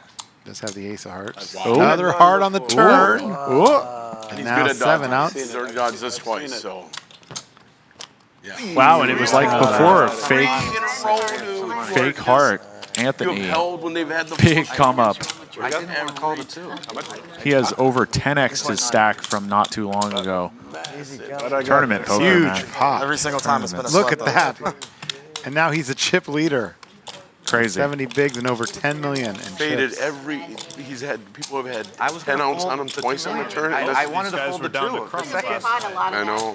he opens, he 3-bets, he 4-bets, like, Not had like 400K.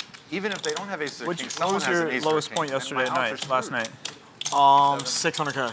The only thing I was Wow. hoping was we could get to the flop. What a comeback There's an from ace. Anthony. Queens are the best in this Otherwise- spot, I'm telling you. You said it, Joel. I mean, already. Queens are hot. I didn't want to call the 2. I'm so But mad. there's 4 kings, too. Well, Matt, I think that pretty much confirms your theory. That queens Rushes are are officially real. hot. Queens are officially hot. He was down to 900K just a little while ago. Now he's in the chip lead. That's all it takes. And Rob with 8s decides to go with it all in for 1.8. Yeah, now the only real short stack, he's got to make something happen. How much is it? 9s here for Kevin. Oh my goodness. It's just cooler central over here. Kevin's coming off a hand where he has to feel pretty good about folding. Yeah. Could have really been decimated had he gone over the top with that 2 million flop bet. is set in this Yeah, whole now tournament. he's going to get a refund, it looks like. Pretty much the exact amount that he called One time. in the previous hand. Either way, it was a nice it was fun. Chad's 3s going to the muck. Just a fun sweat to see if a 3 comes up there. Yeah. Fun for us, not fun for Chad. One time I need a set. Flop, ace, jack, 4. 9s in the lead. 88%, a jack on the turn. And a 5 on the river. Luck to everybody. And we're going to lose Rob here. Rob was eliminated.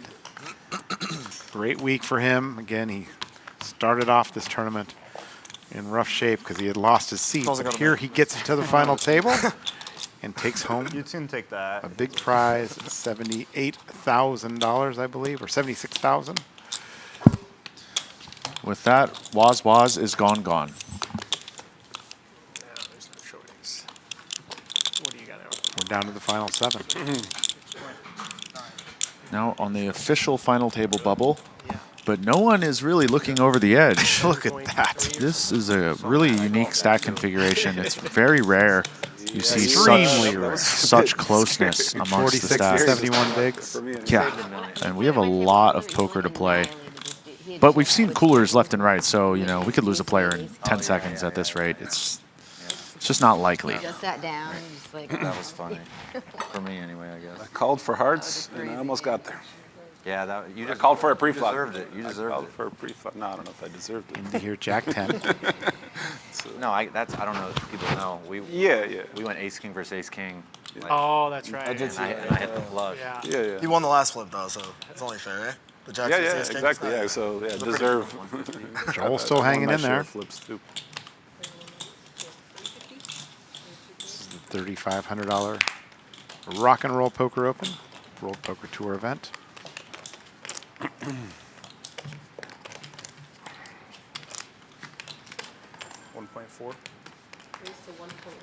There we go. Show them what you got. Finally, a little 3-bet bluff action. We really haven't seen any of that. Granted, it's been difficult when queens are dealt every hand.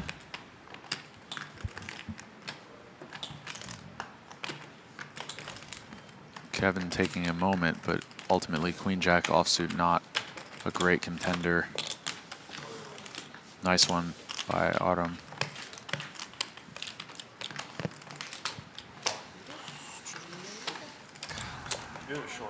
No, I think I am. It's crazy. I'm like 7.3. Steep. Yeah, 48. Autumn, originally from Rhode Island, might be a distant relative of Peter Griffin.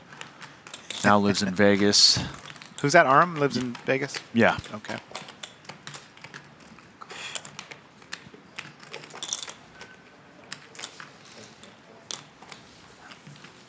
Do you like the shirt? Yeah, it's sweet. I mean, anybody that owns that shirt just guaranteed to be very cool, smart, charming, excellent individual. Did I mention I have that shirt? How much does a shirt like that cost? Originally, I think pretty cheap. It at least the one I have, I don't know if it's from the same like place. It's the same design, same artwork. Mine is from H&M originally, but I bought it at a vintage pop-up in New York for about $100 because I think I'm an idiot or something. Was it formerly used? Yeah. It's used. It was used. Yeah, I paid more because it was used. Might even have a hole in it.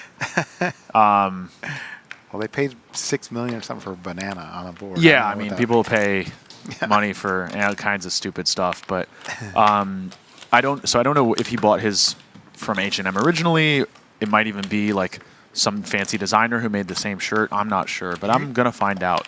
You're an art guy. Why did that guy pay $6 million for a banana taped to a board? Short answer, probably money laundering. Most modern art is some or another form of money laundering. That's why you see squiggly lines go for $50,000. Things like bananas go for that much. A lot of art is a form of value store that is tax exempt. So it's used for a lot of money laundering sort of purposes and just holding value. I actually collect art, but I'm into like visual arts that are more like MC Escher-ish, Salvador Dali, psychedelic, sort of thought-provoking, very intricate art pieces that I would never spend that much money on. The most expensive art piece I have is around $5,000, and it's super cool. It's like LED interactive, Lion King, psychedelia. But yeah, people pay a lot for stuff that doesn't look interesting to someone like me. Ace is here. I have no art. No? Artistic value or art in my house. So Nothing? Yeah. Do you have pictures on the wall? A few. Family That's it. photos? Yeah, family photos. Okay. Yeah. Only valuable to me. Marianne's not into art stuff at all either? Not at all. Interesting. I would have figured you got a gift given to you at some point, if nothing else. Some painting was a She has Christmas some gift. painting of Mickey Mouse. Oh, that's cool. That's about it. Legos. I don't know. Legos art. All right. Nod here's 4-3. He's up against Kevin's aces.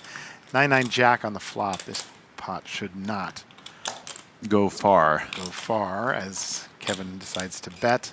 Yeah. 200,000. I don't think Nunad's going to go too crazy with the 4 high. Luckily for him. Just rockets.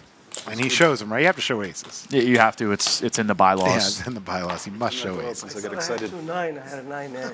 It's really one of the more tilting things in a tournament when you don't get action with aces. Yes. I've had it happen. And especially when you see like 3 bets, 4 bets, all this stuff going on around you, and then just like, oh, cool, 2 big blinds. Yay. I think they need to see a driver license, see how old. Yeah. That's the problem. Now, all players with over 50 big blinds. Amazing, right? Yeah, deep stack poker, which is not what most people train for. A lot of the study that takes place these days is for 30 big blind or less stack play. So it's always interesting to see like who has cash game experience. Those people tend to do much better with this type of depth. But I think in general, Autumn, Chad, and Nanad are going to have a big advantage here.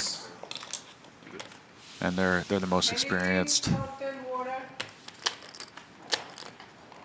Can you get a massage, Johnny? I've been waiting here for a fucking... Asking Joel for a massage. summoning a massage therapist. Hey, they texted me. They asked me if they could get a massage on stream. Yeah, why not, right? Why not? Yeah. Shannon, where you at? Yeah, Shannon, where you at? Come get some money. Get some TV time. Jack 10 deuce on the flop here with 7s for Hindi, Ace 9 for Aram. You know, guys like Aram, you just seem like these guys, Chad, always fighting for every chip, fighting every pot. Yeah. There's every no chip. There's no easy chips to win off these guys. No stone left unturned. There's no just easy give ups. You know, they're thinking on every level. They're analyzing ranges. They're going for the win.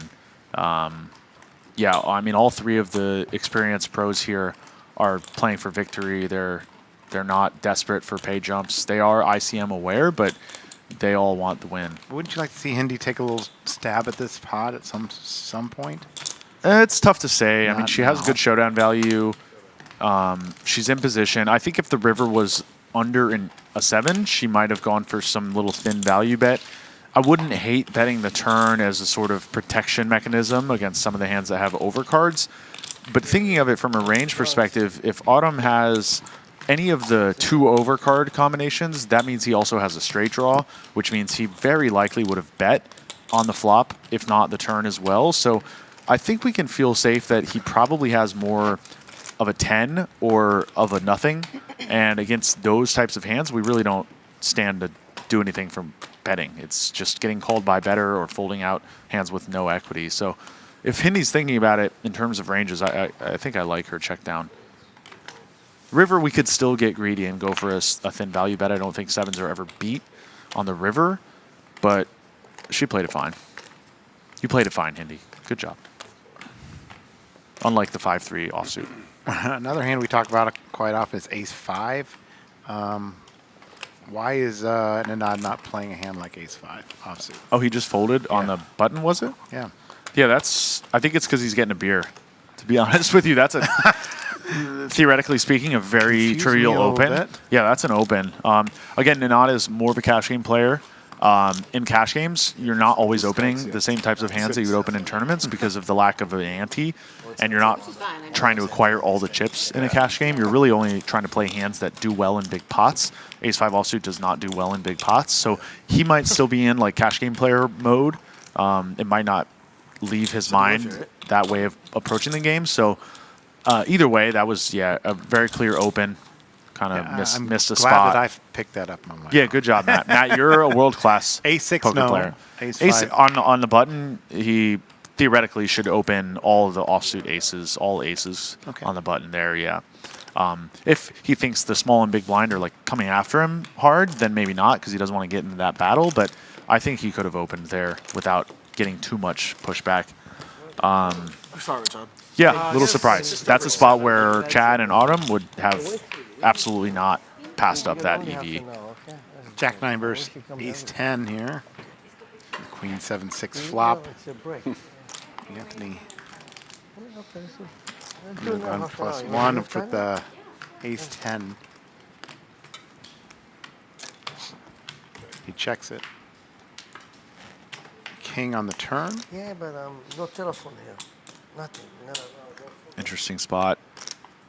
think Chad will veer away from getting aggressive here, but he could. He does have a gut shot. He has a decent amount of King X, but so does Anthony. And Chad's not going to be betting here with less than King X for value, so he's not repping a ton of combos by betting. Check, check. Anthony happy to go to showdown here. King on the river. You can smile in television.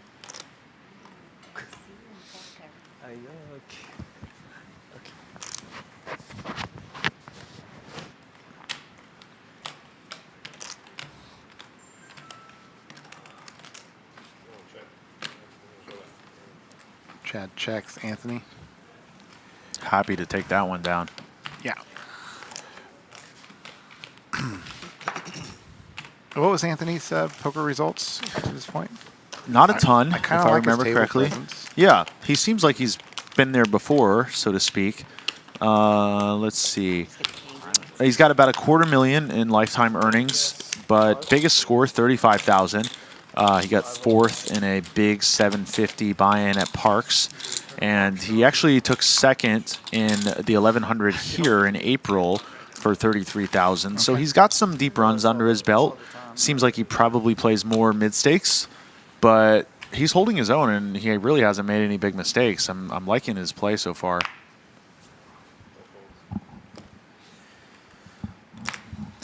There's a lot of really good players in the mid-stakes realm these days, and it only takes one run in a tournament like this to take it to the next level.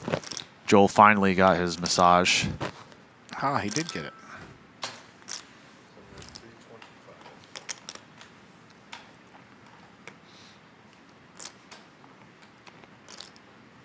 Million. Wow. Okay, Kevin. What did I see you. 3-bet it to $1 million. Yeah. A little bit out there. Joel doesn't open all that wide. He also, there's something to be said for when someone's getting a massage, they might play tighter. Yes. I think that's a real thing. And he doesn't open a lot of hands. He calls a lot of 3-bets. King Deuce offsuit, not the spiciest meatball. So Kevin just not afraid to go for it, though. I will give him that. And he doesn't seem to be the most experienced, so he's just, you know, taking it as it goes, and that's not afraid. $400K on that turn. Yeah. 6. Joel sticking around. I mean, if you're Kevin, you got to be a little afraid here now. He's made 2 calls here. Yeah, I mean, it is interesting because Joel should have a lot of Queen X hands that would fold to a turn bet, but it's also tough. I mean, he might not fold. He also might have a decent amount of Ace X. Now I think Joel's actually going to bluff with the best hand is what I'm sensing here. Yeah, you kind of make that look, yeah. Mm-hmm. Which, you know, that just shows kind of the different ways people think about the game. A more experienced player would probably recognize that King Jack actually beats pretty much everything that's a bluff at this point. I guess, you know, Kevin might have a pair of like 9s. That's what you would hope to bluff out, but really King Jack holds up well when it goes check, check. Joel moving up the leaderboard here. Yep. The stacks are just so crazy. Yeah. I mean, a lot of these final tables in my career, I don't remember ever seeing this deep packed. I've definitely seen deep final tables, but not this tightly packed. Tightly packed. Usually I have 1 or 2 people with 10 big blinds, or, you know, maybe somebody with a dominant chip lead or 100 big blinds, but not like this. Yeah. Yeah, to your point, the final table last week that I was at, brag, there were 2 players with less than 5 bigs, and 1 player with like 200. So it was super like polarized, and it was a really cool dynamic to play with because you have to play super tight with the 2 short stacks, and everybody's kind of playing for a second. Here, everybody's just playing a cash game right now and seeing like who wins, and it's very rare.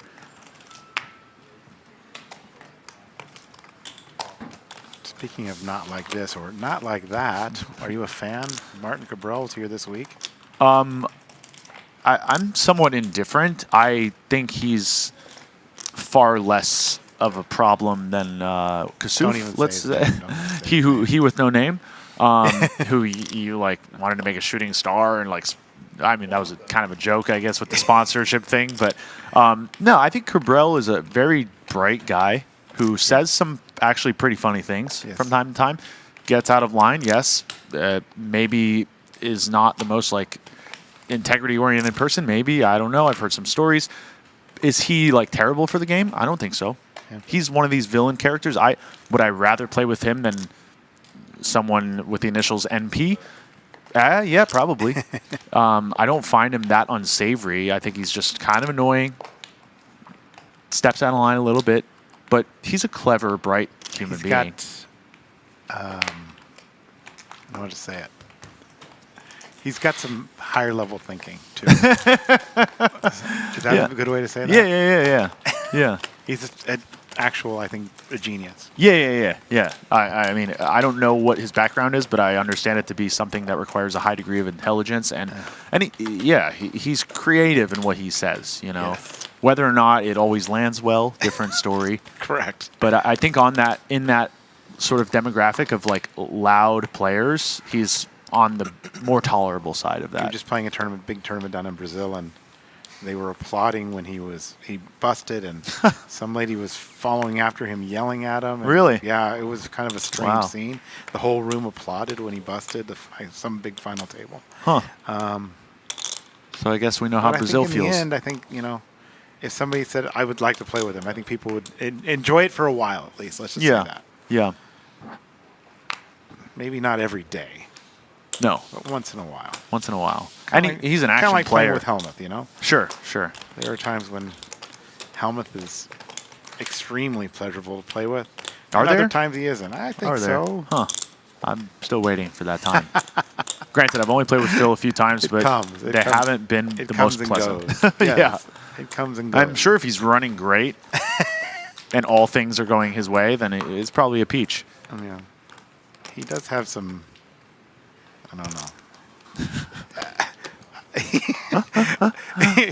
You're a pro, so there's a difference. It's different. As an amateur player, people, they enjoy playing with Phil. Yeah. I mean, I like him at the table. Honestly, I like him at the table because I think he gets everybody else off their game. Yeah. Or at least gets some people off their game. Yeah. Again, the jacks. What's going on here, dealer? Raised to 350. Who's got queens? No, just one queen. 6-5. She folds, and queen 9 for Nanad. Queen 9 suited. Makes the call.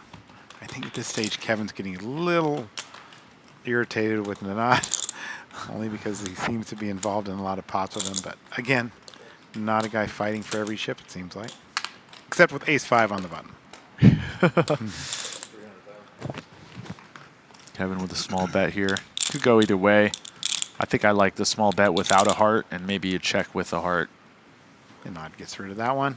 Just so everyone I'll knows. move on to the next hand. Just so everyone knows. Speaking of players you know are in the room, I didn't hear Cuz this weekend. No, he wasn't here. He was trying to get down here. He asked me a question that he should know the answer to. Since he's played here 50 times, he asked if he could enter on day 2. And another topic for another time. Should you be allowed to enter on day 2 of tournaments? Sometimes yes, sometimes no is my answer to that. I think that's the right answer. He must have been down in Colombia with his 10 girlfriends or something. Yeah. Shout out, Cuz. You ever seen Medellin? You ever been to Medellin? No, Cuz? he's got no shame. I'll give him that. No, that's true. Sorry, guys. I guess until someone 3-bets me, I gotta keep opening.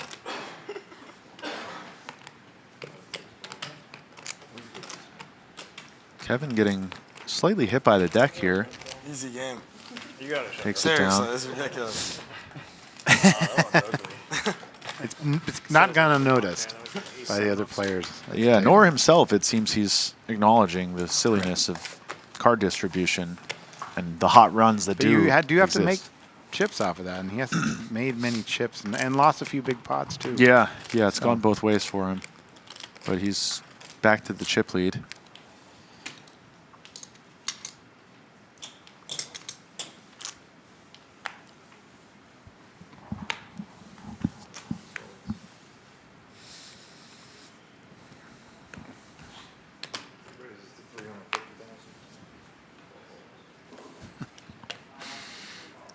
All right, Hindi now with kings. Oh, just kings. Yeah, there's been some big hands. Yeah. On the table. Kings for Hindi. She 3-bet. Finding no takers. To 1 million. Yeah, and with that initial raise to 350 with Ace Jack. Ace Jack offsuit being a hand that in this spot we would look to either turn it into a bluff with a 4-bet or more likely just let it go. Why is Ace Jack a good hand to bluff with? Because we have good blockers. 2, oh, she snap shoved. I was like, what happened? It's just not a hand that plays great for value. Like as a call, it doesn't flop that well. We don't mind if we get jammed on and have to fold. We're not giving up much, whereas like ace queen suited, we're much more annoyed if we have to let it go. So ace jack is kind of that middling hand that you have to kind of find some line for where your 4-bets are gonna, your bluffs and your value are gonna coincide. And ace jack is just kind of the perfect middle ground where you don't mind if you have to end up folding it. It doesn't really do well calling. And ace jack suited, obviously a little bit different, but yeah, ace jack's offsuit's just like kind of the Hindi. You gotta turn your cards in, Hindi. Yeah, you're supposed to give them back to the dealer at the end of the hand. Kings again? And Autumn, you're not supposed to give your cards to your neighbor. Exactly. Yeah, I see ace jack and I just see pain. I don't like ace jack. It's not a great hand, which is But why it's interesting to hear you say that it's actually a good hand to. Yeah, especially as a 4-bet, it just has kind of made its way to the zeitgeist, let's say, of being the hand that is good to a 4-bet bluff with. Now, Nanad's situation, much different. He's in position. He's got chips. This is actually a spot where you're playing ace jack as kind of a value hand and calling. You keep in hands that you dominate. Autumn's situation, being out of position, much different. And so now Nanad gets to see a flop, maybe play against some hands he's crushing. Chad's in there, and he's got 2 pair. And very lucky for Hindi that she chooses to check here. This will be weird because actually now I think Chad's going to check raise probably. Very interesting. I don't know how Chad's going to play this. You could call, but I think he's going to go for a chunky check raise. And then honestly, I think Hindi's... What are you thinking here? I think what I would want to do is throw up into my mouth if Chad check raises. I think Hindi is going to like instantly shove. Oh, no. Or quickly. I think she's...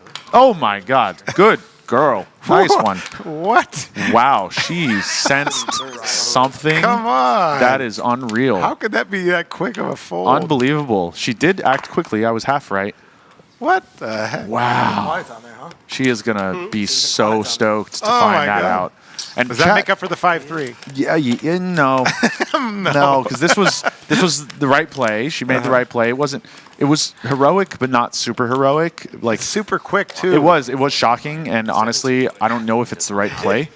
Chad has some hands that are not better than kings in this spot. He has some like combo draws. He has some like I don't know. His range is pretty strong actually.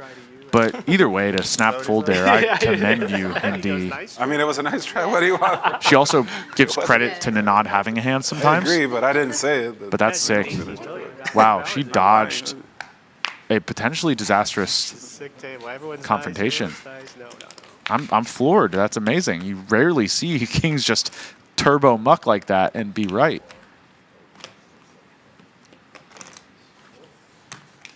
Wow. Yeah. Granted, that is a flop where if you do get it in with kings, you're either way behind or against some type of combo draw type of hand where you're not killing it. So, yeah, good for Hindi. She got a big stack, too. And it's nice to be able to maintain that. That's the play of the day so far.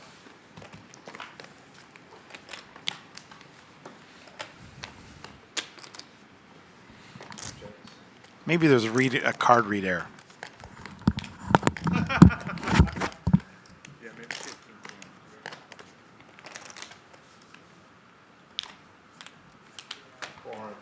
Nothing for both here. So who goes for it? Firing with some backdoor potential or face down.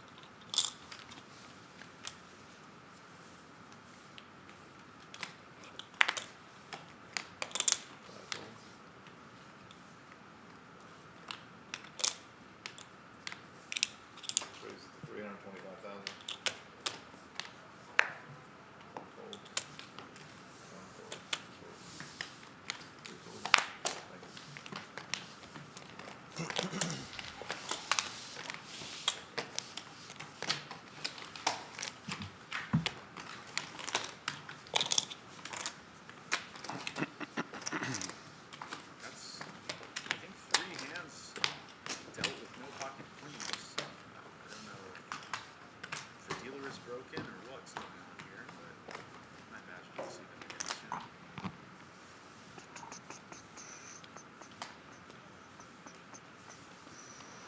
For those of you just joining us, we are here at the Rock and Roll Poker Open at the Seminole Hard Rock Hotel and Casino in Hollywood, Florida. 3.5K main event, $3 million guaranteed, and just over 1,200 entries in that bad boy. We have Chad Eveslage, Thomas O'Brien, and non-medic representing the pro team here. Kevin, me, Indy Kortetsky, Joel, and amateur side, Indy, I guess could be considered a pro. She holds her own in the Florida tournament scene, regularly hosting final tables and results. Anthony, a little bit of a mystery card. I feel like he might be more of a grinder than the lead of the room by his tournament record. Wouldn't be surprised if he catches anybody's game. Very deep stacks, lots of chips. Autumn to shortest with almost 30 big blinds. Flop coming out. I see that ace and a jack and a 7. Arms flop top pair, king kicker. No clubs on this board. The 9's for Kevin. Yep. Checks.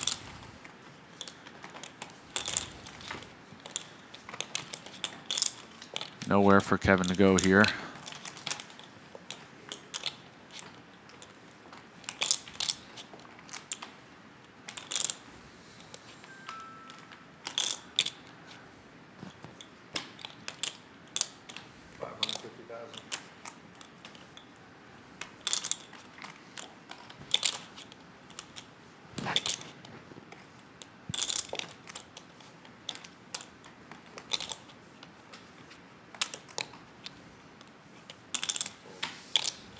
Got a 550 and a fold from Kevin.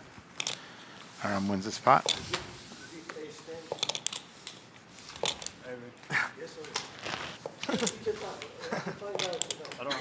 I can find out. You can find out in 30 minutes. Or whenever done.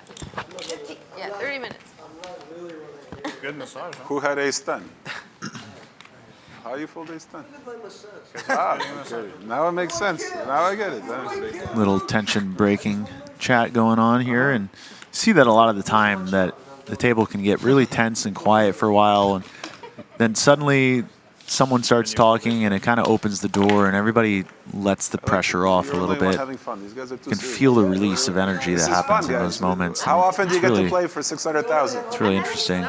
It's more than your lifetime earning. Let's have a drink. Have some fun, guys. Exactly. Joel's chilled out now. Yeah, I like it. the Nod and Joel trying to get the party started here. I don't believe you guys. So try this. We should be thankful that you're Will here. Chad join in at any point? No, not much of a drinker at all, but he's here for business. He'll chat a little bit, but he's locked in. He's here for blood. He's I not like here the to make makeup of friends. this table, honestly. Yeah. You know, Good He's configuration. very tired of having a table where nobody's doing any talking or nobody's having any fun. This is a great one. Couldn't agree more. Hey, you said that. You know, When's your last? Said no. What? Are you serious? No. My results are way better when I drink. You showed Yep, up to I can day confirm. 2 table at the end of the night with a beer in hand. I've played in some started home day games two with with the Nod energy where was like- that was proven to be true. This tournament I decided He is not because afraid the to cash game I get played, a little tipsy my and results when I'm gamble sober it up. are terrible. And then, like 2 different graphs. and then I decided, I decided this tournament I'm gonna switch it up and drink, and here I am. You would have There you folded the go. jacks if you didn't have a couple drinks in you? I don't know. That was I just played it weird, and I don't know. Yeah, but it was a lot in the pocket. Yeah. You had to figure that- yeah. And it was just a small blind. Chad raises to 300,000 with 10-9 suited and a Nod Whatever. with ace-6. Let's Worked let out. go. Had a Joel pair. with Jack-9 is out. I don't know if your player. Do you like know what Joel GTO getting that? says. Is he playing less hands because he's getting this massage? Let's ask the coach. Probably, right? Yeah, generally speaking, I think we haven't had any evidence to that either way The so far. massage towel. Yeah, the massage towel. It definitely is a factor for a lot of people. he was still in there with the king jack. I think he's still going to splash around, but we haven't seen enough hands yet to know. I like the table massage too, but you can't do it if you're short stacked. Yeah. The pain of ending your massage early is just too embarrassing. I, for one, cannot deal with that shame. I will never get a massage if I'm short stacked. Despite being a very optimistic person, I'm also very realistic, and if I have 5 big blinds, I don't expect to be there for an hour. So he gets like a piece shame of. is I mean, real. it's his company. It's his company, so. Piece of. Like, I mean, I don't know. I guess. No, it's a coaching site. Yeah. I mean, but if he owns the site, like, let's say, he probably gets profit off of everybody, right? I mean, I don't know. I don't know how it works. Subscribers. Yeah. Or like you're a coach, for example, right? Yeah. You get he doesn't get a cut of your. He pays me. He employs me. Like, Yeah. Okay. I make content for him, so. And then he gets all the subscription fees, right? Yeah. Talking about coaching. He probably should be paying me to wear this. I didn't ask him for anything.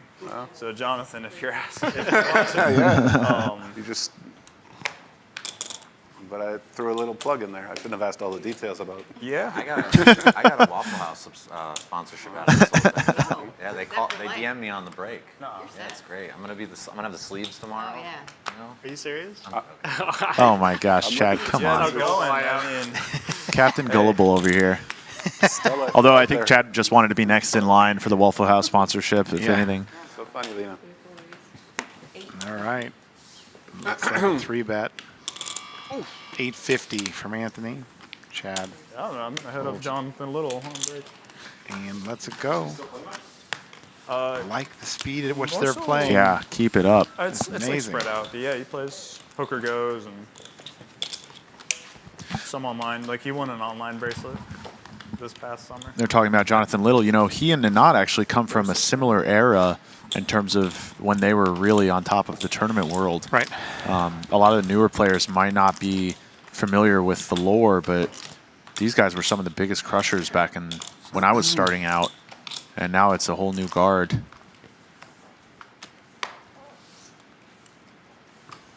Some guys got into coaching businesses, some guys got into cash games.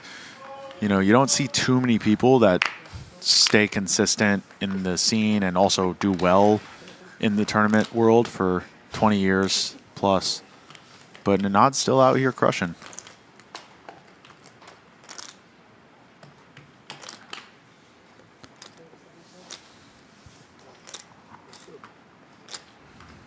$450. Kevin now with King Queen. Raises to 450. That'll get it done.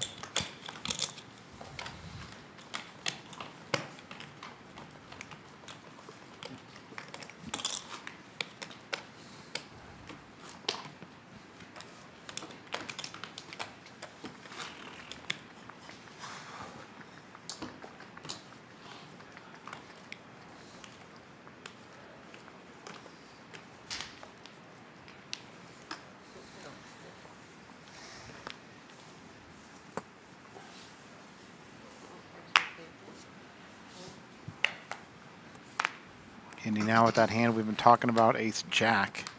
And it plays different in different positions, right? Yeah, definitely. I mean, you know, I was saying earlier that it's a good bluff candidate, but that's in a situation where you get 3-bet.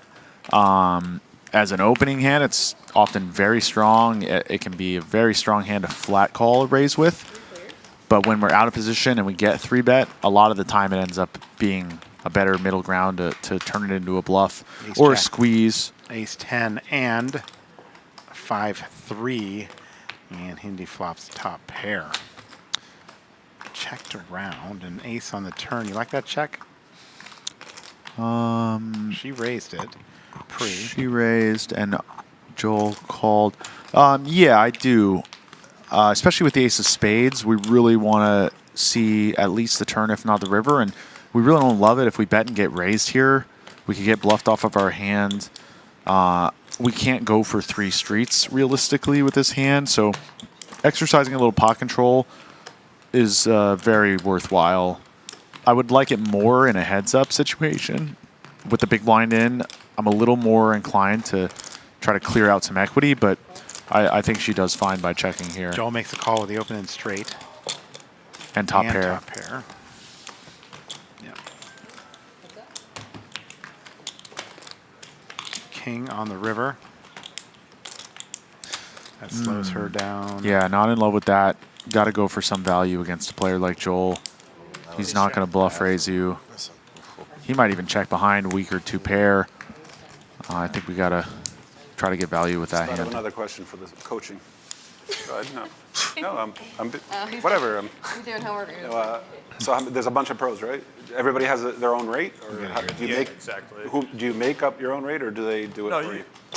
Like, I make videos, and other guys make videos, so people can subscribe and watch them. Oh, but you don't do like one-on-one? I do. Okay, Yeah. So, but you have a rate for that, no? Or is it random? Yeah, there's just a forum where like you can see all the coaches and then like see their rates and see who you like. You can like shop around. So who's like the top? Who charges the most? The most? Brock Wilson. Huh? Brock Wilson. I think he's old school too, no? I mean, no, he's young. He's my age. Really young. Brock always crushing the tournaments here. He's like final table of every high roller. Do you know the update on the 25K right now? Cherish beat him yesterday. I don't know. Cherish beat him in the what? In the whatever 10K. the 10K. Yeah. They're always those two are always crushing and like super, new power couple of poker. Always at final Are they gonna tables overtake together. the Fox? Yeah, I don't know about that. They got a lot of ground to cover to overtake those two. They are truly legendary. Yeah. But Cherish and Brock definitely crushers in their own right. And Brandon Wilson, speaking of Wilsons, that guy just wins every 25K. Yeah. Insane. Manning now here bets raises a 325 Queen 10 suited. That was good. Need anything, man? I got you. I can't believe I was over that. know. That's insane, dude. Yeah. I'm so not I locked get free in. Waffle House for life. I need to lock in wear fast. the sleeves every tournament I'm in for the rest of my life. You can bring us Waffle House every night. Yo, anything you guys want. Yes, please. Yes. I pay you later, or I gotta pay you now? That was the boys' meal after a long day of basketball. What? No, we don't have it in the Northeast. It's, Really? It's a delicacy for me. like You have Denny's? Yeah, we have Denny's. Yeah, we have Denny's. It's not even close. Waffle House crushes. Yeah, Denny's doesn't hold a candle to Waffle House. Come It's not on. even close. I've had it every morning before I've played.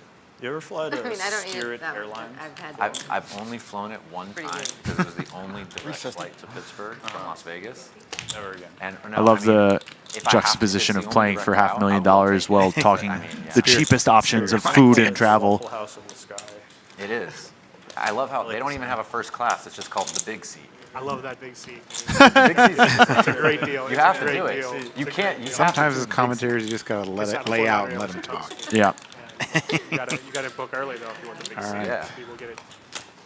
Yeah, I've only did The it. nod raises to 900,000. What do you think of that? Oh, nice. I didn't catch that. He's not repping much.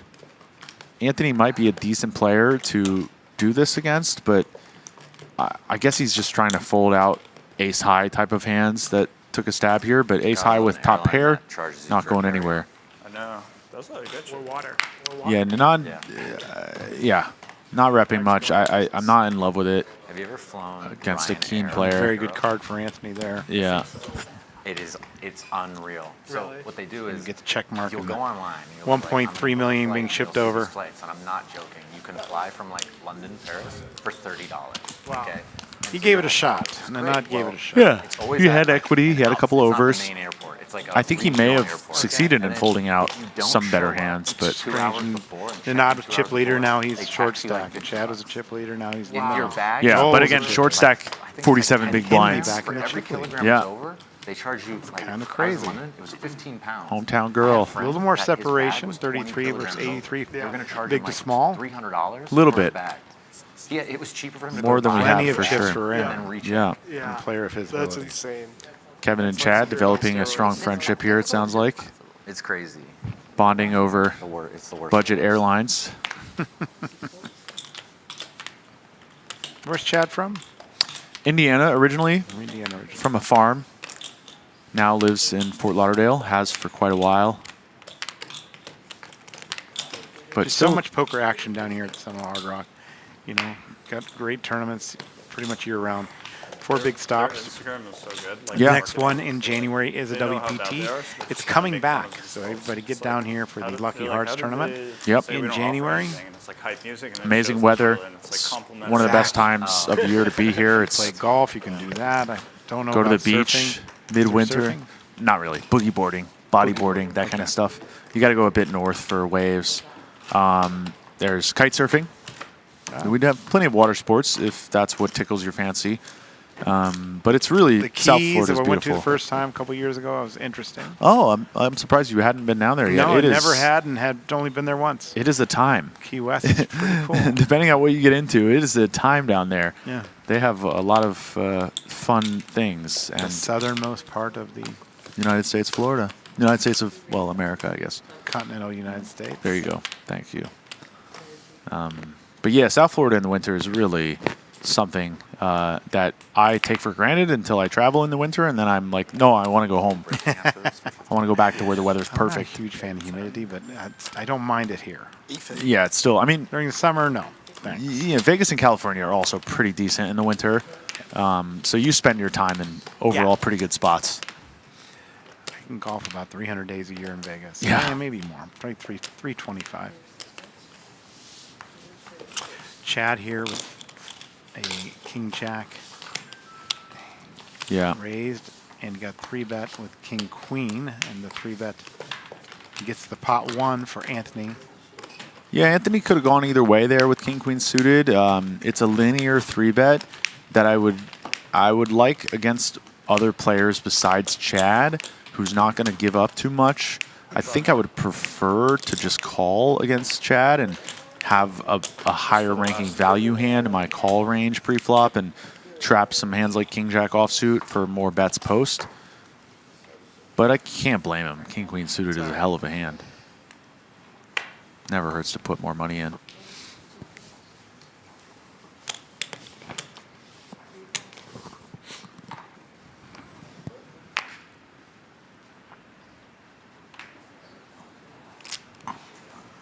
Hindi really has not gotten out of line from what I've seen since. Yeah, since her the one big 5-3. fudge up, she, I think, learned her lesson. Good let's comeback. say. A good, Good discipline. It's a lot of times you do something like that, and it's just straight down. The wheels fall off, yeah.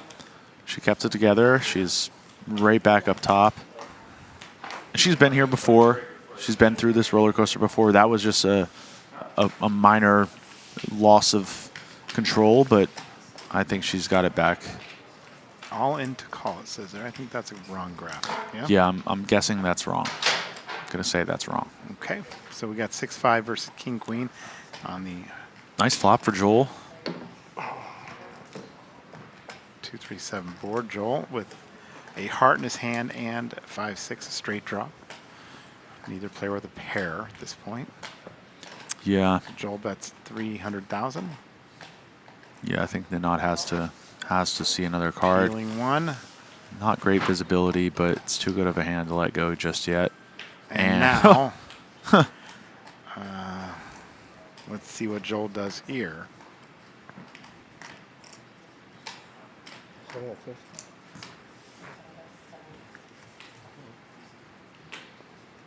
Half pot. That's going to get the job done. I can't fathom the knot has anywhere to go besides the muck.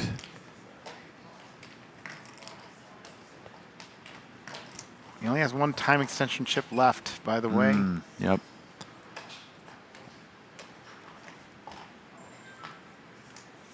Cannot use it. Look. Joel. Joel continuing Shows to show. the straight.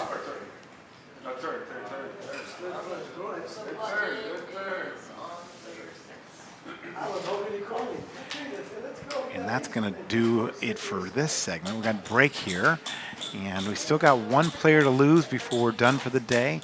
Aram Zobi in the chips short stack with 5 million in chips, and Hindi Kumateski in the lead with 61 bigs and 12,125,000. We're going to 100,200,000 when we come back.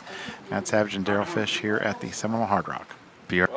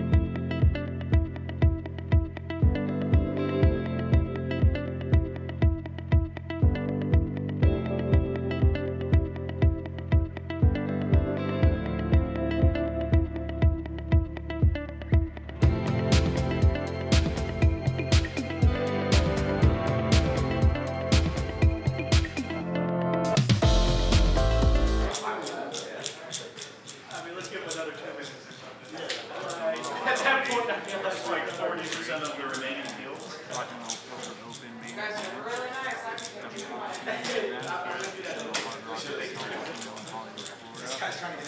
I'm Daryl Fish. Coming here from the booth. Not Savage.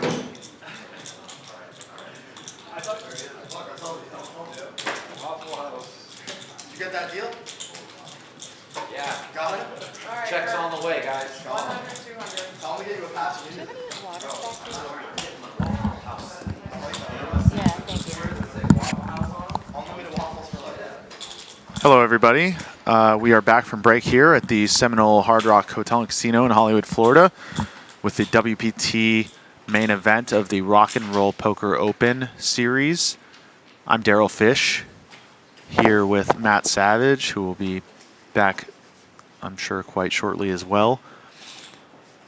7-handed here, playing down to 6. Everybody's got a decent chip stack. Autumn now the shortest, but still 25 plus big blinds. Hindi Komatetsky chip lead with over 60 bigs. And everybody else really chilling. Matt now back with us.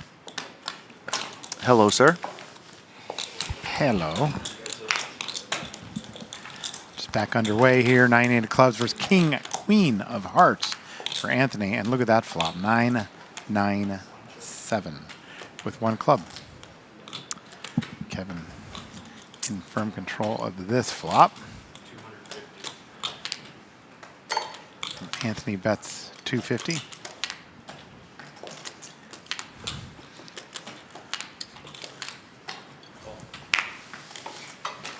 I call. Yep, Kevin. cheap price. Gonna see a turn here, but now a deuce of clubs. Check mark already in the hand of Kevin. And check, check.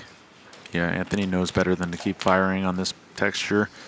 7 under now. Any thought to my king being good here? Yeah, that is a card that gives a little hope to the king high. Now that we beat some of the middle to small pocket pairs that might have stuck around, it's a little tempting. We beat all the straight draws. We beat pocket sixes downward. And it's tempting, but the price is not great. He did bet pretty chunky. I don't think he'll be calling this, but I wouldn't blame him too much. There are a lot of straight draw combos in Kevin's range here from the big blind. Anthony looks suspicious. But as we've established, doesn't he always? He does look him up.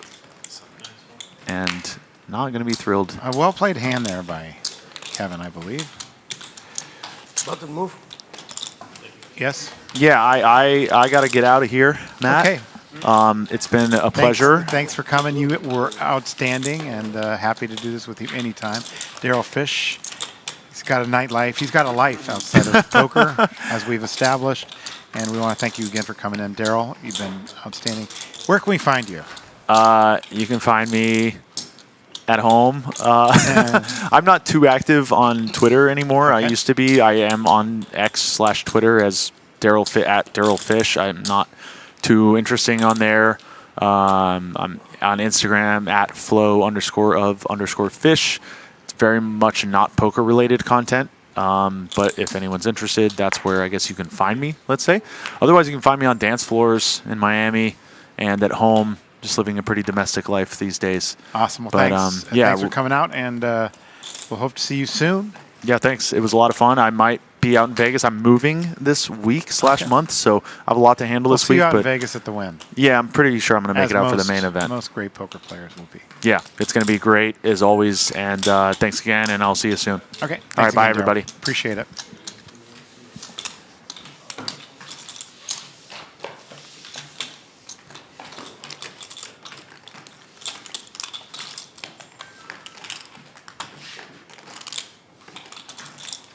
All right, Joel taking out a pot there.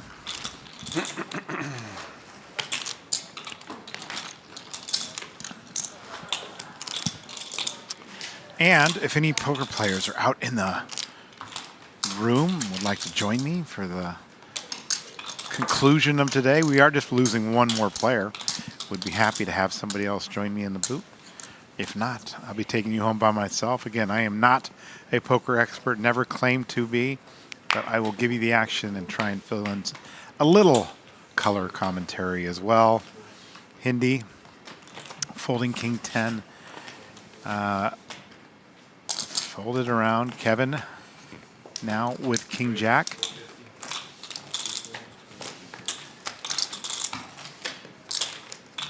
Making a raise and taking it down.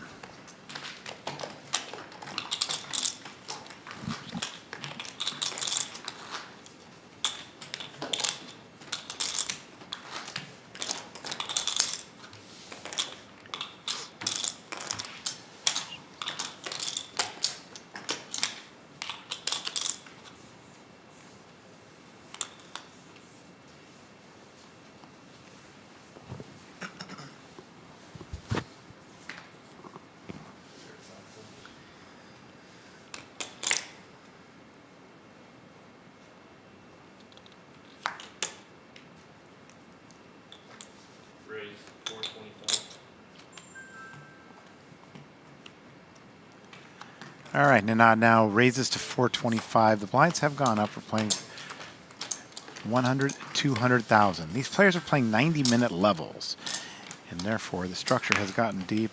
All players are pretty much well established with chips here. Aram, the short stack, with 4.325. Not in any danger, though, and especially a player of his ability.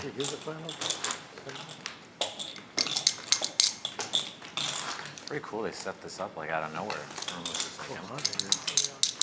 Table talk was going before the break, but now, after the break, maybe they had something to eat. Let's come tomorrow with a bathing suit. What do you think? We can get some. Appreciate you all watching here on YouTube. I'm going to go to the commentary stream, and if you have any questions or make any comments, I'll be happy to answer them. If you have any questions, this is a $3,500 Rock and Roll Poker Open World Poker Tour event here at the Seminole Hard Rock in Hollywood, Florida. If you've not yet been to this casino, it is a beautiful property, beautiful resort, amazing swimming pools on both sides of the casino, and also a guitar hotel, an iconic building in South Florida. Exactly, yeah. It's so hot. People from all over the world talk about it at this time. A raise to 500,000 by Kevin with the tens. Hindi and Anthony fold. And a quick win here.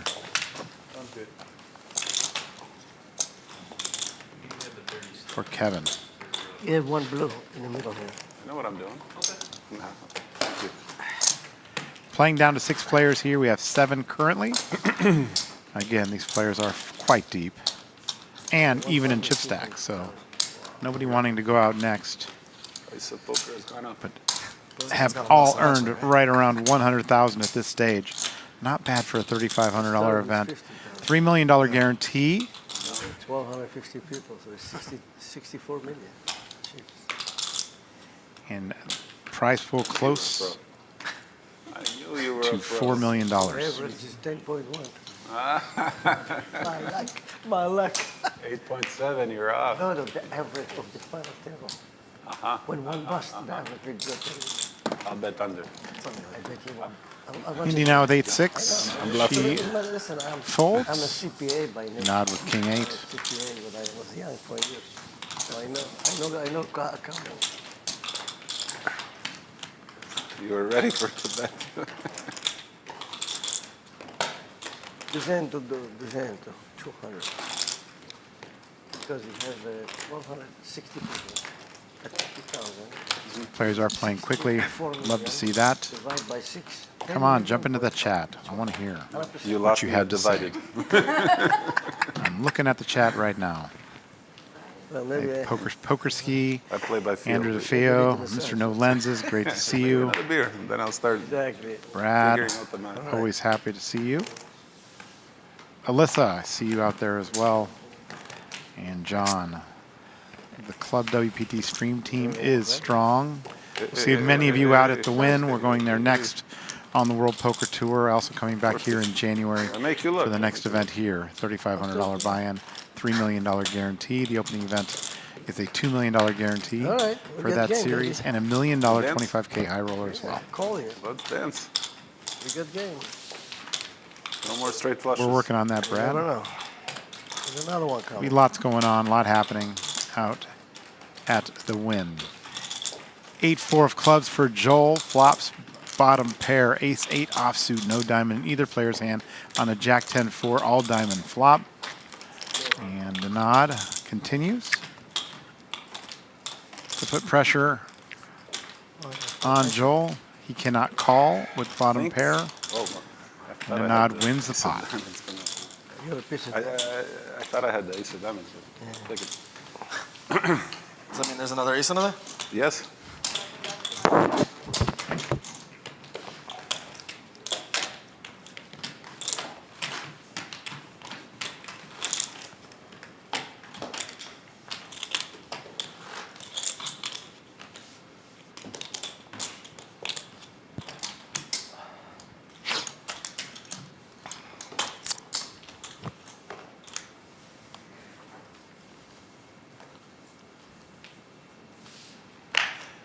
Chad with 9-6 of diamonds, fairly uninvolved as of late. Aram now with King-5. He folds Jack-7 for Anthony. Hindi with King-6 of spades. This is what they call the final table bubble on the World Poker Tour. Even though we are at the final table, it is not the live stream final table, which will be tomorrow, 2 p.m. local time, with a 30-minute delay. Will start at 2:30, so make sure you tune in for that.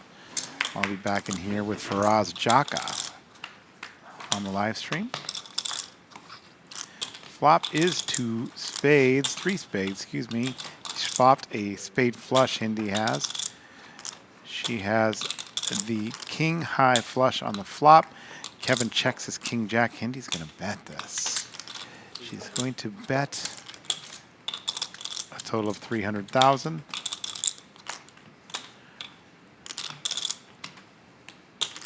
Kevin, no spade in his hand. We'll let it go. Hindi wins that one.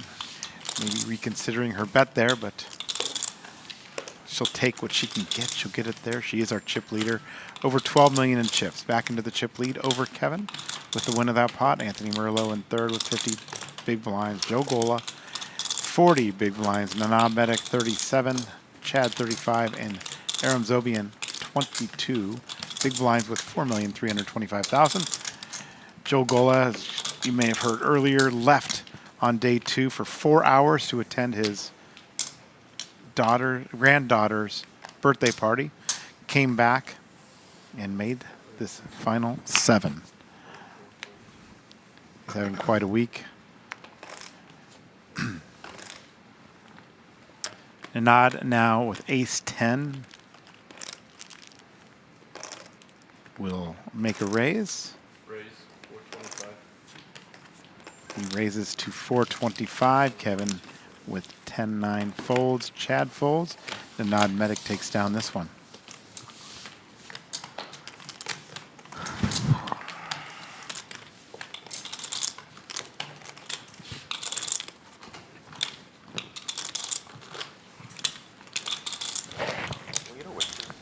Yes. You ready to drink, huh? I like it, brother. I like it. Yeah, have a beer.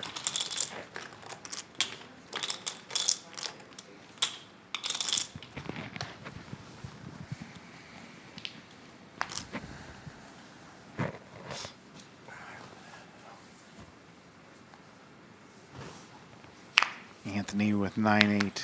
He folds. Hindi. 8-5 suited. Lets it go. Nanad. Ace deuce. In the hijack of spades, he raises.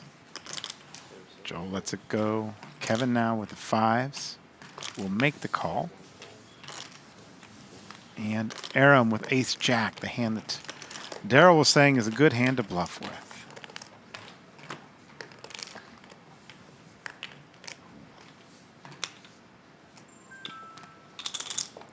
All in.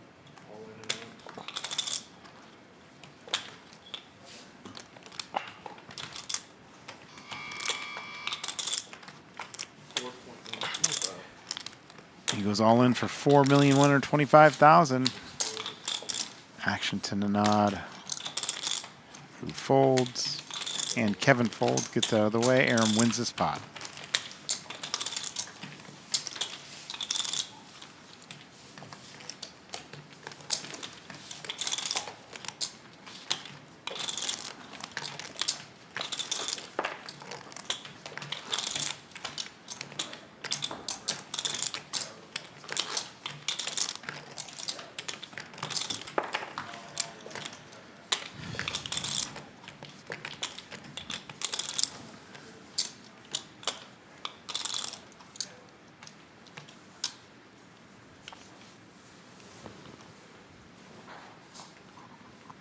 Hindi now with 6-4, folds. Nanad's out with the Jack-7.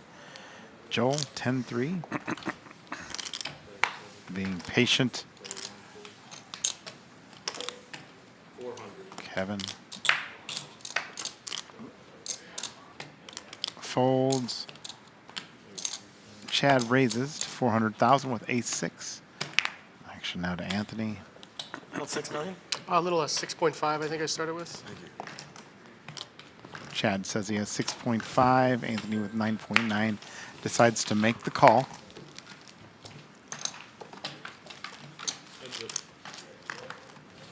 Ace right on the flop, followed by a jack and a 5. A check from Anthony.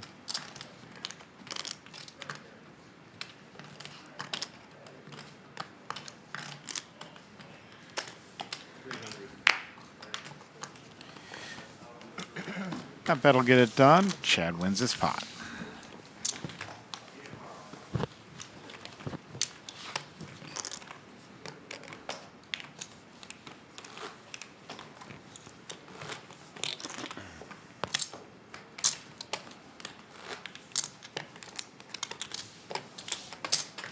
No rabbit hunting, Stu Mandelbaum.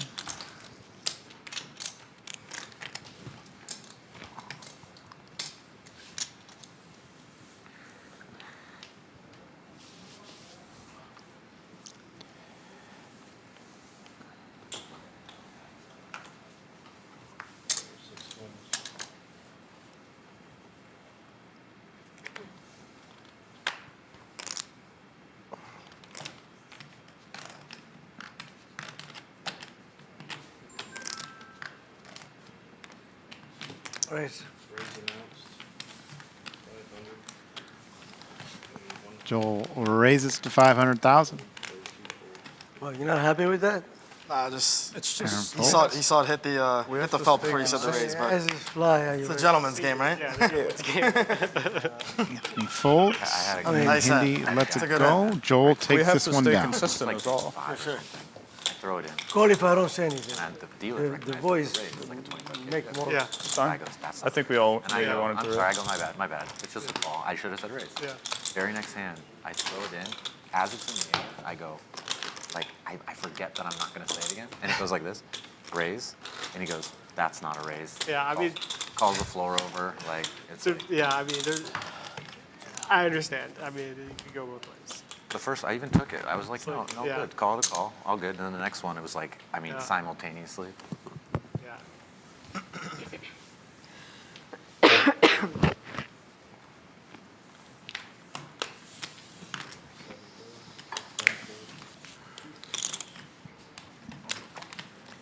Aram now raises to 425. Anthony with 2 3s.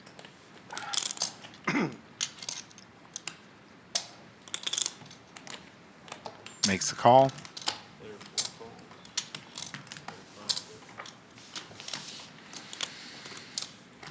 We nod now with Queen 8 of diamonds.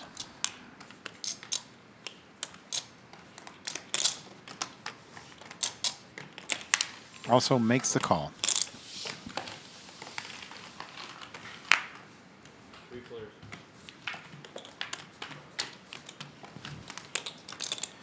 Queen right in the window, followed by 10 and a deuce. Nanad, medic, flops top pair.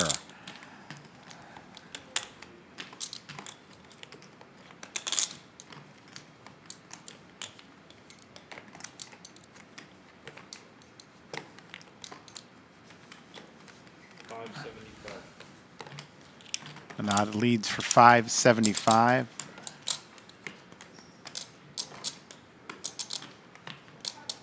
Ram folds.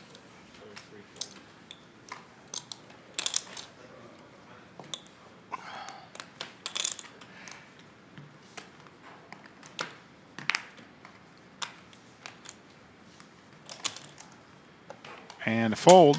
The Nod Medic takes this pot down. The Nod, 8.3 million.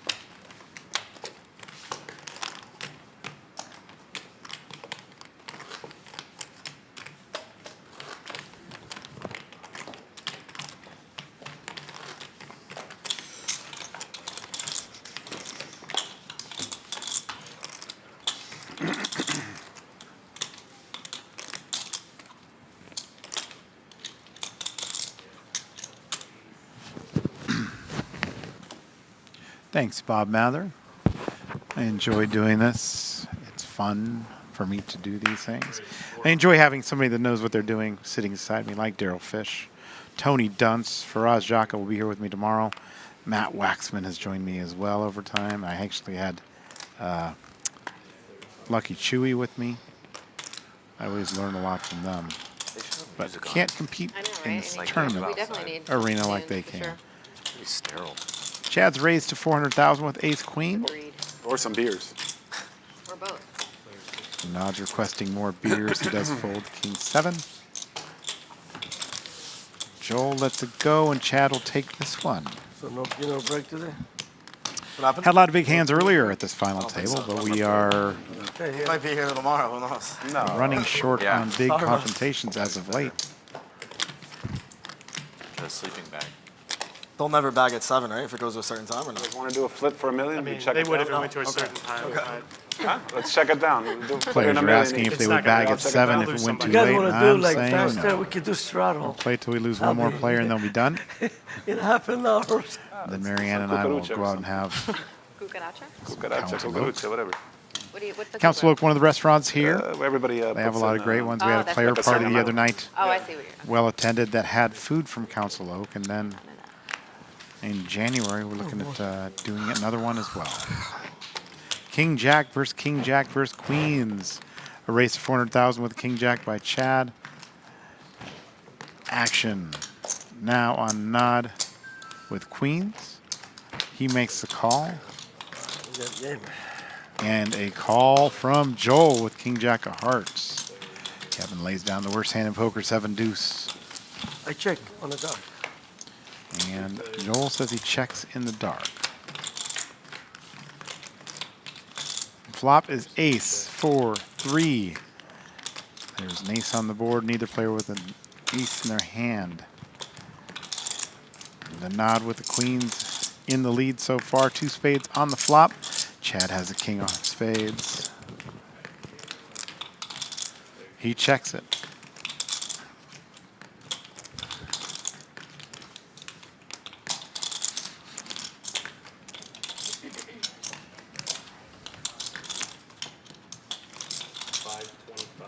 The Nod bets 525.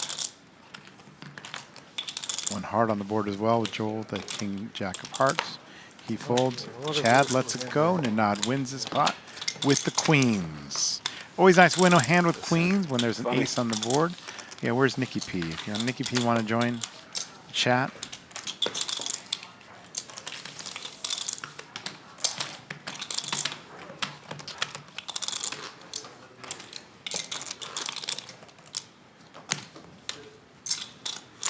Hindi in the lead, 60 big blinds, 11,925,000 up top in this tournament. There he is. First place in this tournament is 605,100, which includes that seat to the WPT World Championship in Wynn Las Vegas, where they can win millions more. I want to thank again the amazing staff here at the Seminole Hard Rock Hotel and Casino. Tournament team headed up by Jason Heidenthal, Poker Room Director of Operations, Bill Mason. I've assembled a great crew of dealers, staff, and they make it look so smooth here. Hindi raises to 400,000 with ace-10 of spades. Joel makes a call with 10-9 and queen-9. There's a jack on the flop, followed by a 6 and a 5. Hindi is in the lead. There are 2 spades as well. She's not going to go anywhere. Let's see if she bets this. She checks. And a check from Joel. Turn card is a 9 of spades, and now both Chad and Joel have a pair of 9s. Ace-10 of spades in the hand of Hindi. She's got the check mark already. She's got a spade flush. Let's see if anybody's going to take a stab at this pot before it gets back to Hindi. And she makes a bet, and it's going to happen. Chad Evislage bets 600,000.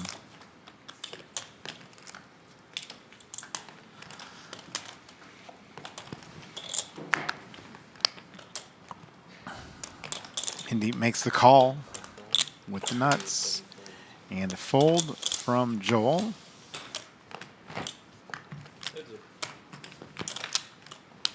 The river is a harmless 4 of diamonds. Chad now. First act. Is he going to continue to bet this?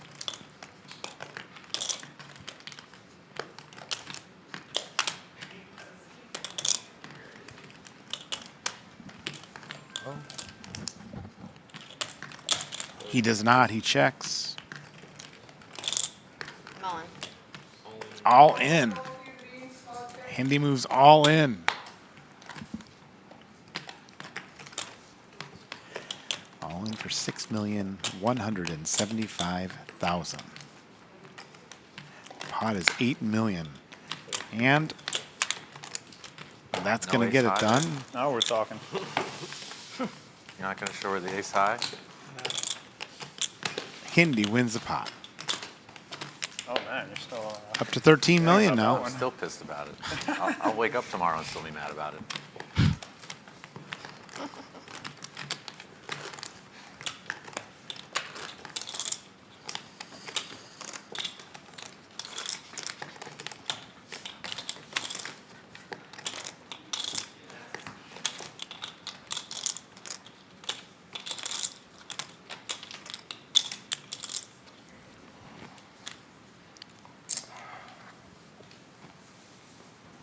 Ace Jack for Anthony.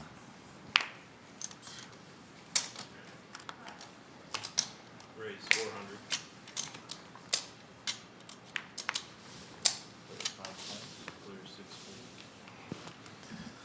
He raises to 400,000. Joel with ace 9. Makes the fold. Kevin now with Jack 8 of hearts. Decides to call. Give him a wash. And Chad folds the king deuce. Aram out with 6-3. You got over there, brother. Like 9 million? Give or take? Why are you always lowballing me, man? It's just, why are you always lowballing? I just chips. Why don't you say, like, hey, you got like 15, right? I keep missing this brown stack in the back. You say, hey, you got 15, right? And I go, nah, man, I got like 11. What do you have, though? I have 11-ish. Yeah. Keep hiding that brown stack back there, that's why. That's what I'm missing. You have 4 browns, right? 4 browns. That's where it is. I have 4. That's where we're missing that 2 million. Yeah. Check.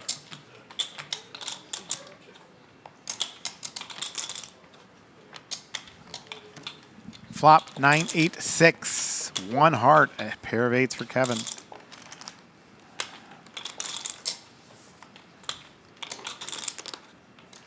Anthony with ace 5.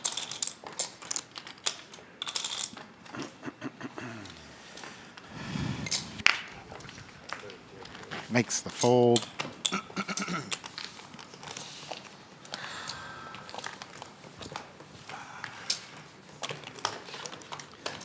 Hindi, 68 bigs, 13,625,000. She's the big stack. Aram Zobian. Right, now you tell me the short exactly stack, still 22 bigs.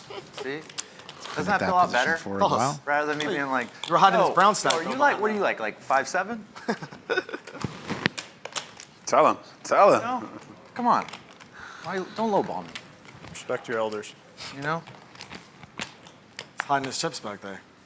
I don't know how, I mean, if you want me to put them in a line, We'll do Oh, that. I was just missing that $2 million in the Here we Browns. go. Here we go. There we go. We'll change it up. Change it up. Let's go. Now we'll never miss the count again. There we go. And he lets that one go. The knot, ace-7 of hearts. Raises. 2-4. 25. Kevin folds the king-6. Chad lets that go. And Hiram folds. Now Anthony with queen-10 in the big blind makes the call.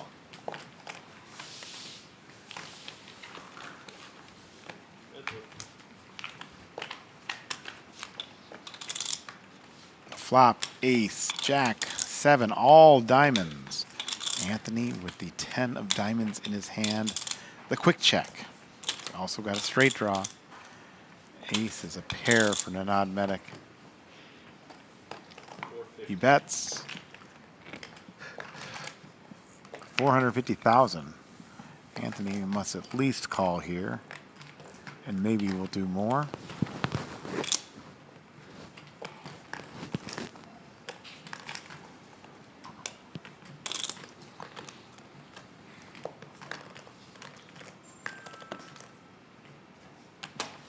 And he does make the call.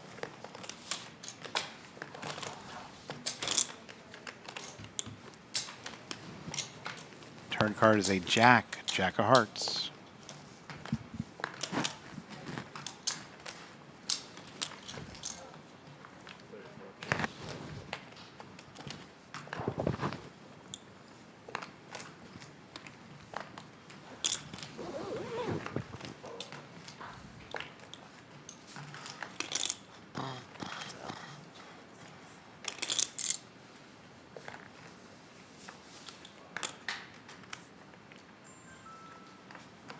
The nod continues to bet 875.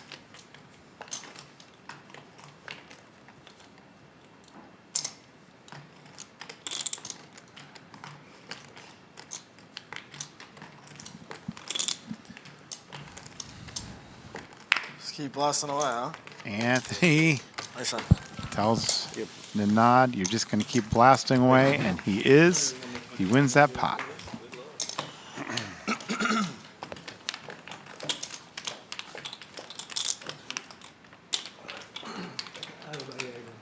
Good, how you doing? I'm having fun. I don't know about the rest of you guys. Sure. Having a blast. So far. I'm having a blast. Yeah, nice. This has been awesome. You guys ready for a beer?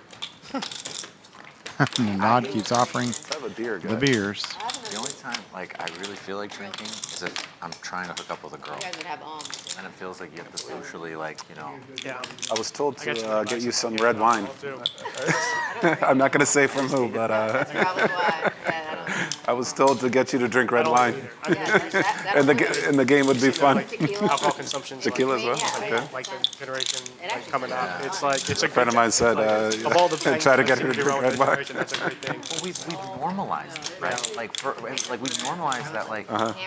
drinking's normal, right? Like, and it's not. Like, it's like smoking cigarettes. Yeah. I have a few of those photos of myself. Yeah, it's one of the worst things.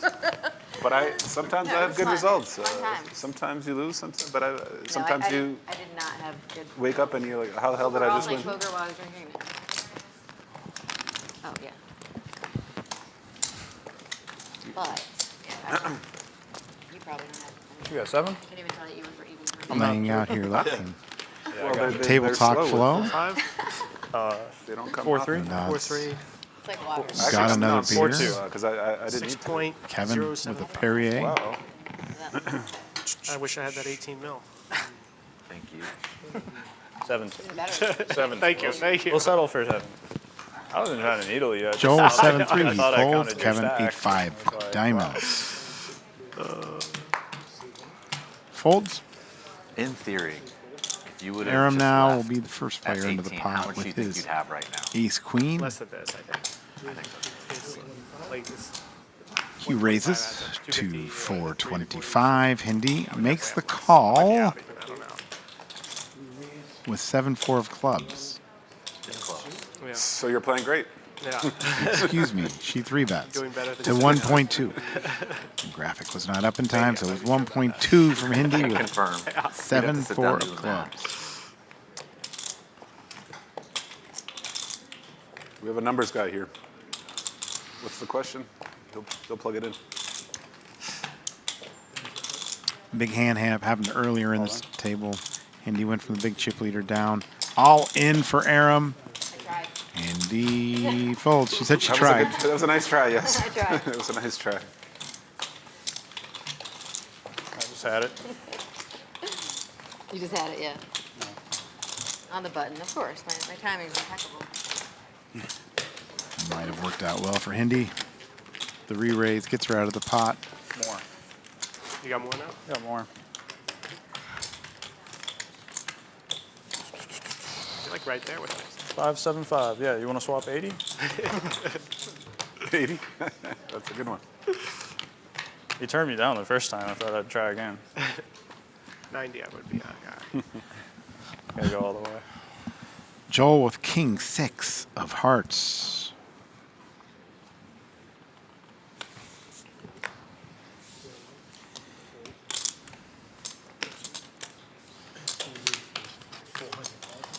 Aaron folds the 3s.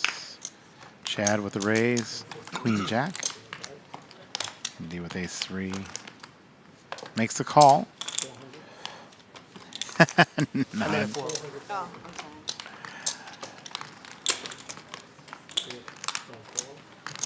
Nod folds. Chad with Queen Jack. Hindi with the ace 3.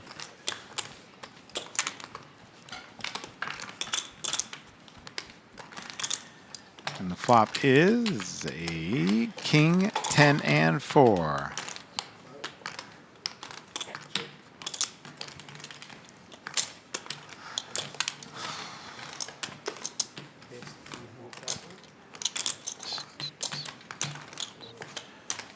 Chad with the open and straight draw, ace high for Hindi.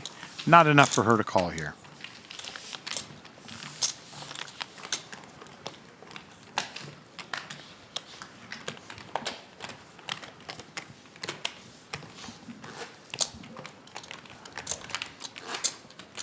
Down to the final 7 players. This tournament started with 1,224 entries, and we're down to the final 7 players.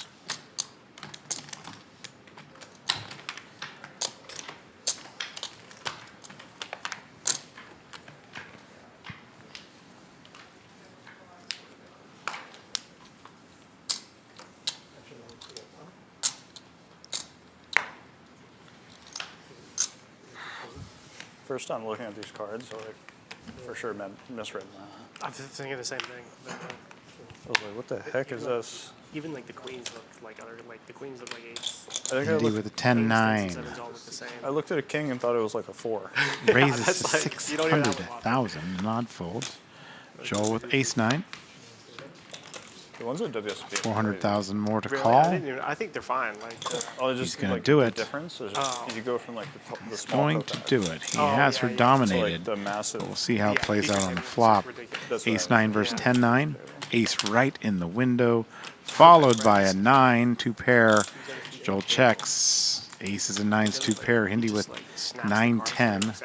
Turn card is an 8, and now an open and straight draw for Hindi. like a cracker. It like And Joel's going to bet. Well, those are expensive decks. Yeah. 700,000. Likely to get a call from Hindi, but could be more.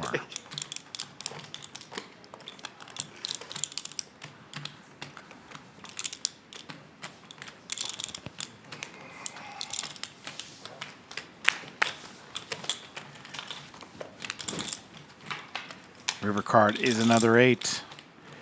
Aces and 9s, 2 pair for Joel, and check, check, and he'll say top 2, which is actually top and middle 2. But that's good enough to get the pot. Joel Somebody got to be in the bottom.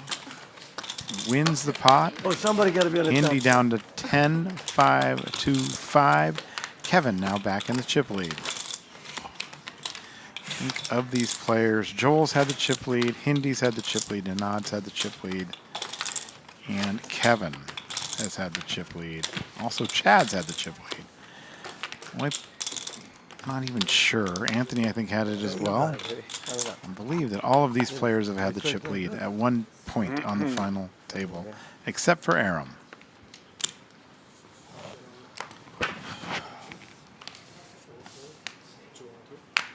I've been thinking I've been like hard dead, but maybe I just like folded. People are watching, they're like, what? It's a nightmare. I think I raised folded king jack earlier, and I'm like waiting for someone to say it was kings. Take it down, baby. It's all yours. Thank you. Enjoy it. Much appreciated. Don't spend it in one spot. I'll try not to. Joel's getting the chat going again. Appreciate that. No confusion. See?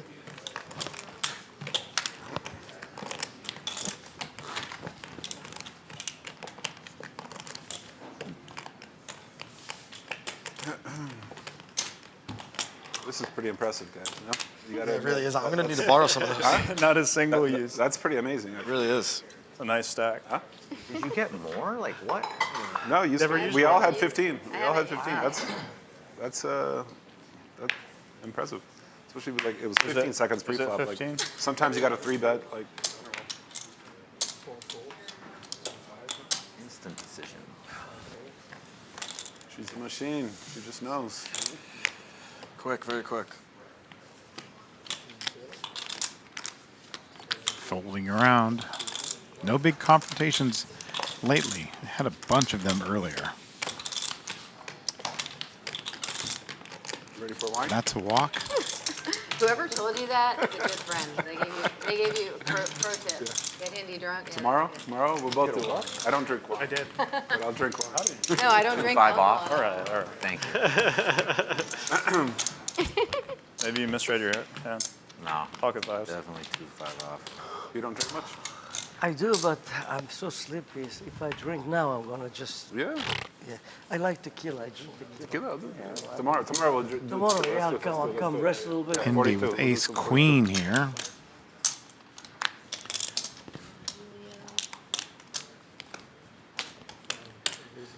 She's going to raise 400,000 and nod. Well, I hope so. Quickly folds ace 4 of clubs. Joel with 8-6 of spades. He likes it, but he folds it. Joel is out. Kevin with 9-4.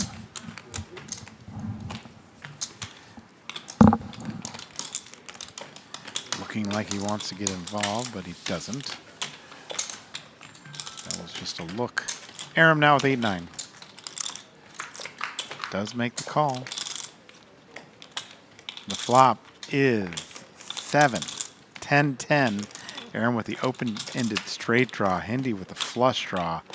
And the ace queen. She's going to bet it.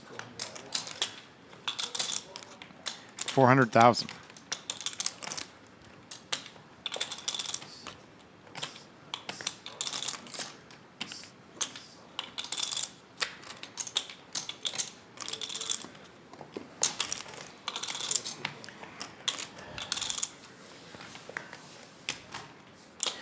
Betting a call. Turn card is a jack. And Aram has made the straight. Checks it again. Hindi with the flush draw. And a king would be the bigger straight. And now she bets 800,000.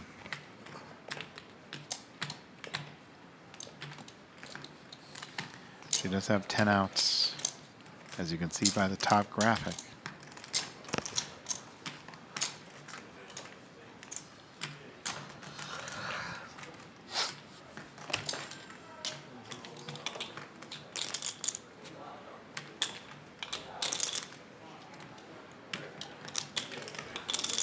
Using a time extension, checking to make sure that he still has that straight.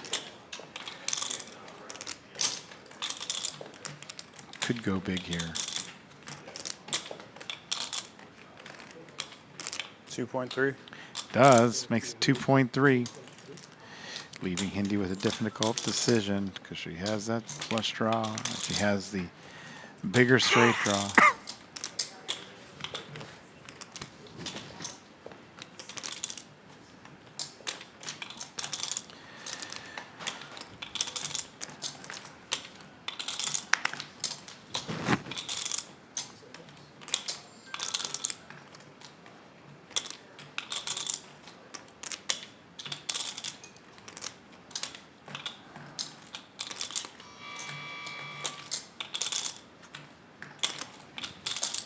She lets it go. We need the rabbit cam. We need the rabbit cam. I want to see what that last card was. Oh. Time card. Oh, I used one. I think she wants to see it as well. Yeah. I don't even know why I didn't really need to. She used one. I was going to say this is a situation where you might have Or I to. might have used yeah, it. They this. didn't even. Yeah. Well, no, I mean this. You had some decisions there. I mean. Well, maybe I don't know I your should've hand, just- but No, I didn't. well, you could have made a move. Gave me that one.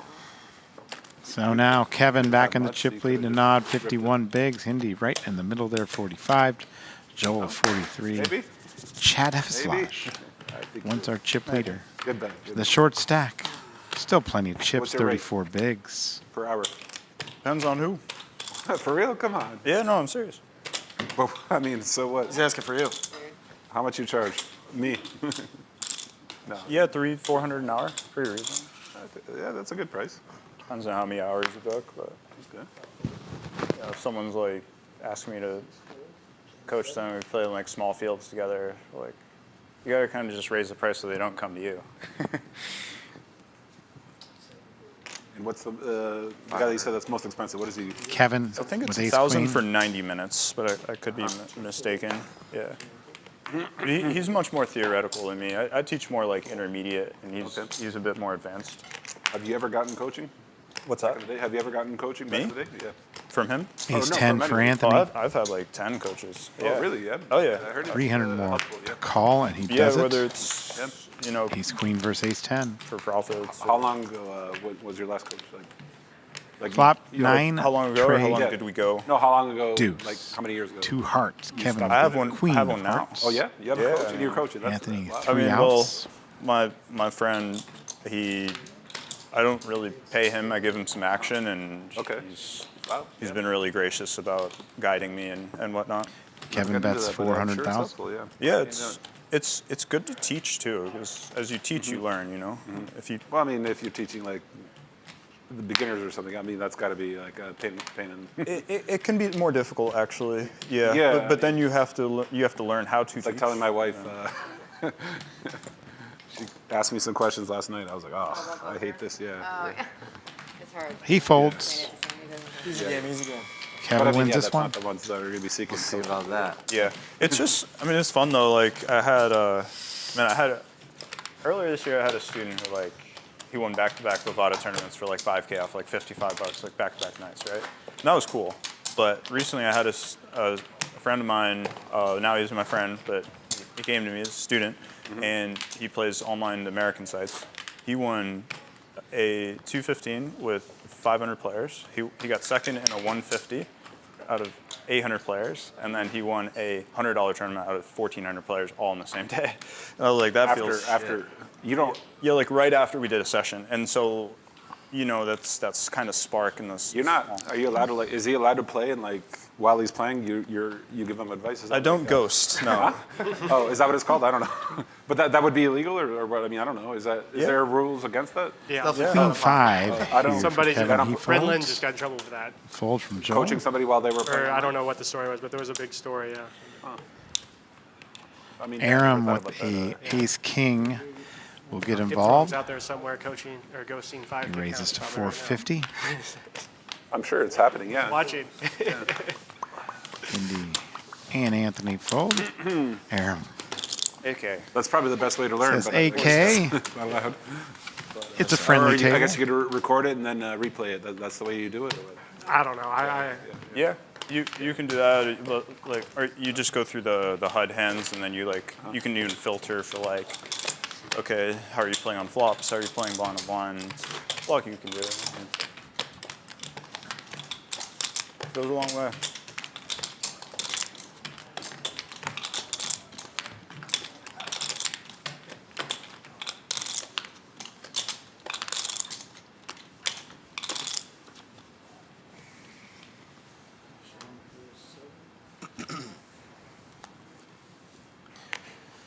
Joel with Jack 7. He folds. Kevin down to King 3. Chad Eveslash with pocket 6s. Drop. Stay up. You never coached in all your years? Me, though. He wins No that one- pot. no one asked? 5-6. No. I guess back then everyone just freestyled. Yeah.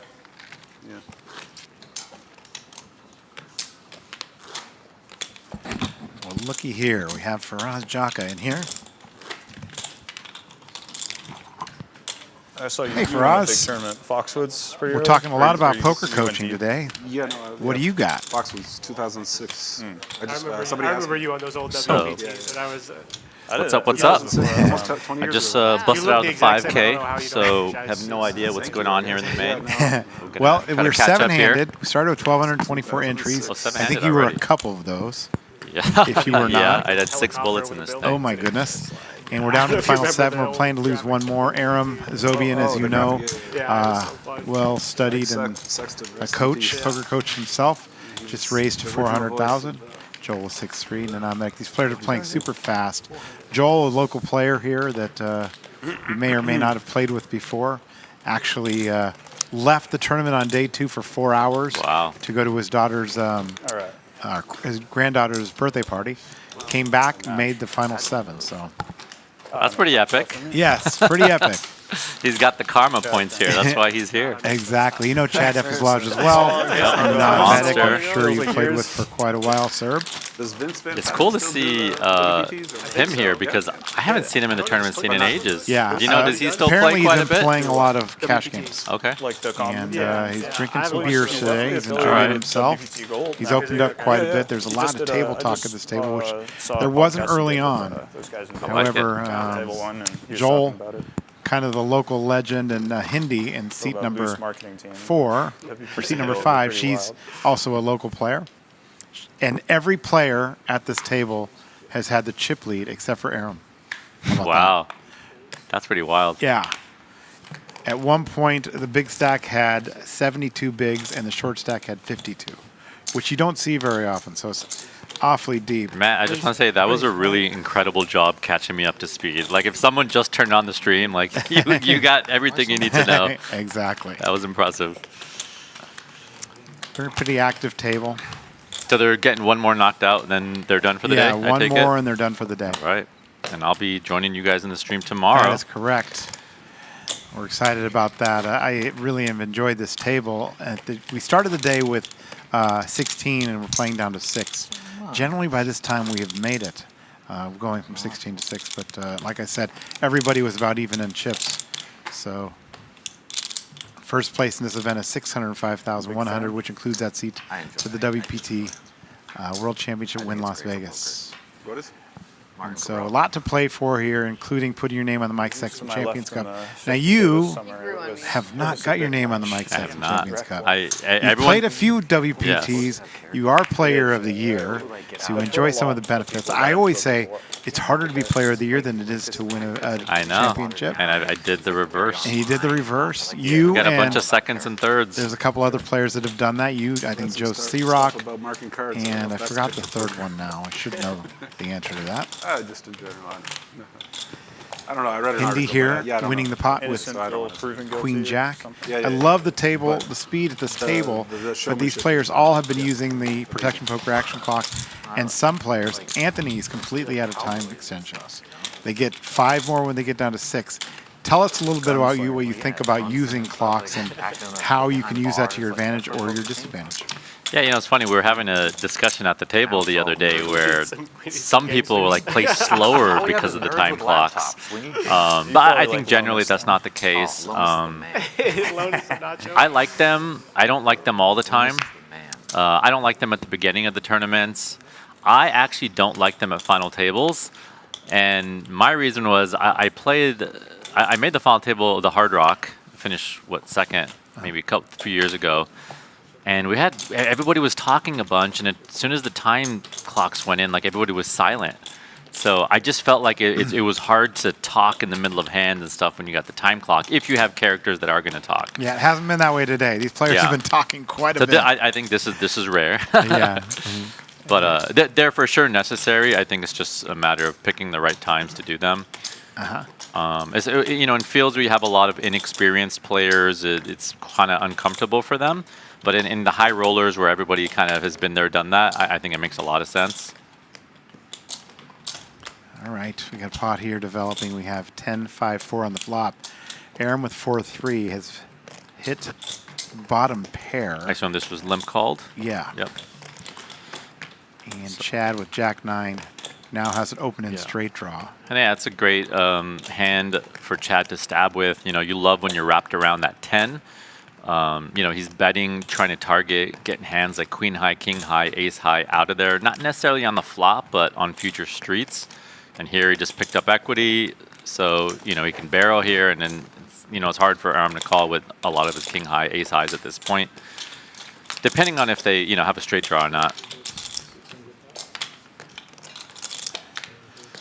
600,000 bet. Now Aram does have to let it go, as you said correctly. And Chad Lodge takes down a little nice pot here. I mean, look at the chip stacks here. You have 66.4 million as a short stack, and you have 12.3 as the big stack. And that's a spot where Aram, you know, may have called if there wasn't, you know, ICM at play. But, you know, at these final tables, you know, those chips you lose are just so expensive where all of a sudden you're, you know, you go from, you know, 5th place to 7th place and so on in the chip distribution. All right, I know you just stepped in here, but I'm going to put you on the spot now, like I did Daryl. What does ICM mean at a final table like this? You mean, what does it mean in general? Or yeah, what does it mean in general? As if I'd have no idea what I'm talking about. Yeah, so basically, ICM is taking it into account the pay jumps. Okay. So, you know, it's what is the likelihood I can stick around and make these pay jumps, and how many of them can I make? And that's going to impact how you should play. Right? So there's playing for chips, and then there's playing for the prize pool. Playing for chips is like a cash game where you just, hey, it's a plus EV call, you know, I call. But that's not taking into account the probability of making pay jumps if you just stick around. So that changes your strategy quite a bit. Yeah, I don't think I can compete. Chad I'd here like to with watch queen, it. 4 of hearts, raised to 400,000. Aram bets, or calls with ace jack. Now ace jack is a hand that I hate as an amateur player. I seem to lose with it all the time. Daryl was saying it's a good hand to bluff. I'm fascinated. Well, it's all relative to it's relative to the positions. You know, if someone raises under the gun and I'm under the gun too, yeah, I might 3-bet bluff it to get ace queen to fold. But on the small blind, when the button opens, it's a super strong hand. So that's why he's just calling, because he's kind of trapping with it. He wants to keep, you know, ace 9, ace 8, ace 6 in the pot, and that's why he's just calling here. So it's all relative to how wide the ranges are. 9-6-5 on the flop with 1 heart. Chad with the queen 4. He was the aggressor pre-flop. Anthony with the gut shot straight draw, and Aram with the best hand, ace jack. Now really the best hand with top pair. However, Chad does have that flush draw. This is a spot where, you know, you have ace jack. Some people might be tempted to bet here because there's a lot of draws, and you know they're nervous that if I don't bet, you know someone's gonna suck out on me. But there's a good chance the button's gonna try to represent this ace. So it's important to be patient here and check and let the button stab. Yes, sometimes they don't bet and you end up losing the pot, but you got to take that risk to max value. So you like the check there? Yeah, okay. I definitely like the check. And if you're Chad here in position with the flush draw, you were the pre-flop aggressor. I have a bunch of buddies that play professional basketball. Yeah, I could go both ways here. If you are worried about getting check raised and getting blown off the hand, then I would rather check queen 4 of hearts and bet like queen 4 of spades, for example, or like a gut shot where you don't care if you get blown off. Okay. So it's kind of like when you have too much equity and you might get blown off it, you'd rather check, whereas when you don't have as much equity, you're okay betting. And as you see here, Aaron with the check mark and ace jack 2 pair. What's the play here? How much value can you get when you're first out? Trying to bet big, small, what do you... I mean, yeah, it depends what you're targeting. You know, you essentially want to use this as a small bet and a big bet sometimes. He's not going to get any callers here, but I'm just wondering what you thought would be the correct amount to bet. so big. So like what one thing you could think there is, okay, I have the ace and the jack, so that means it's unlikely someone else has the jack. No one bet the 9, so it's unlikely they have the 9. So at that point, you know, he could just bet small, trying to target like a 3rd pair to call, a 4th pair to call. And then it's nice to do that because if someone tries to bluff you and raise and say, oh, I've got 2 pair, you have something to call with. It's not so obvious that you have, because you're going to want to bet small there when you have a jack, for example, like a king jack. So you get to balance it with ace jack. Okay. So it's like if he had 2 pair with the ace with another kicker, not the jack, I would actually bet bigger, and maybe with the ace jack you could go smaller. Okay. Joel with king 4, he lets it go. Chad's out. Anthony now. Will be first into the pot with ace queen.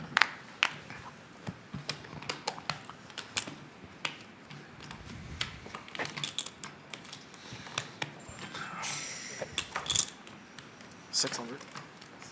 I believe he said 600. 600, and that's will get the job done as Hindi folds or queen 3.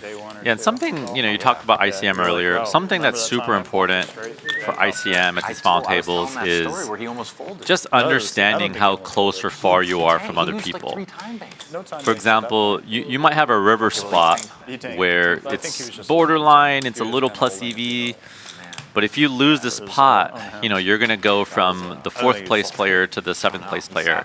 You might want to fold just because of that. Okay. Or maybe if you lose the pot, you kind of only go down one spot, but if you win it, you're like chip leader now. That might make you want to take on a little bit more risk. So you constantly should be thinking about who you cover, who you don't cover, and how entering this pot or making this call is going to impact that. Interesting dynamic here. One that I don't often see for us is that everybody's so close in chips. Yeah. Nobody is super short stack. And like that goes into exactly what I was just talking about. When the stacks are very close together, you're more incentivized to play tighter. You know, you want other people to collide, other people to bust, while you kind of sit around and make pay jumps. Okay. But that doesn't mean you don't play any poker. You know that you have to understand, you know, when and where to put your chips in. For example, if there's a chip leader who gets to open a lot and is playing very wide range, then you know you should be willing to jam back and 3-bet them lighter, just because they're not going to be able to defend as wide since they're opening such a wide range. Chad here with king queen, Nanad playing the small pair of 6s. Flop is jack 8-8. That's a good flop for Nanad, I believe. He does decide to check it.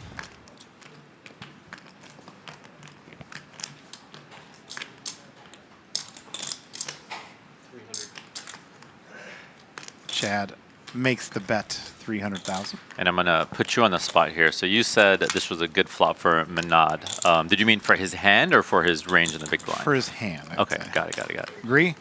Yeah. It's not. I mean, he's not thrilled about it because he could get counterfeited. There's a lot of stuff that could bluff him out. But yeah, it's good enough for him to continue for sure. That seems like a bad card, in my opinion. 10 of diamonds on the turn. Yeah, and that's the problem in the big blind with, you know, 2nd and 3rd pair, that a lot of times you have the best hand, but you're just going to get bluffed off of it. And that's why check raising is so important from the big blind, just to realize your equity sometimes with, you know, a pair. Just to get them off the 2 overs and whatnot. Okay. So you see Chad has 15 outs here, all the straight outs and the over cards, and he is now going to bet that, and as you see, Nanad can't do any more with his 6s. What did he have?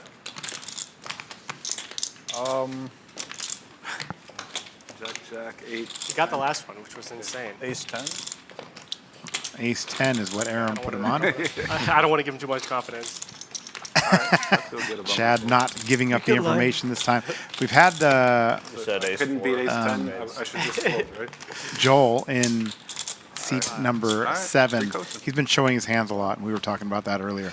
Do you ever like to show your cards? Do you ever like to show your hands? Oh, I show my hands a lot, but it's always very thoughtful, you know? Yes. Like I'm very like, I'm thinking about what information I'm relaying and why. Okay. If you don't know that, you definitely should. And most people should not be showing their cards. Okay. Most people are giving away information that they think is harmless, but it actually provides a lot of information. Okay. Sometimes I'll see people, you know, fold a hand from the big blind and just show and thinking it's harmless. But you're just revealed that you're folding the big blind too wide. Right. And if I see that, I'm going to open your blinds wider because I know it's free money. Yeah, how much Sure. then? Well, All right, Aaron here and Joel in this pot. 8-7 versus 3 eliminated. Ace Can you please say 9. that if somebody busts? And the flop does come a 7. Yes. Top pair for Joel. Hard rock number. Aram Lord, give him permission. with the Ace 9.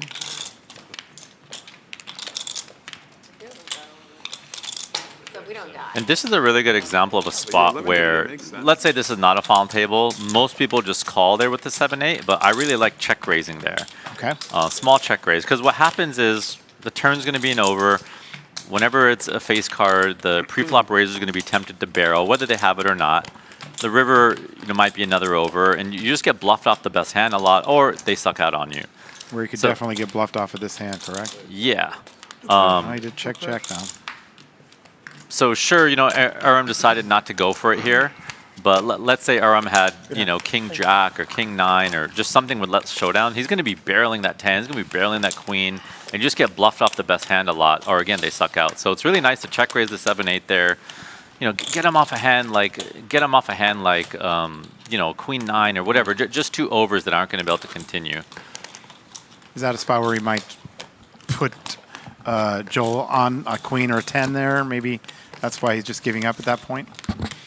I think he has Showdown. He feels like he beats some hands potentially, some worse ace highs. Okay. Maybe some king He's pretty highs. competitive, Marco. Huh? Very competitive. With everything. I'm competitive. Too. Joel's definitely played every a random very everything. We go wide at range it. of hands today. We, if the players had been we paying went at it a attention, they couple would see times. that. We were like, we go Hindi from the went basketball court to the pool crazy table earlier. She to lost cornhole. Like, 10 million battle. chip pot with 5-3 offsuit. no. Just On a pride, Jack pride. 8 10 flop ace turn. She went for it on the river all Wow. in and was snap called by. How was she in the pot from the big blind? Yeah, she was out of position. Oh, so she, okay. But she managed to get right back up into the chip lead again, so you know she was able to come back from that, where a lot of people would have just spiraled out of control. Yeah. All right, Jack 9 versus King Queen here with a King 7-8 on the flop, 2 diamonds. Chad holding the Jack 9 of diamonds. Very interesting flop. Straight draw, flush draw for Chad. Decides to check it. Top pair here for Nanad Medic. I mean, you had to have played with Nanad many, many years ago. Yeah, way back in the day. Yeah. So it's going to be interesting to see if Chad kind of plays this aggressively or takes a passive line. You won a WPT championship at Foxwood, so you know how long ago that was. Yeah.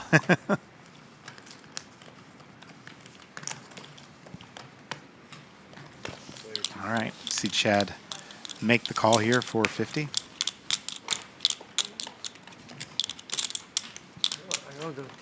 And a queen on the turn. 2 pair for Nanad Medic.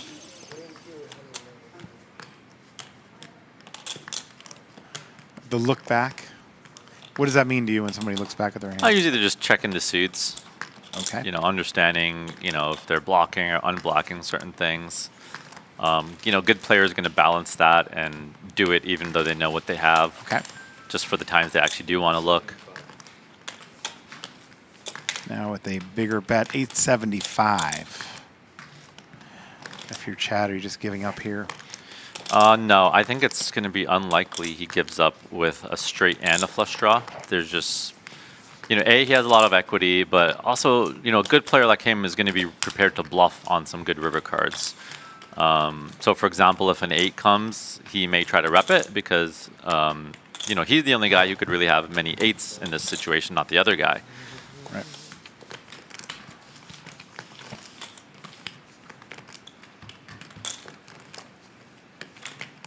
And there it is. Yep.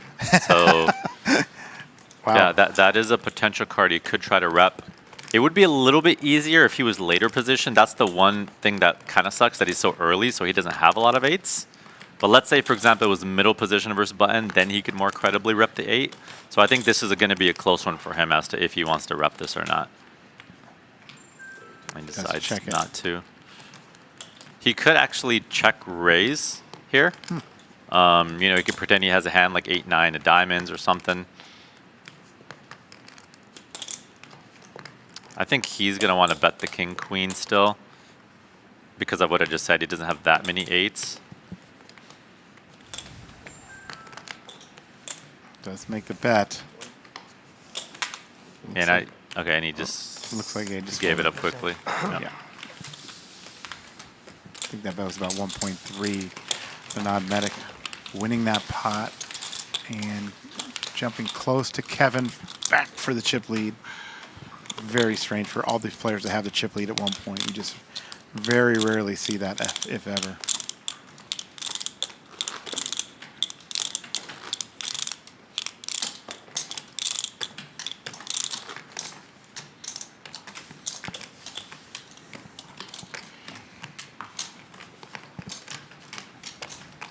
Anthony Merlot again. If the short stack can beat chip leader in with one double up, that's a pretty tightly contested table here, as we see today. Yeah, people definitely panic at final tables. Like even when you get down to 12 big blinds, it's so easy to double up and get back into the chip lead or into the mix. Hindi now with king queen raises. Anand has been folding these hands today. Calls here.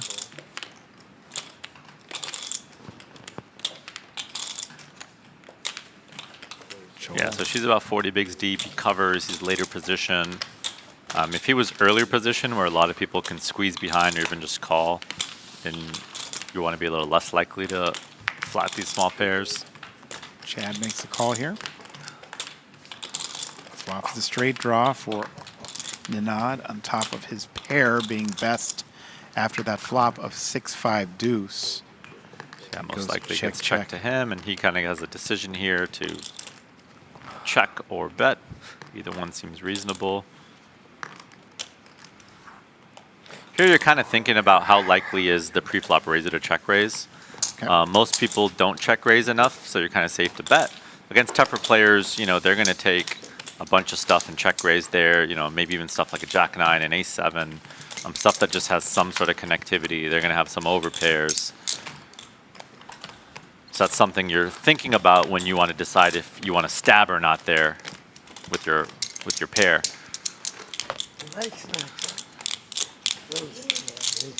And the Nod has climbed back into the chip lead here. Have a beer and a smile. You're drinking pregnant woman drink. Zero alcohol. Anthony folds. Hindi with the king 8. Lets it go. Nod folds. Possible walk here. 500. No, not going to happen. Kevin is raising to 500,000 with 10-3 offsuit. So it's not going to like that, as Aram has 10s. Can't complain. Who is Kevin? Do we know information about him? Not too much. No, not a professional, but don't know too much about him. It's interesting because it's a featured table, so we don't really get the bio sheets and are unable to. See, here's a really interesting spot here, right, where Aram just calls with 10s, and that's totally due to just how much ICM there is, right? Like you would never just flat this normally, but with the chip stack so close together, right? He doesn't want to take a huge all-in pre-flop. A flop's the set versus Kevin's 10s, potentially disastrous for Ken here. And Kevin's probably just betting his whole range on this board, which is totally reasonable. I mean, his button open is definitely way too wide. Maybe he's thinking he hasn't played a hand in a while and he's going to look tight, but against two, you get two of the best players at the table right here in the blinds. You know, they're not the guys you're going to be able to exploit. You got raised to 1 million. Those lights really are. Why you did that for us? You like that? Oh. You know Yeah, what? I mean, it's great when you're unblocking the queen. Okay. Too much light. Oh, wow, and he's 3-betting here with the 10-3. How could you see the card? Goodness. Wow. Like I said, potentially I disastrous mean, for it's Kevin interesting, here. right? Because he's, In here, it looks like almost normal. like, because of the ICM, like, Urim's not going to be check raising for value. A queen, as liberally, is going to have 2 pairs, sets. And with the 10, you block, you know, the 10-5 suited the queen 10. So what do you like here? It's really what your read on this guy is, right? Like, do you think he has 5s here? Do you think he has kings? Then you want to put it in. If you think he's bluffing, you could consider calling.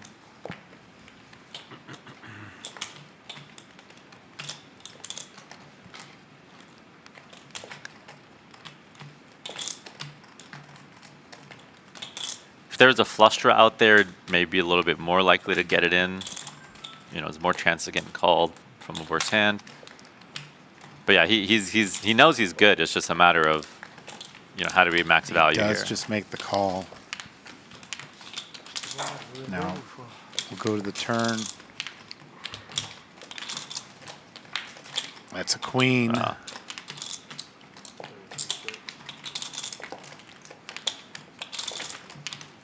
It's a check. God, is Kevin supposed to go for it here? I mean, you'd be trying to bluff him off a queen, basically. Oh my goodness. I mean, he's a little too shallow to, you know, try to bluff him off. Betting 1 million. Yeah, I mean, he's trying to set it up where Urim calls with the queen, and then he jams river, and now he has to fold the queen. That's kind of what it seems like he's trying to do. Or maybe he thinks Urim has some jack 9 still. He does just make the call. Yeah, I think Urim feels like he's way ahead. So there's just no point in, right. you know, way ahead, way behind type situation. But there's not really anything you're behind anymore except for quads.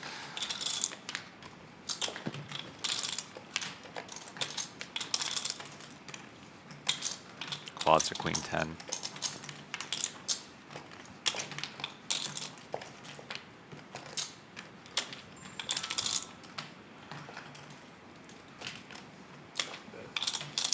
I don't understand the bets, but you Yeah, guys do. It looks like Urim just led river here. 700K. No, I'm just saying I don't understand betting 700,000. Yeah, I'm trying to think. There's got to be some reason. I wouldn't I have don't led understand. here necessarily. I'm trying to think what his logic might have been here. I mean, if he thinks that he had some sort of value hand that was trying to get a cheap showdown on that river, Nice hand. like some sort of queens in a check Listen, back I'm now, looking for or a he's got like coach. kings or aces in a check back now, then it would make sense to lead if that was his read. Not bad. Rate went up. What's come with it? Massage? 300? You like the fold there. The 10-3. By the way, I think Aaron was the only one that didn't have the chip No, lead now he does. until now. Yeah. That was a move. Yeah, of the I mean, moves. to call there, I mean, you're only beating, you know, king, jack, jack 9. Yeah, that was definitely a weird hand, you know? I was confused, but that doesn't mean anything. I'm always confused. That was an interesting There's spot. the 5-3. She got to let it go this time. Yeah, and in spots like that, people are kind of in the streets. You know, we call it street poker. So there's no like perfect way to play the hand, right? It really depends on what your read is on the other player, or what you think they're making that play with.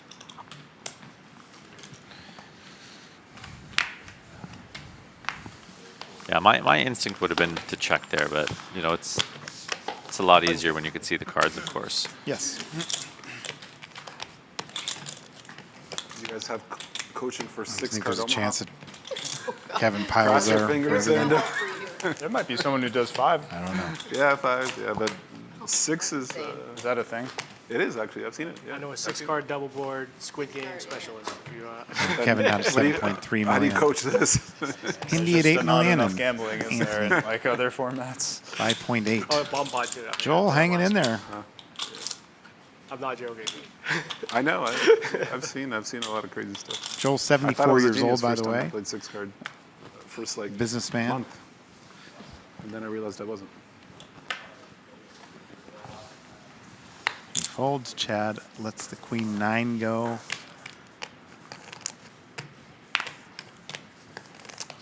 Anthony with ace 7 in the small blind.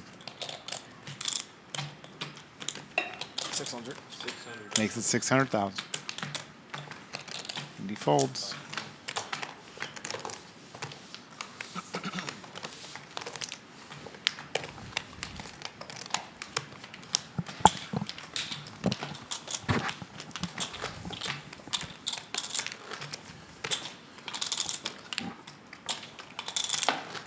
And these players have all locked up 98,605 for first.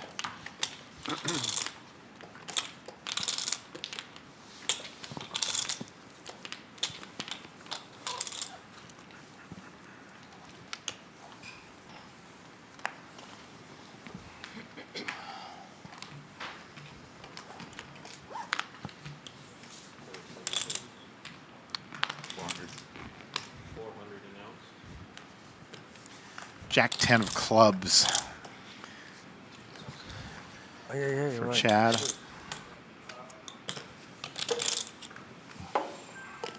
Folds. I love that hand. I'll never fold that. Yeah, and that just shows kind of how tight you need to play at Yes. final tables. Yeah. Probably one of the most common mistakes people make at final tables is flatting too much. Okay. You actually want to do a lot of folding or 3-betting. And the reason is just you don't want to get into confrontations. Okay. Right? Because you call, the big blind calls, now it's a bloated pot, and there's just a high chance of getting all in, and you want to avoid that. Yeah, you were. Okay. You were. Jack yeah, 6 not deuce on the anymore. flop. 5s for Anthony are in the I'm the lead. 6 now. He does check it. So yeah, Kevin, if you did want to basement. enter with that Jack 10 suited, he probably would have 3-bet, Okay. which would totally been fine.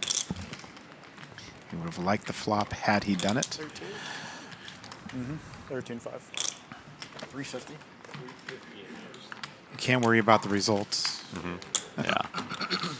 And yeah, in Something that amateur players yeah. like myself do. Yeah, in normal non-ICM poker, you basically play every hand that's plus EV to play, and everything else that you fold is just neutral EV. It's 0. Still fun. But at It's final still fun. tables, It's there's still actually a fun. positive EV associated with folding, because you can fold and make money, right? Okay. You fold, someone busts his hand, you make money. So there's just opportunity cost that exists at final tables that doesn't normally exist. You can't make money by folding normally, and that's part of the reason you're so incentivized to play tighter. Okay. There it again. We got ace jack from Kevin. He will open it up to 500,000. Seeing less min raises now, more raises to 500,000. Any reason for that for us? Let's see who's in the big blind and who's raising. Yeah, I mean, in general, you want to size up when you feel like it's gonna put opponents in a tough situation where they're gonna have to stack off against you, so they're just gonna have to overfold more. Joel makes the call, 7-4 of hearts here from the big blind.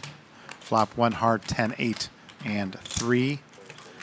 A check from Joel and a check behind. Turn card's another 10. 3 clubs now. Joel checking.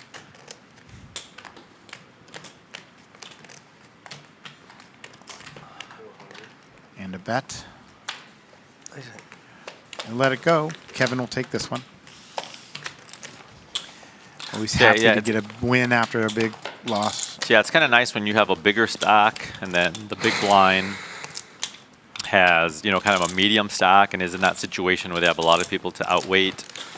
And you kind of size up a little bit because now they're disincentivized to continue just because they don't want to bust. They don't want to fall behind the other stacks.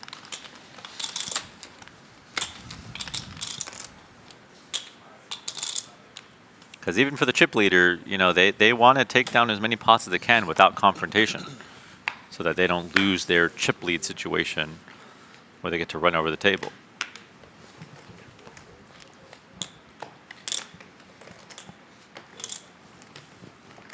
Handy's folding. Action to the nod with ace 10.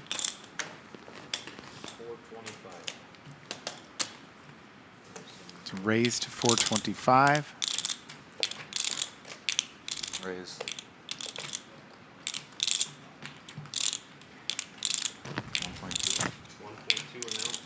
I think Joel folded, yeah, and that's And that's a very light 3-bet with Jack 9 off. Generally, you're gonna want, you know, a little stronger blockers than that. Oh, sorry. It looks like the graphic was maybe okay. It's ace deuce the 3-bet. Okay. Yeah. Sorry. I thought it was the Jack 9 3-betting.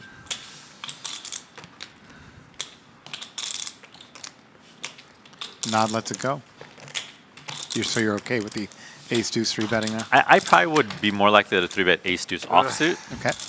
Because basically, sometimes he's gonna have a real hand and jam back, and you just wasted a good hand. Whereas ace deuce off, you kind of don't care if you waste it and get jammed off of it. Now, if you're deeper stack, like 100 bigs, 70 bigs, 60 bigs, then it could make sense to 3-bet ace deuce suited, because you need a hand that plays well post flop when you're that deep stacked, and you need some board coverage. So I would like that better deep stacked. Shallow, I'd rather 3-bet the ace deuce off. And that's definitely a super tight fold for the ace 10 on the button. But generally, most people don't bluff enough in those spots, so I get it. This one could be a big hand here. Ace jack suited versus kings.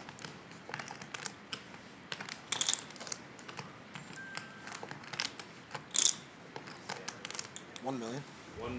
There he goes. Raises to 1 million. Hindi folds the queen jack. And this is the exact example I was saying about how you don't want to be doing a lot of flatting. Okay. So that's why normally, you know, maybe he flats his hand, but because of the final table, he's more likely playing just 3-bet or fold. So now if Aram re-raises, you think Anthony folds? If he re-raises, it's going to be a tough spot. You know, the standard would be to fold, but, you know, if he thinks he's making a move, maybe he goes for it. But I would rather 5-bet jam, like an ace-5 suited type hand, than an ace-jack suited. And he does 4-bet to 2.1 million. And Anthony looks suspicious. Mm-hmm.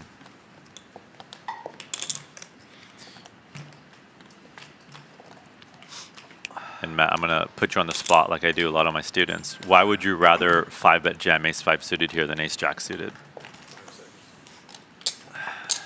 I don't know. The reason is when you 5-bet jam here, Aram is mostly calling with what type of hands? Against me? What is Aram's call-off range going to be there if he gets 5-bet jam? That was a very good hand. Aces, kings, and queens? Yep, aces, kings, queen, maybe ace-king suited or something. Okay. So if a guy flips over queens, would you rather have ace-jack suited or ace-5 suited? Yeah, you'd rather have ace-5 suited. Because your straight outs are clean, right? Right. When you have ace-jack, there's 2 kings missing from your straight. Just before you came in, Nanad was folded to the button. He was on the button with ace-5 and folded. I went 2.2 Ace-5 off or ace-5 suited? Ace-5 off. Yeah, okay. And then I got a nice try. Open to him? Sorry, someone opened? No. Oh, just fold him and you open folded ace-5 off. I mean, that's pretty tight. There are times you fold the ace on the button, especially with ICM. It's usually like the ace deuce, ace 3. I would be folding if there was like, I don't know, like a 3 big blind stack or something like that, and you need to, and the big blind was a chip leader. But yeah, if it wasn't that, then ace 5 is pretty tight folds on the button. Okay. Daryl agreed with you. Very good hand, very good hand. Maybe you wanted a break. You wanted to sip on his beer a little bit. You were just like, I'm in. All right. Here we have 10-9 versus 7-6. Clubs and spades with 2 clubs on the flop and a spade. And a backdoor flush draw, gut shot straight draw for Nanad. 7-6 with the 4 clubs for Kevin. And as you see here, basically 50-50. Nanad betting 450. Kevin makes the call.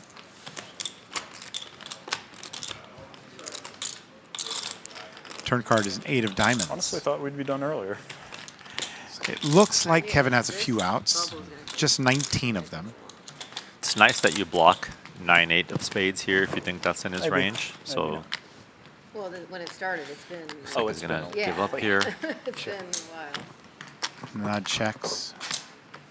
I like betting here because normally you don't want to get blown off a flush draw and get check raised, but it's unlikely you get check raised here too often. So it's nice to just get him off some of the ace highs and stuff now. Yeah, and so he does bet 500. And not They're very small. Might be tempted to check raise. Let's see.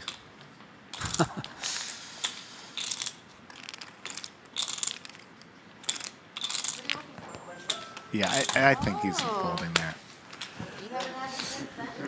It's a good bet there by Kevin.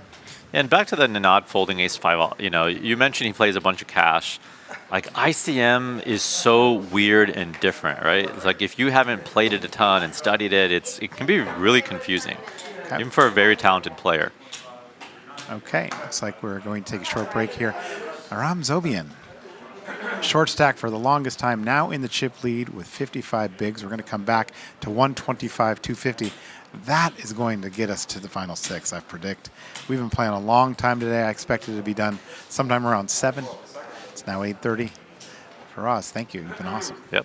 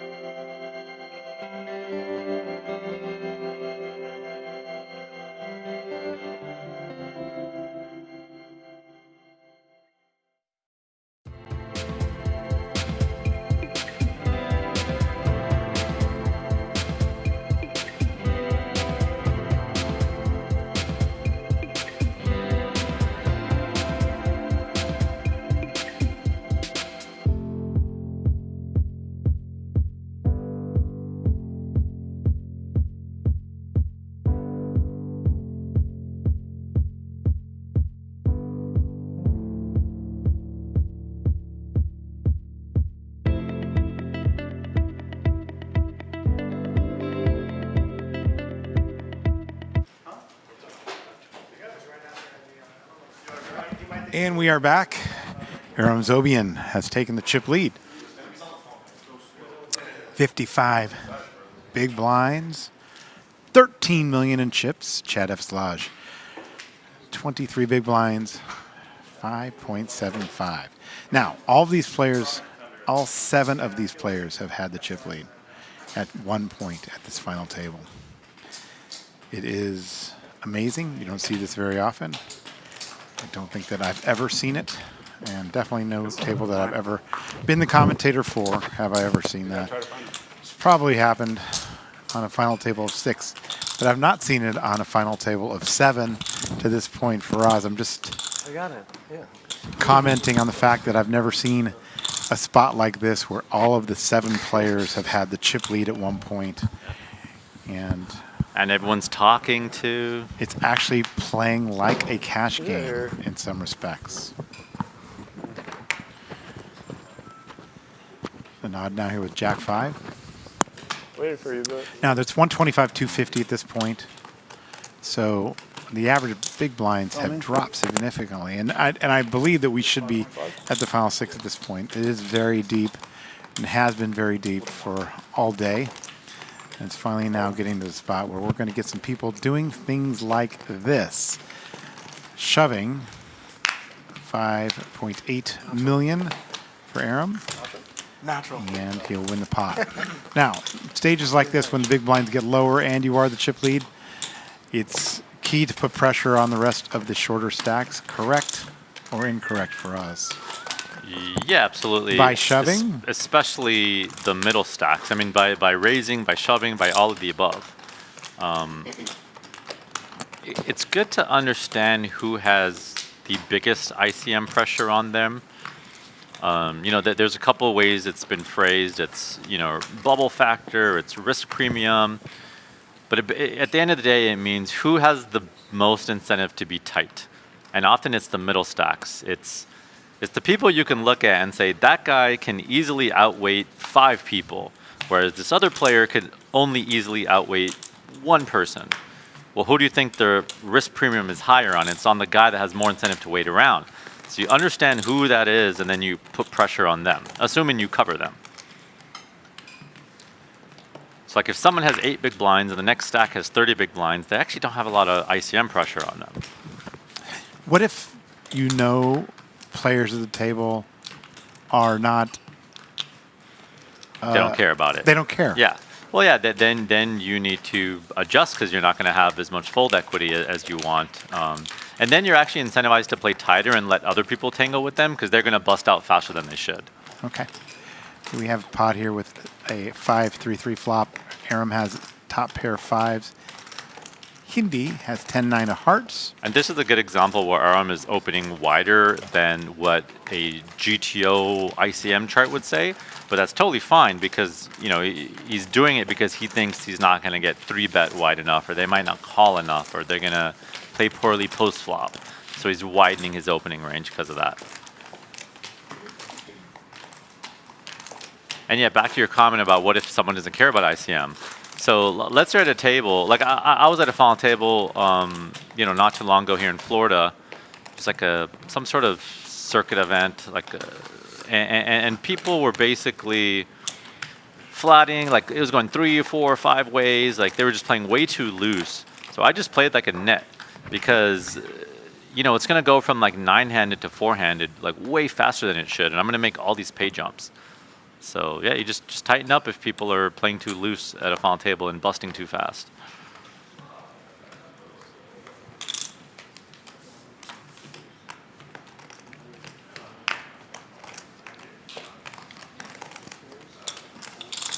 All right. Another raise from Aram here with Queen 10 off in the cutoff. And then Nod has Ace 3 off in the big blind.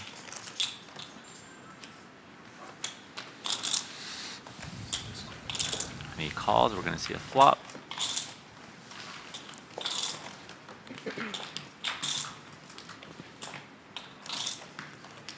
Flop 5-4 deuce, a wheel for Nanad Medic.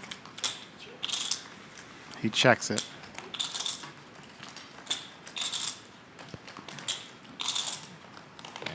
a good chance it goes bet, raise, and it's the end of the hand. Now, if you're Nanad, why are you raising in this spot? Basically because you unblock, sets that Nanad could have, so it's usually want to fast play your straights. And of course you could get value from hands like, queens, jacks, tens.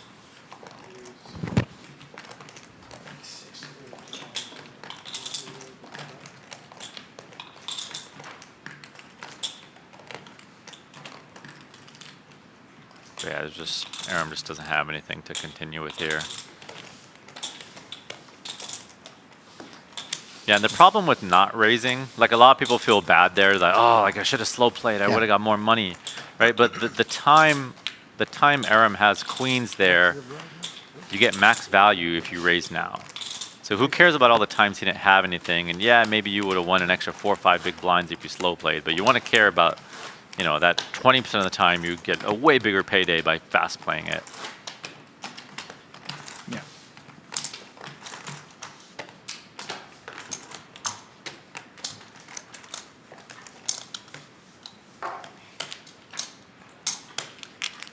We'll take a drink if somebody. And also, Aram is going to pot control a lot of turns and scary turns and whatnot. So, by check raising, you get to control how much money goes into the pot on the turn and the river out of position. Rather than if you just check call, then he gets to pot control, and you don't get to get as much money in the pot as you need to.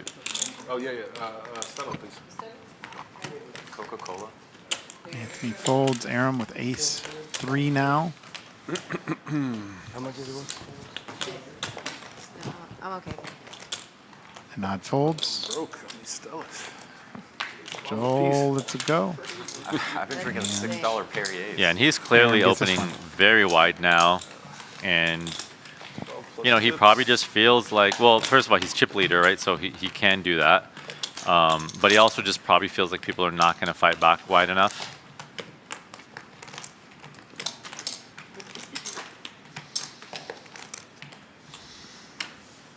Is that a missing card? I haven't seen how Nanad's been playing exactly versus him, but I would think he's a little bit more selective when Nanad's going to be in position to not open too wide if he feels like he's going to fight back or put pressure on him. I would say the same thing about when Chad has position on him, but Chad only has 23 big blinds now, so there's just not as much he can do. But this is a good example where Chad is going to recognize he's opening wide, and he's going to reshove a lot wider versus Aram because he's chip leader, because he's opening wide. Nice. He'll take First small in the pairs pot and for ace 500. X suited and suited broadways, and he's going to be willing to reshove those.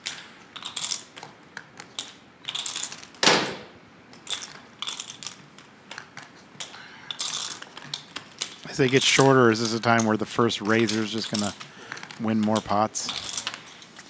You don't want to be calling. You want to be raising if you're coming into the pot. Yeah, I mean, you don't want to be doing much calling at final tables. You want to be raising or 3-betting. I mean, there's some exceptions. There's definitely some hands that want to flat, but it's way less than normal.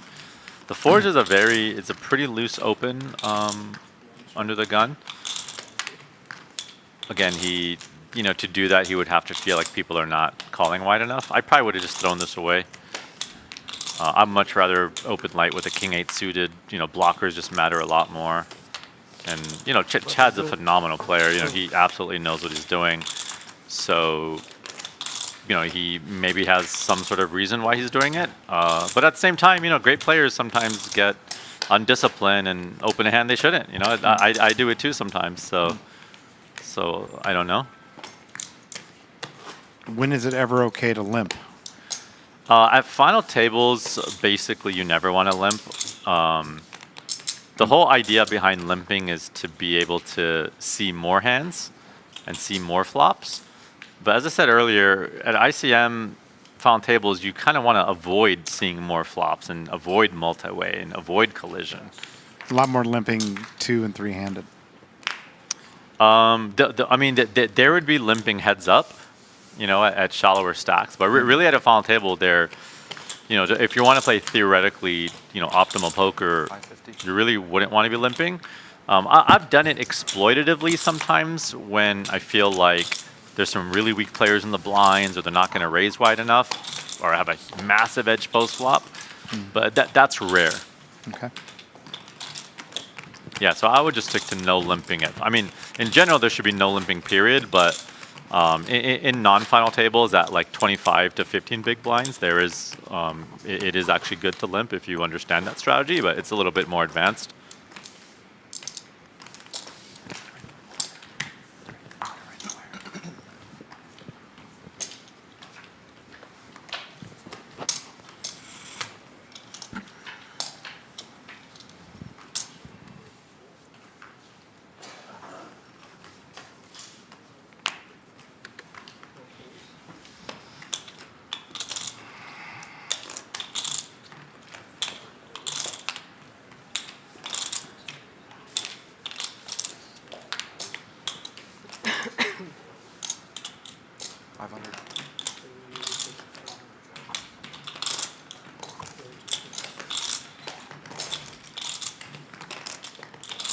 Yeah, and we're seeing Kevin consistently make pretty wide opens, and you know he's playing poker, like he's here to battle.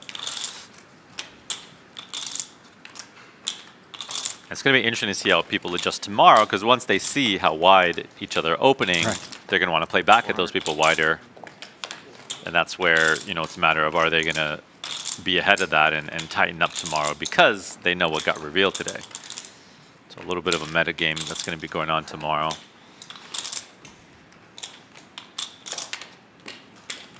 That in a call here, bottom pair for Aram.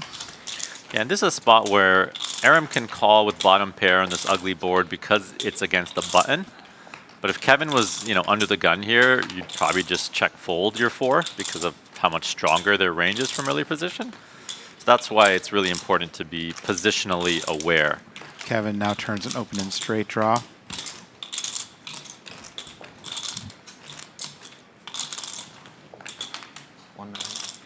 Yeah, this is going to work. It's just going to be really hard to call down with the 4 here unless you have some mega tell or something.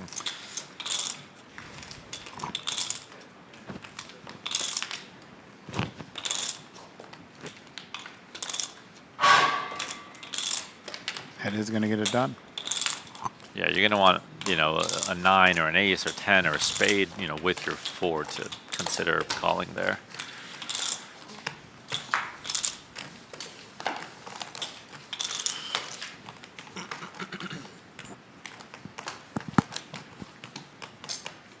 Can be frustrating for an amateur player or a non-professional to be playing this long and not have anybody bust out. I know I get frustrated when, like, come on, somebody's got to bust out, and hopefully it's not me. Yeah. Especially when you've had the chip lead, yeah, and you see your stack dwindling down, and the players earlier today were over 100 bigs, and now they're, you know, the chip leaders at 55 big. Yep. Yeah, I mean, you got to learn to be patient. I think I got more serious in here. Probably because I didn't have a beer in a while. Another reason why it's important to not get too excited when you're chip leader, because then when you downswing, you get more frustrated and you feel that emotional roller coaster. So that's why a lot of top players will tell you, you know, you guys just stay even keel.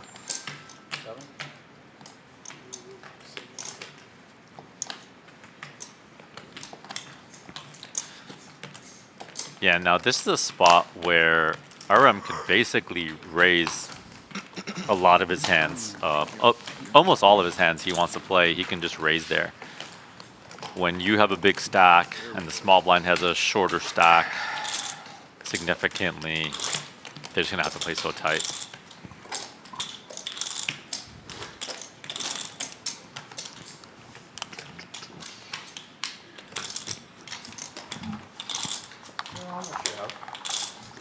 Do you know how much you have? Oh, I have like 4.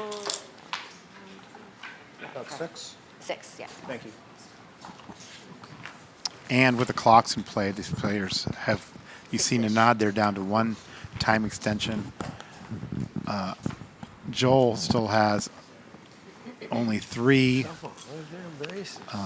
It really changes the dynamic here. It does. I mean, only because they've played so long. They get 5 more when you reach 6 players, and I actually anticipate a fairly short final table tomorrow because they've played so long today. Yeah, and that's another thing to remember, right? The longer you play tomorrow, the less you play tomorrow. So right, which is good for commentators.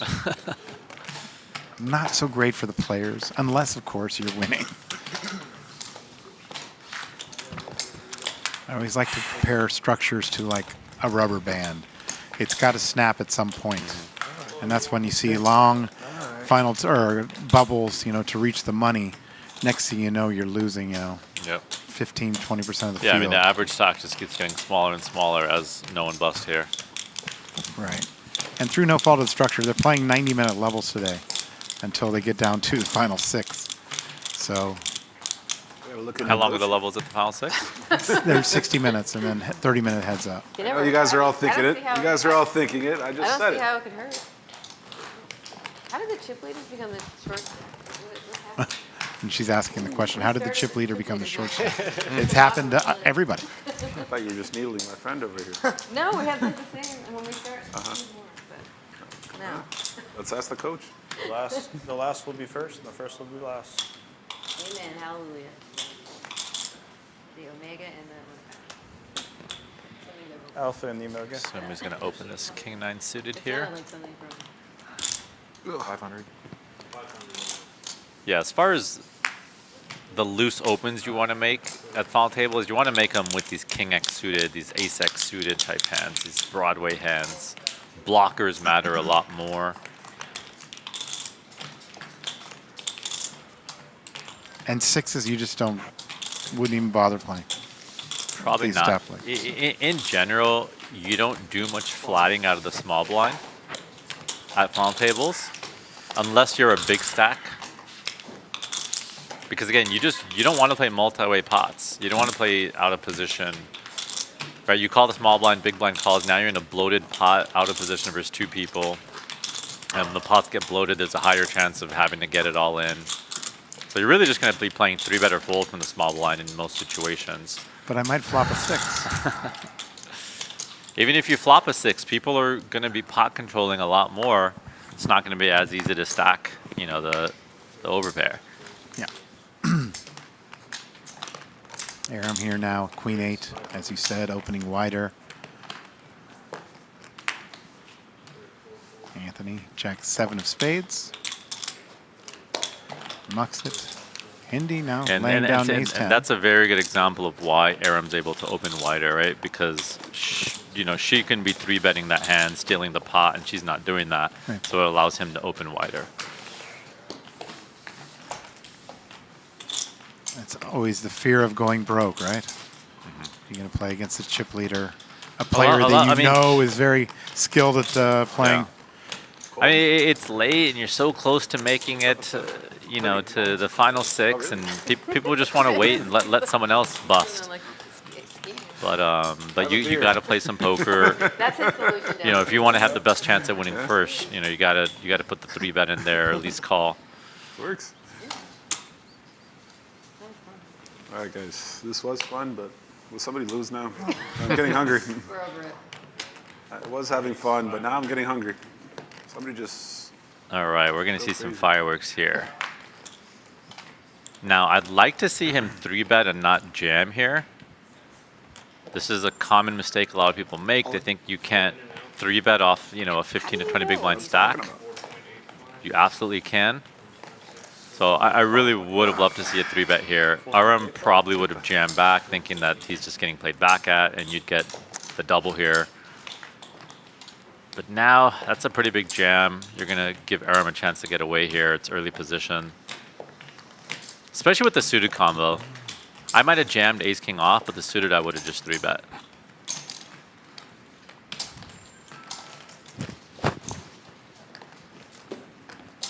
There goes another time extension into the pot.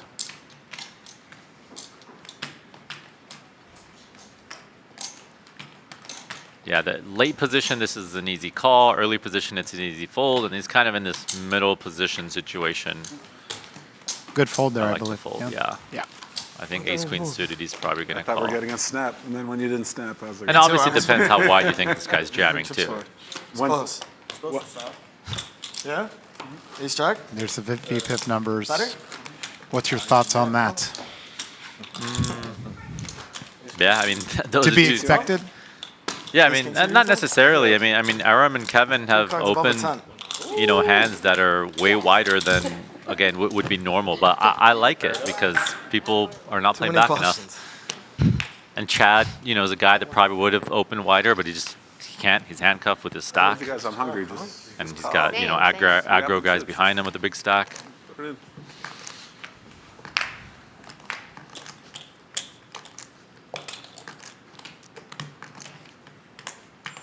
Raise.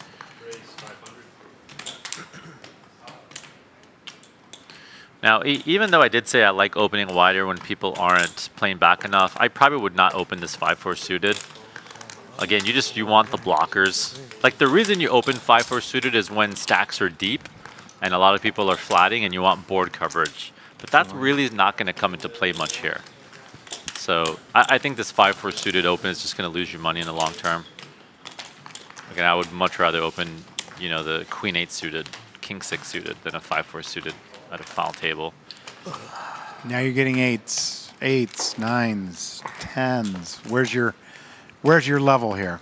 You're saying if I'm at the 8s right If now? you're Hindi, yeah. So let's see, it's a raise, she flats, now we're getting squeezed behind. The question is, do you even have fold equity here? If you don't, then it's a no-brainer fold. And she does the right thing. He's a beast. Yeah, I mean, I probably would fold either way. This is another spot where I probably honestly wouldn't even have flatted that from that. It seems tight, but again, you can't really flat. Like maybe, 9s, 10s, jacks, could be in the flat range if you want to have a flat range. I would just fold there. It's not intuitive. It's, and again, if you haven't looked at ICM ranges and, studied it, it's really hard to know that stuff. And it's funny, I always have a really hard time convincing my students to study ICM when they're new. And I swear every single one of them makes their first big final table and comes back to me and they'll be like, damn, the ranges were so different. I had no idea what I was doing. I should have studied this sooner.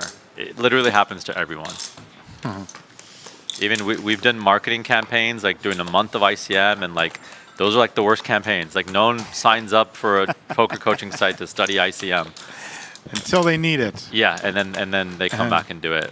So our students that have been there with us for a year and have some more experience, they highly prioritize it.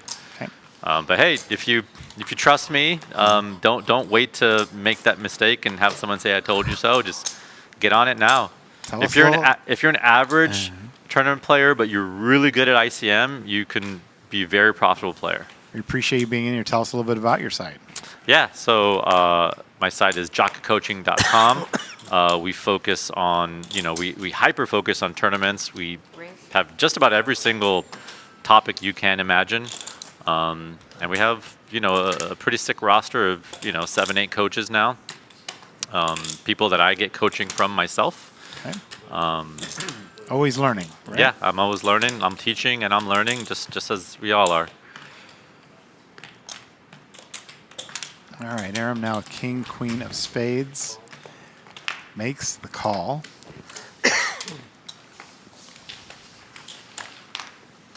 Anthony folds. Oh, look at this. Straight draw, top pair versus set. Wow. Big pot here. Potentially she's going to get it all in at some point. You have to agree with that? Yeah, I mean, unless, maybe a club comes or, a straight card, then she's going to want to slow down then. Let's see. Sometimes people get too paranoid and also miss value. So let's see. Start with a bet call. Did come a club. And that's the type of card where you can kind of go either way here. I mean, I would probably mostly just be betting still. And if they have the flush, they have the flush. It's nice that you unblock, you know, the king. Like, you're a little bit more incentivized to bet 10s here than kings, right? Because he can have a hand like king, queen.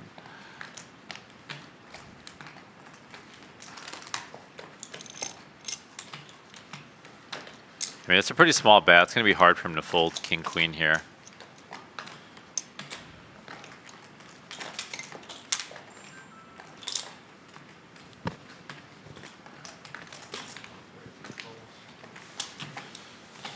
Makes a call.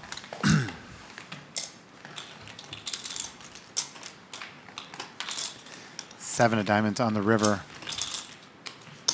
Now, from the way she's been playing, I don't see her shoving all in here for thin value. Just from the way she's been playing.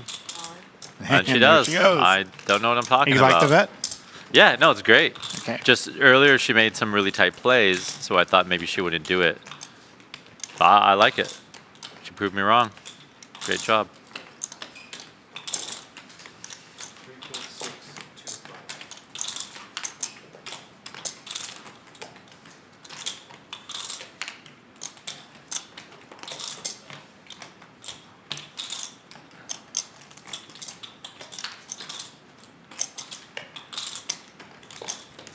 What could he be thinking that she might have? Yeah. And that's probably the predicament he's in right now. Yeah. Because she doesn't have a lot of offsuit aces, really. That's the problem, right? Like, you might think, oh, like maybe she's going with it with the ace of clubs. But what ace of clubs does she have?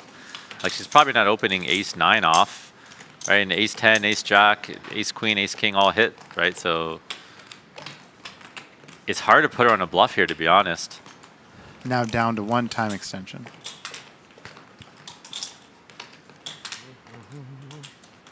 And he lets it go. Yeah. Good fold there. That's very hard to put her on the bluff here. This is where you need to be taking hands like 8s and 9s and 10-9 suited and turning them into bluffs, because you just don't have a lot of bluffs there. Ace queen. I'd like somebody to do some kind of analysis, what a time extension is worth when you're a player that has 1 versus like her, she has 12. What's the the value? I mean, it's going to be different to each person, because some people act fast, some people are slow. 12. So it might be more or less valuable to different people. 12-7. Our last final table, when we got heads up, they had just used the last one, and they had Byron Caverman at the table. And I don't know if you know Byron, but he's... I feel like he was on the slower side when I remember playing with him. Yeah, I haven't played with him in a long time, but I do remember But it him being on the worked. slower I mean, side. the fact that we had the action clocks worked well. He actually had more left when he busted out than the 2 players that finished heads up. They were down to 0. Chad now with queens. What time? What time? Does anyone have any idea what time it is? It was 8 o'clock at the break. Another. I think I started with 5.3. What the? If you asked what time it is, did you ask what time it is? Yeah, It's like 8:30, I think. Okay.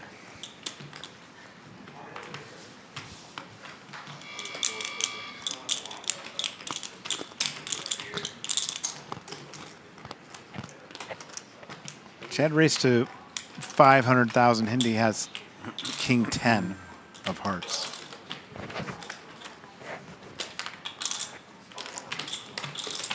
Okay, she's going to raise here.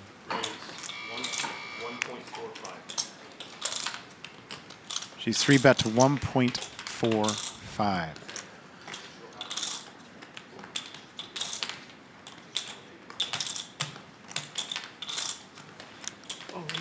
He does. He moves all in.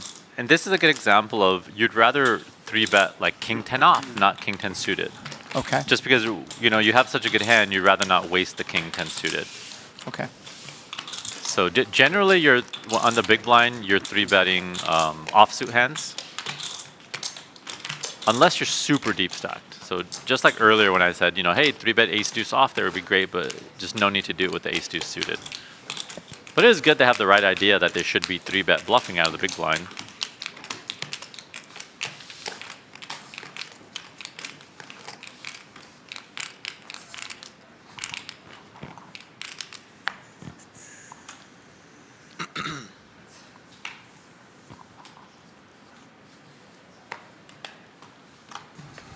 550. 2 sevens for Joel. He's raising to 550. Actions now to Kevin.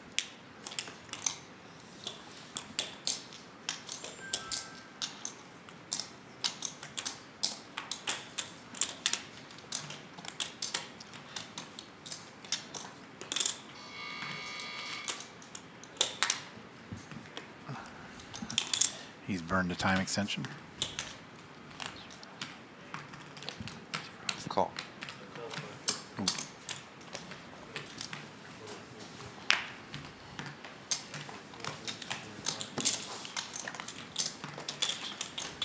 So pretty loose flat with ace-6 suited versus the under-the-gun raise. Another example, I'd like to just see the 3-bet there. Would be a super reasonable hand to 3-bet with.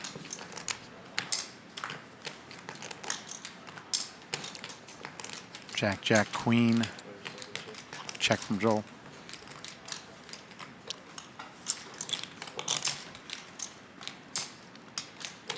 Check, check. King of spades on the turn. 600. Whoa. No, he's betting 600. Yeah, Kevin with the straight and flush draw. Yeah, I'm just going to put him in a tough spot now. Because he's probably going to... I mean, I assume he's going to be checking the rivers. And then it's going to give Kevin an opportunity to bluff. But let's see. He does check it. And I mean, you can't think you have much showdown with the ace-6 here. There's really not much you beat from an earlier position raiser. He's got to go bigger, right? If he's going to...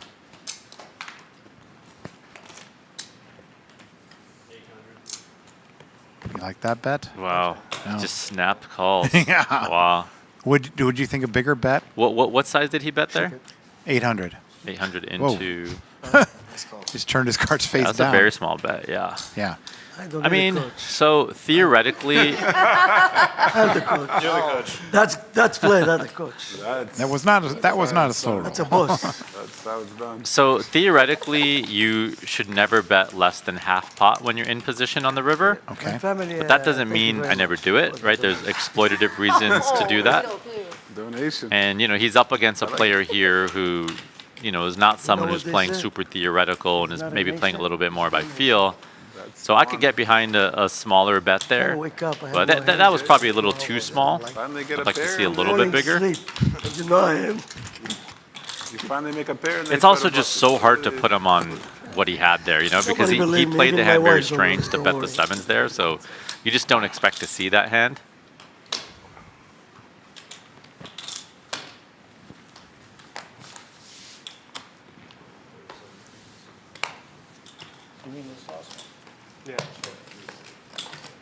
But yeah, it's kind of hard for the other guy to have nothing there, so it makes sense you'd want to bluff a little bit bigger if you need to get him off a pair.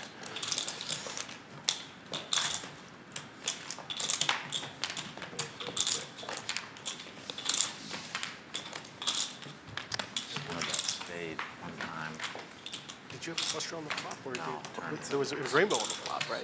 Yeah. Eight ace. That's such an insane call. Your bluff is sweet. I can't believe you got that. I don't understand.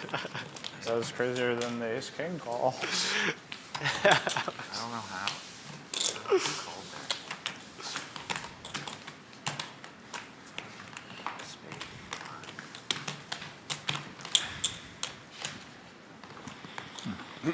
there. Yeah, this is going to be fun to watch RM, potentially run over this table. I kind of love his style. We're friends. We've jumped on some calls before and done some hand reviews together, and he's a great player. Tony Dunst just texted me. He said, "Yeah, it's going to be interesting to see how he handles a chip lead, and he knows him very well." Yeah. And then Chad is just a monster. I mean, if he gets some chips back here, he's going to be a really dangerous player. So those are definitely the two guys I would, if I was putting my money on someone, it would be those two guys.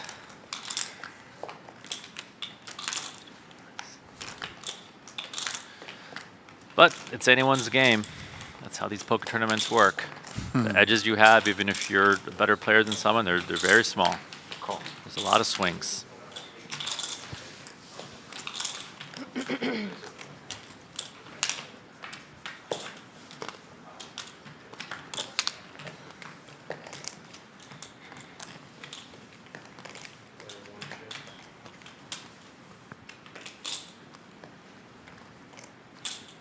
Who's got a mic? Mic him up. 275.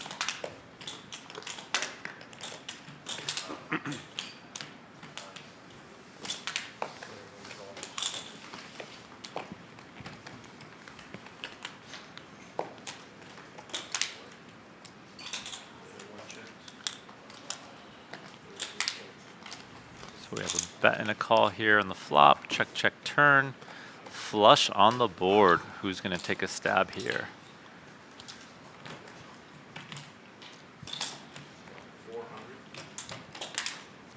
Kevin has no fear.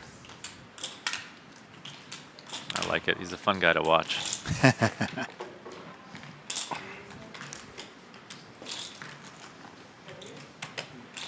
Stella, please.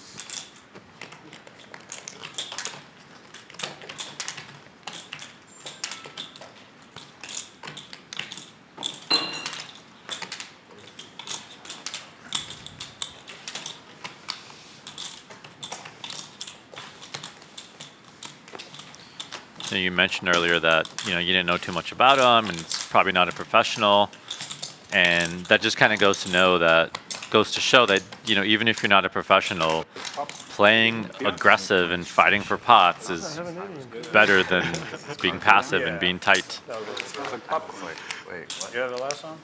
And just overly protecting your tournament life. Didn't we both have flush Yeah, draws? we're going to lunch, we're going to dinner or something. God, I'm fucking sitting here. We're going to dinner soon. Somebody's See you in gonna like get 30 crazy. minutes. Somebody's gonna get crazy. I don't know who. Oh, sorry. I'm just kidding. Somebody's gonna get lucky.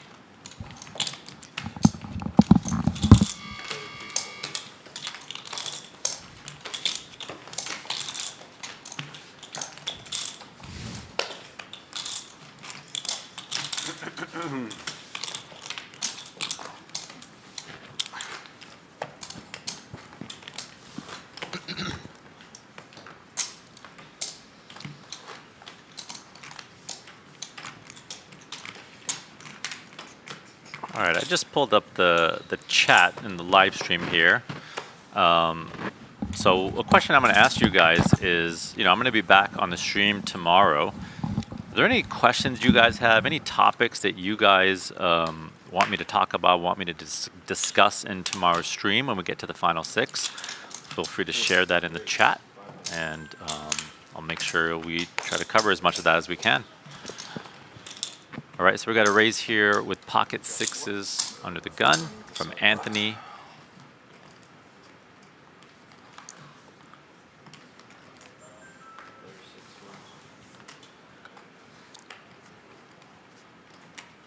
He's raising off just under 20 big blinds. Call. Kevin's flatting with threes here on the button. And earlier you did hear me talk about how we don't want to be flagging too many small pocket pairs at final tables, but he is on the button here, and the button is the one spot where you do get to flat extremely wider since you have guaranteed position. He also has a much bigger stack, so I like the flat with the threes here.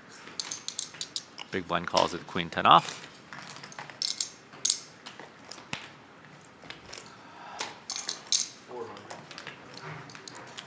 8-8-4 flop. 6s is going to c-bet. 3s is going to continue.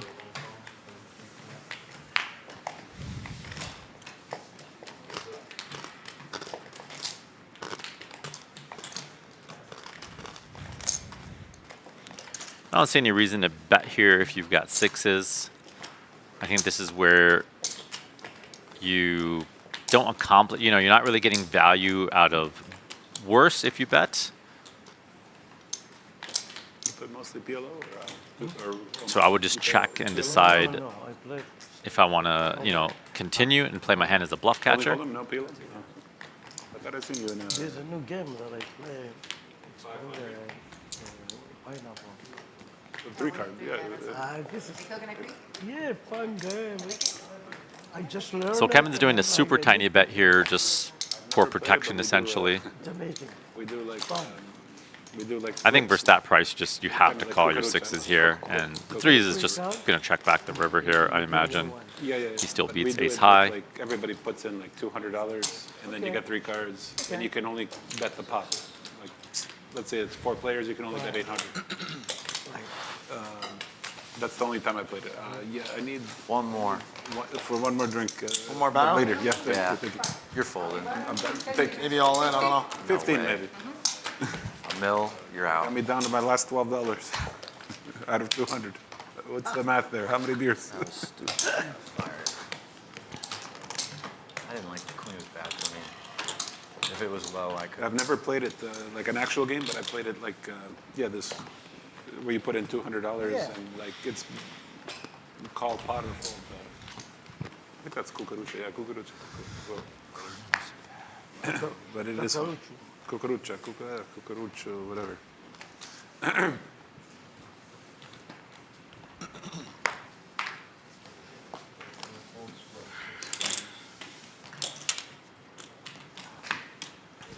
Folds to the button here. I think we do it with 2 boards, and then we started doing 3 boards. Crazy. Like, yeah, just to get crazy. Usually end of the night when people. And here's when the game Aram. ends, we do this gambling. Raising again, and this is that same dynamic where you have a big stack versus a small stack, and you just get raised very liberally here. Close to any 2 cards.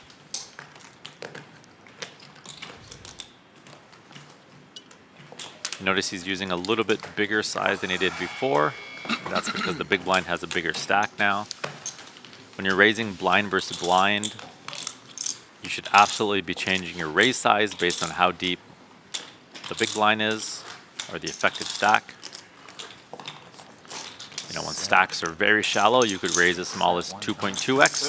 That's it. When they're deeper, you could raise as big as 4x. You guys want to continue this tomorrow, maybe? I don't think we can.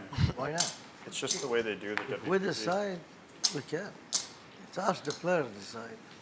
I'm gonna be sober not tomorrow, up to the so let's keep it players. going. We could have done that a long time. I gotta get drunk all over again to play good. So like, I'm in trouble tomorrow early. Wake up and make a, Bloody Mary. That's The not, longer we stay, that's the not- drunker he's gonna get. So maybe we're in luck. You don't want to see that. You don't want to see that. You guys are Get in a couple trouble. mimosa. Listen, when he's drunk, he's playing good. True. I'm telling you. No, you guys don't even No know. fear. The guy bluff left and right. You When guys he don't. drink, he's very tight. Yeah, exactly. When I'm right. it, It's the way it is. It's not only you, everybody. Everybody's like that.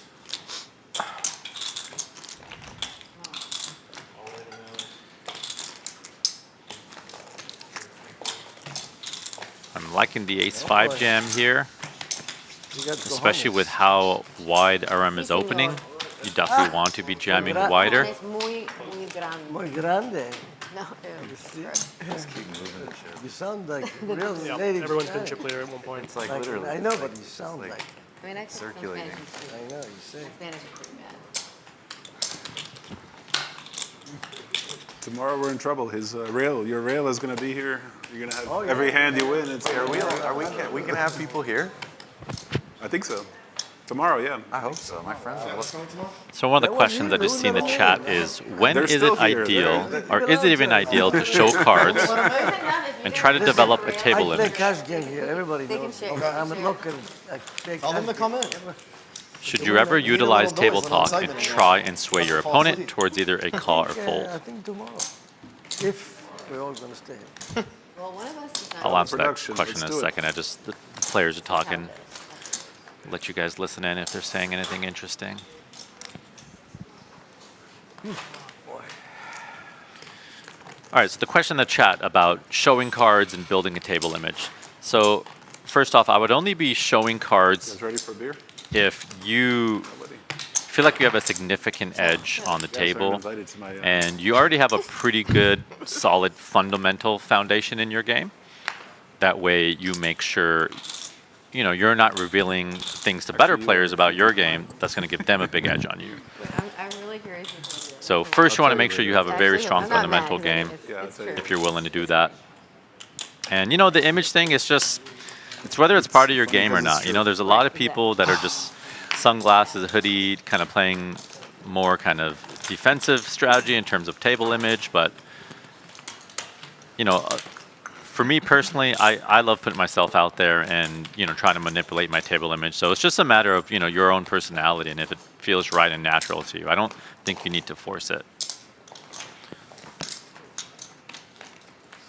Oh, we got company. All right, we got three-way action over here. We got an under the gun raise with ace jack. We have small blind calling here with pocket sevens.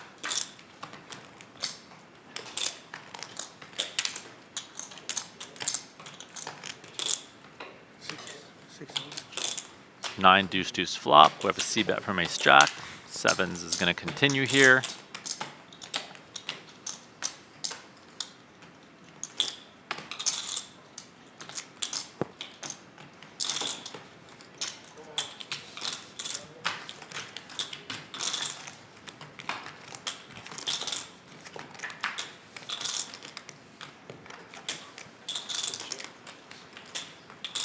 We have a quick check on the turn. 10 of diamonds, river's a queen. And check again. She learned from, Nice. she got coaching from you. Of course, it's the best. If I have to lose to someone, I'd rather lose to her. Thank you. Yeah, and really again about the question about the showing the cards. The times I would do it is if you feel like there's a player who has some mental weaknesses in their game. They might get tilted, they might get annoyed, they might call you down way too light if you show a bluff. And I think it's totally fair game to have some fun with your opponents. Very close. If I had a king jack, I'd be Broadway.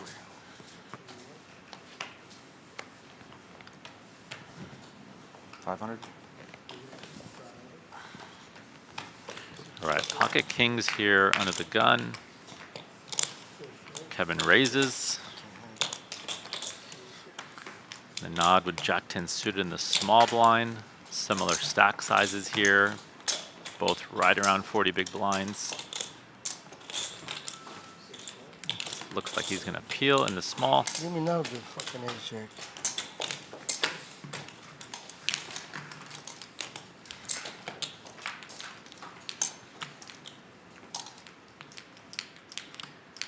Queen, queen, 7, rainbow, 1 club.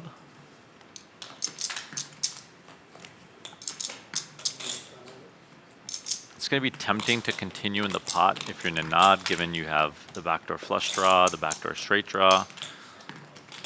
Let's see if he decides to either check call or check raise here.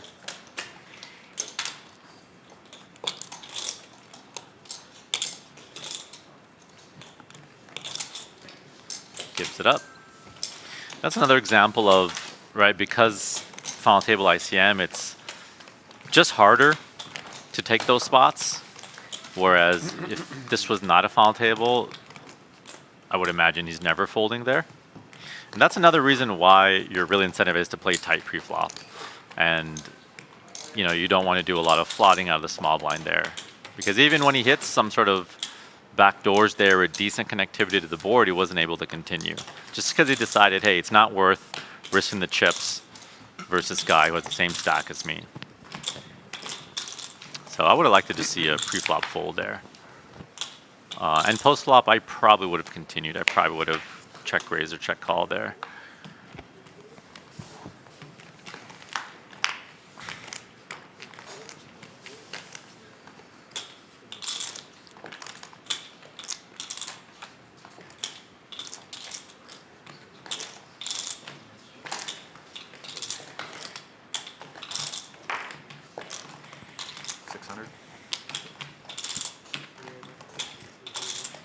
How much?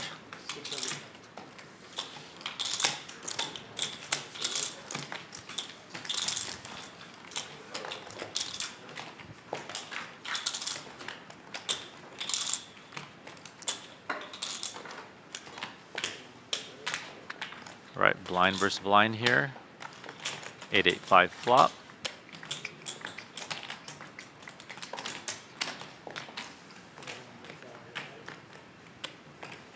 Joel's gonna bet with the queen 9 and ace 7.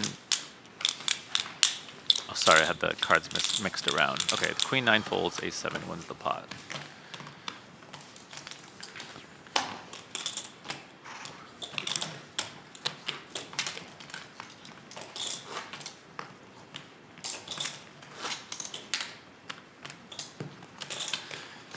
These guys are tired. Everyone wants to go home.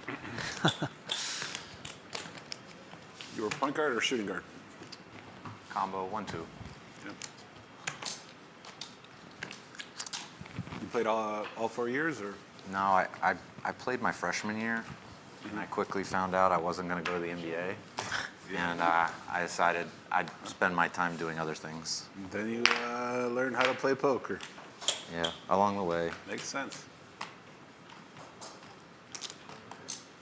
I feel like you were like a undersized Anthony with foreman. the ace 8 off there was thinking Undersized about four. it, laid it down.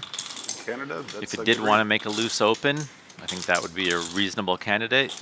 Again, those blocker hands is what we want to make those loose opens with here. Queens and the cutoff. For Ninad, Joel with the ace juice on the button. We know he likes to get after it. He's got a decent hand Well, to height-wise, maybe yeah, do yeah. something Yeah, with. 525, right? No, that's what I'm saying. I'm Not saying to like, mess you look around like, this you look like a time. rebound- You look like a Trying to say good. that. You look like a good rebounder. Chad in the big blind. The break here. 10-9 suited. Oh, it looks like Joel does call. So Joel calls a button, ace 2 suited. Chad in the big blind with 9-10 of diamonds. We got three-way action here.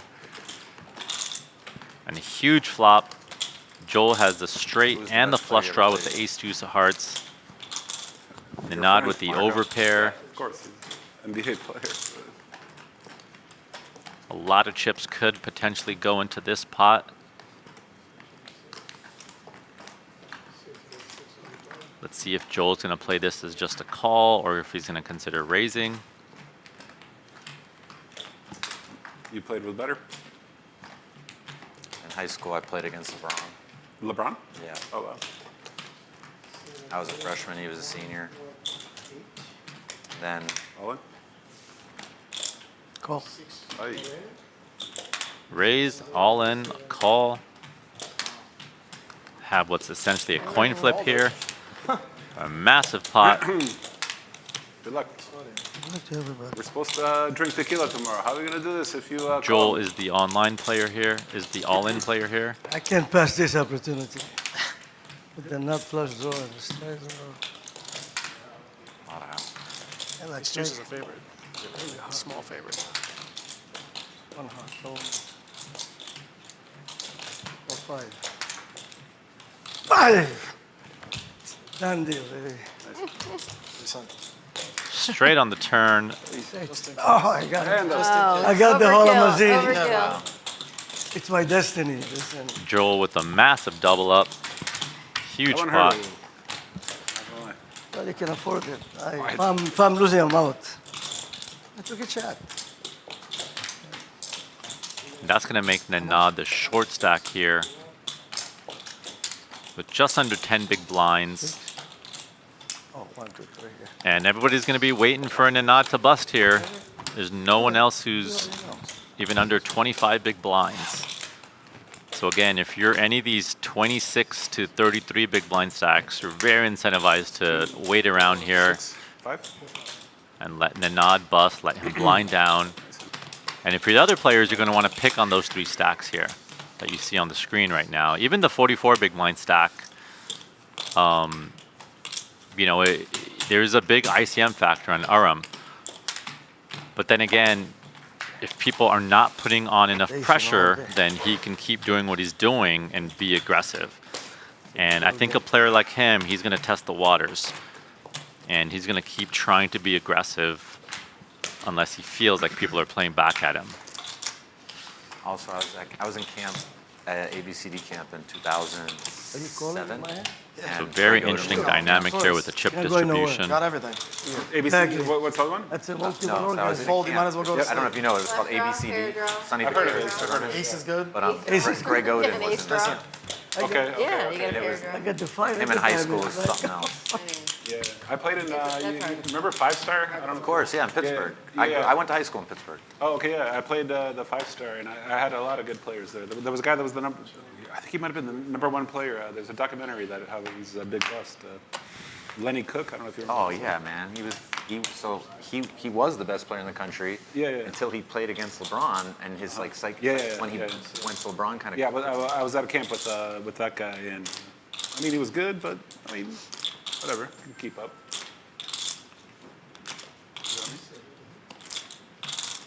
So Nanad's here with king 6 off in the hijack. Folds.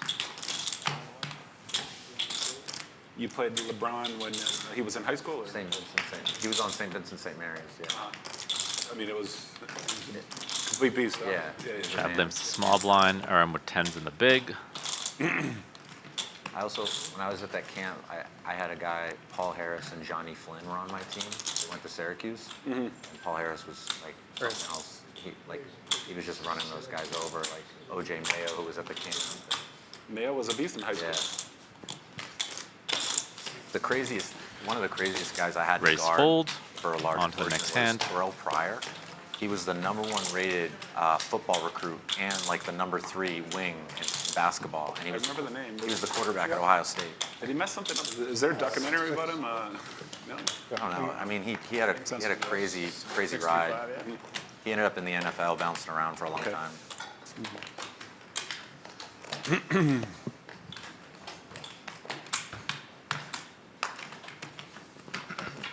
Five right on the turn. Didn't have to sweat. Didn't have to sweat, huh? And the heart in the river. I saw that. And, Don't forget that. I was more worried about that 5. I have not played hands since the pocket 7, almost 2 hours. Nothing going on. Those 5, just fuck. Owen?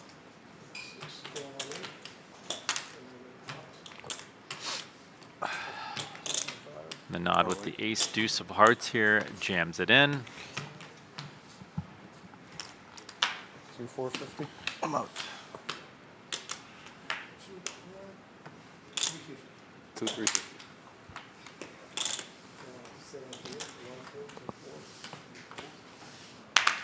Looks like this one's going to get through here.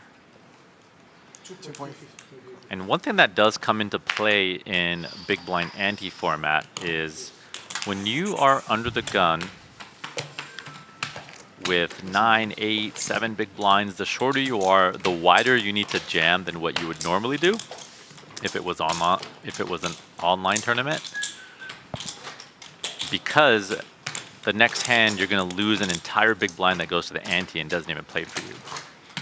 So it gets to the point where if you're under the gun with 3 big blinds, you're shoving almost any 2 cards very close You to ever it. watch that documentary, The Other Dream? When you're under the gun with 4 big blinds, you're shoving, you know, just about any 2 suited cards, any face card. Don't think I have. Again, They won the just in bronze. big It's a blind really ante cool format. story. It was the first year like Lithuania was represented as their own nation in the Olympics. In '88, it was '92 Olympics, because in '88 they were forced to play under the USSR. The buy-in here is a $3,500. High. I believe it was a Something like- $3 I mil forget. guarantee It's on here at the Netflix. Hard Rock. But they had no money, and the Grateful Dead heard about their story because like there like literally was war going on in their country, and they had to fight gain independence and just compete as their Anthony's been basketball pretty aggressive in the So small Grateful Dead blind, sponsored all their raising uniforms. most of his continues. They just because it First was like Hindi, a, you know, it was like and a looks like he humanitarian thing. continues that Are they, strategy here with the queen 10 off. American band? What are they? 2,500. You said great. The Grateful Dead. Aren't they? Are they band or no? Yeah, band. Yeah. But are they American, British? What are they? They're American. Okay. Yeah. We need a. I've heard of them. And But she I don't know. said They're like rock, right? 2,500, And all their like but it they have goes all to these, all their stuff was 2.5 like tie-dye million. with skulls on it. It's like it's pretty cool. Okay. say Yeah. that. Yeah, so like hard rock kind of, right? So Yeah. I'm not sure what they're going to do here.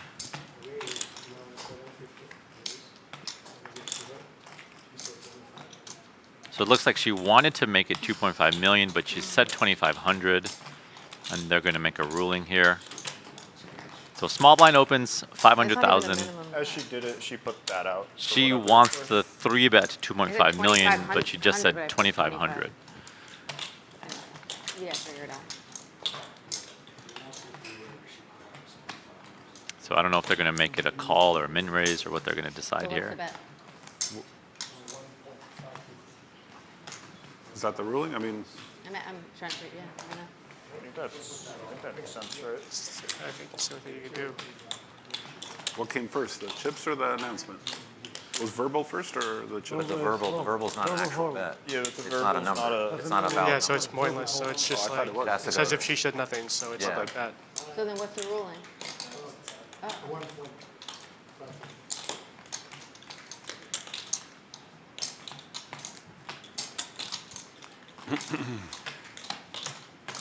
Now I like that she was finally taking a Yeah, stand here, It was a big pot, yeah. It was, I think, because he has been raising every single big blind of hers, and that's probably why she was 3-betting. This isn't the hand you normally would 3-bet, but he might overfold like crazy, and he might have been raising his small blind way wider than normal. So I think it's going to work often enough that I like the play. What I'm betting. Always bluffing.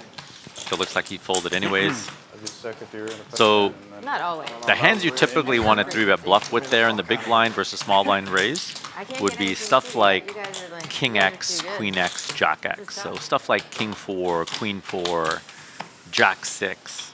Just something with a blocker. Your ace is a little too strong to waste. That's why you use kind of the low King X, Queen X, Jack X type stuff. The 9-7 is not typically the hand, but again, just due to her image being tighter and him maybe raising wider than normal, as a one-time thing, I still like it. For another spin up, guys.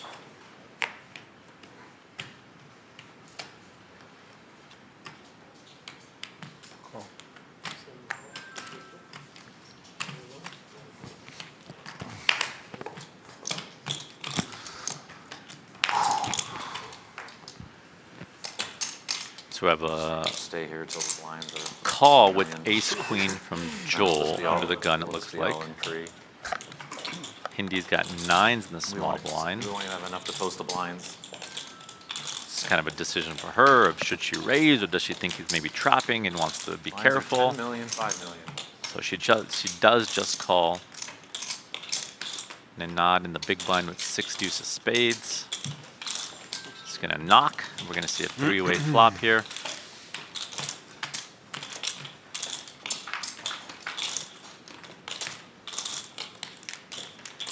Queen 4-3 with 2 spades.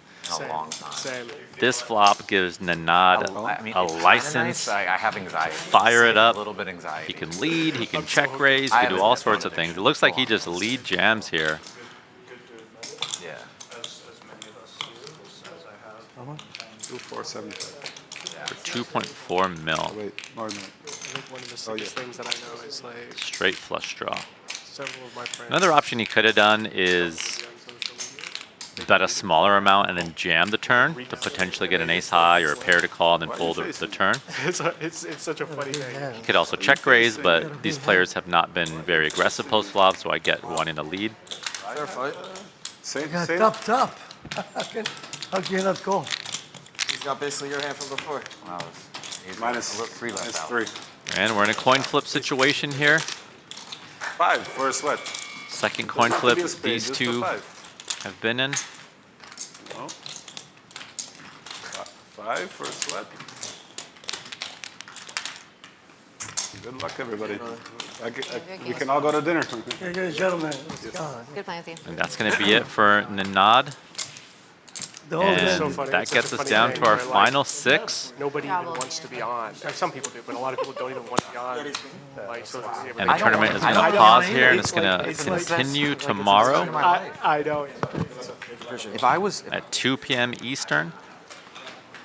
I'm going to be jumping back in the booth here at 3 p.m. Eastern. I'll be on for about 3-4 hours here, sharing some strategy, talking some final table strat.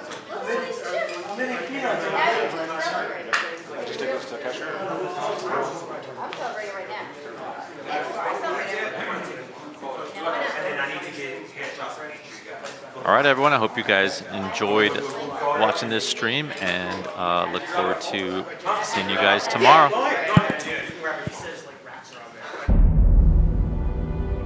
I can outplay these guys. That's my shot. Got this. If I get the card, prepare for this day. One time. Breathe.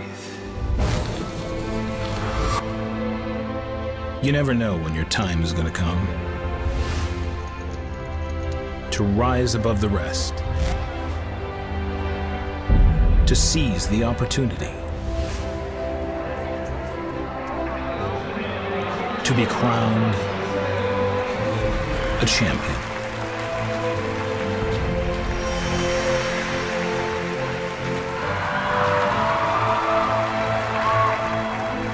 Is it time for your story to be told?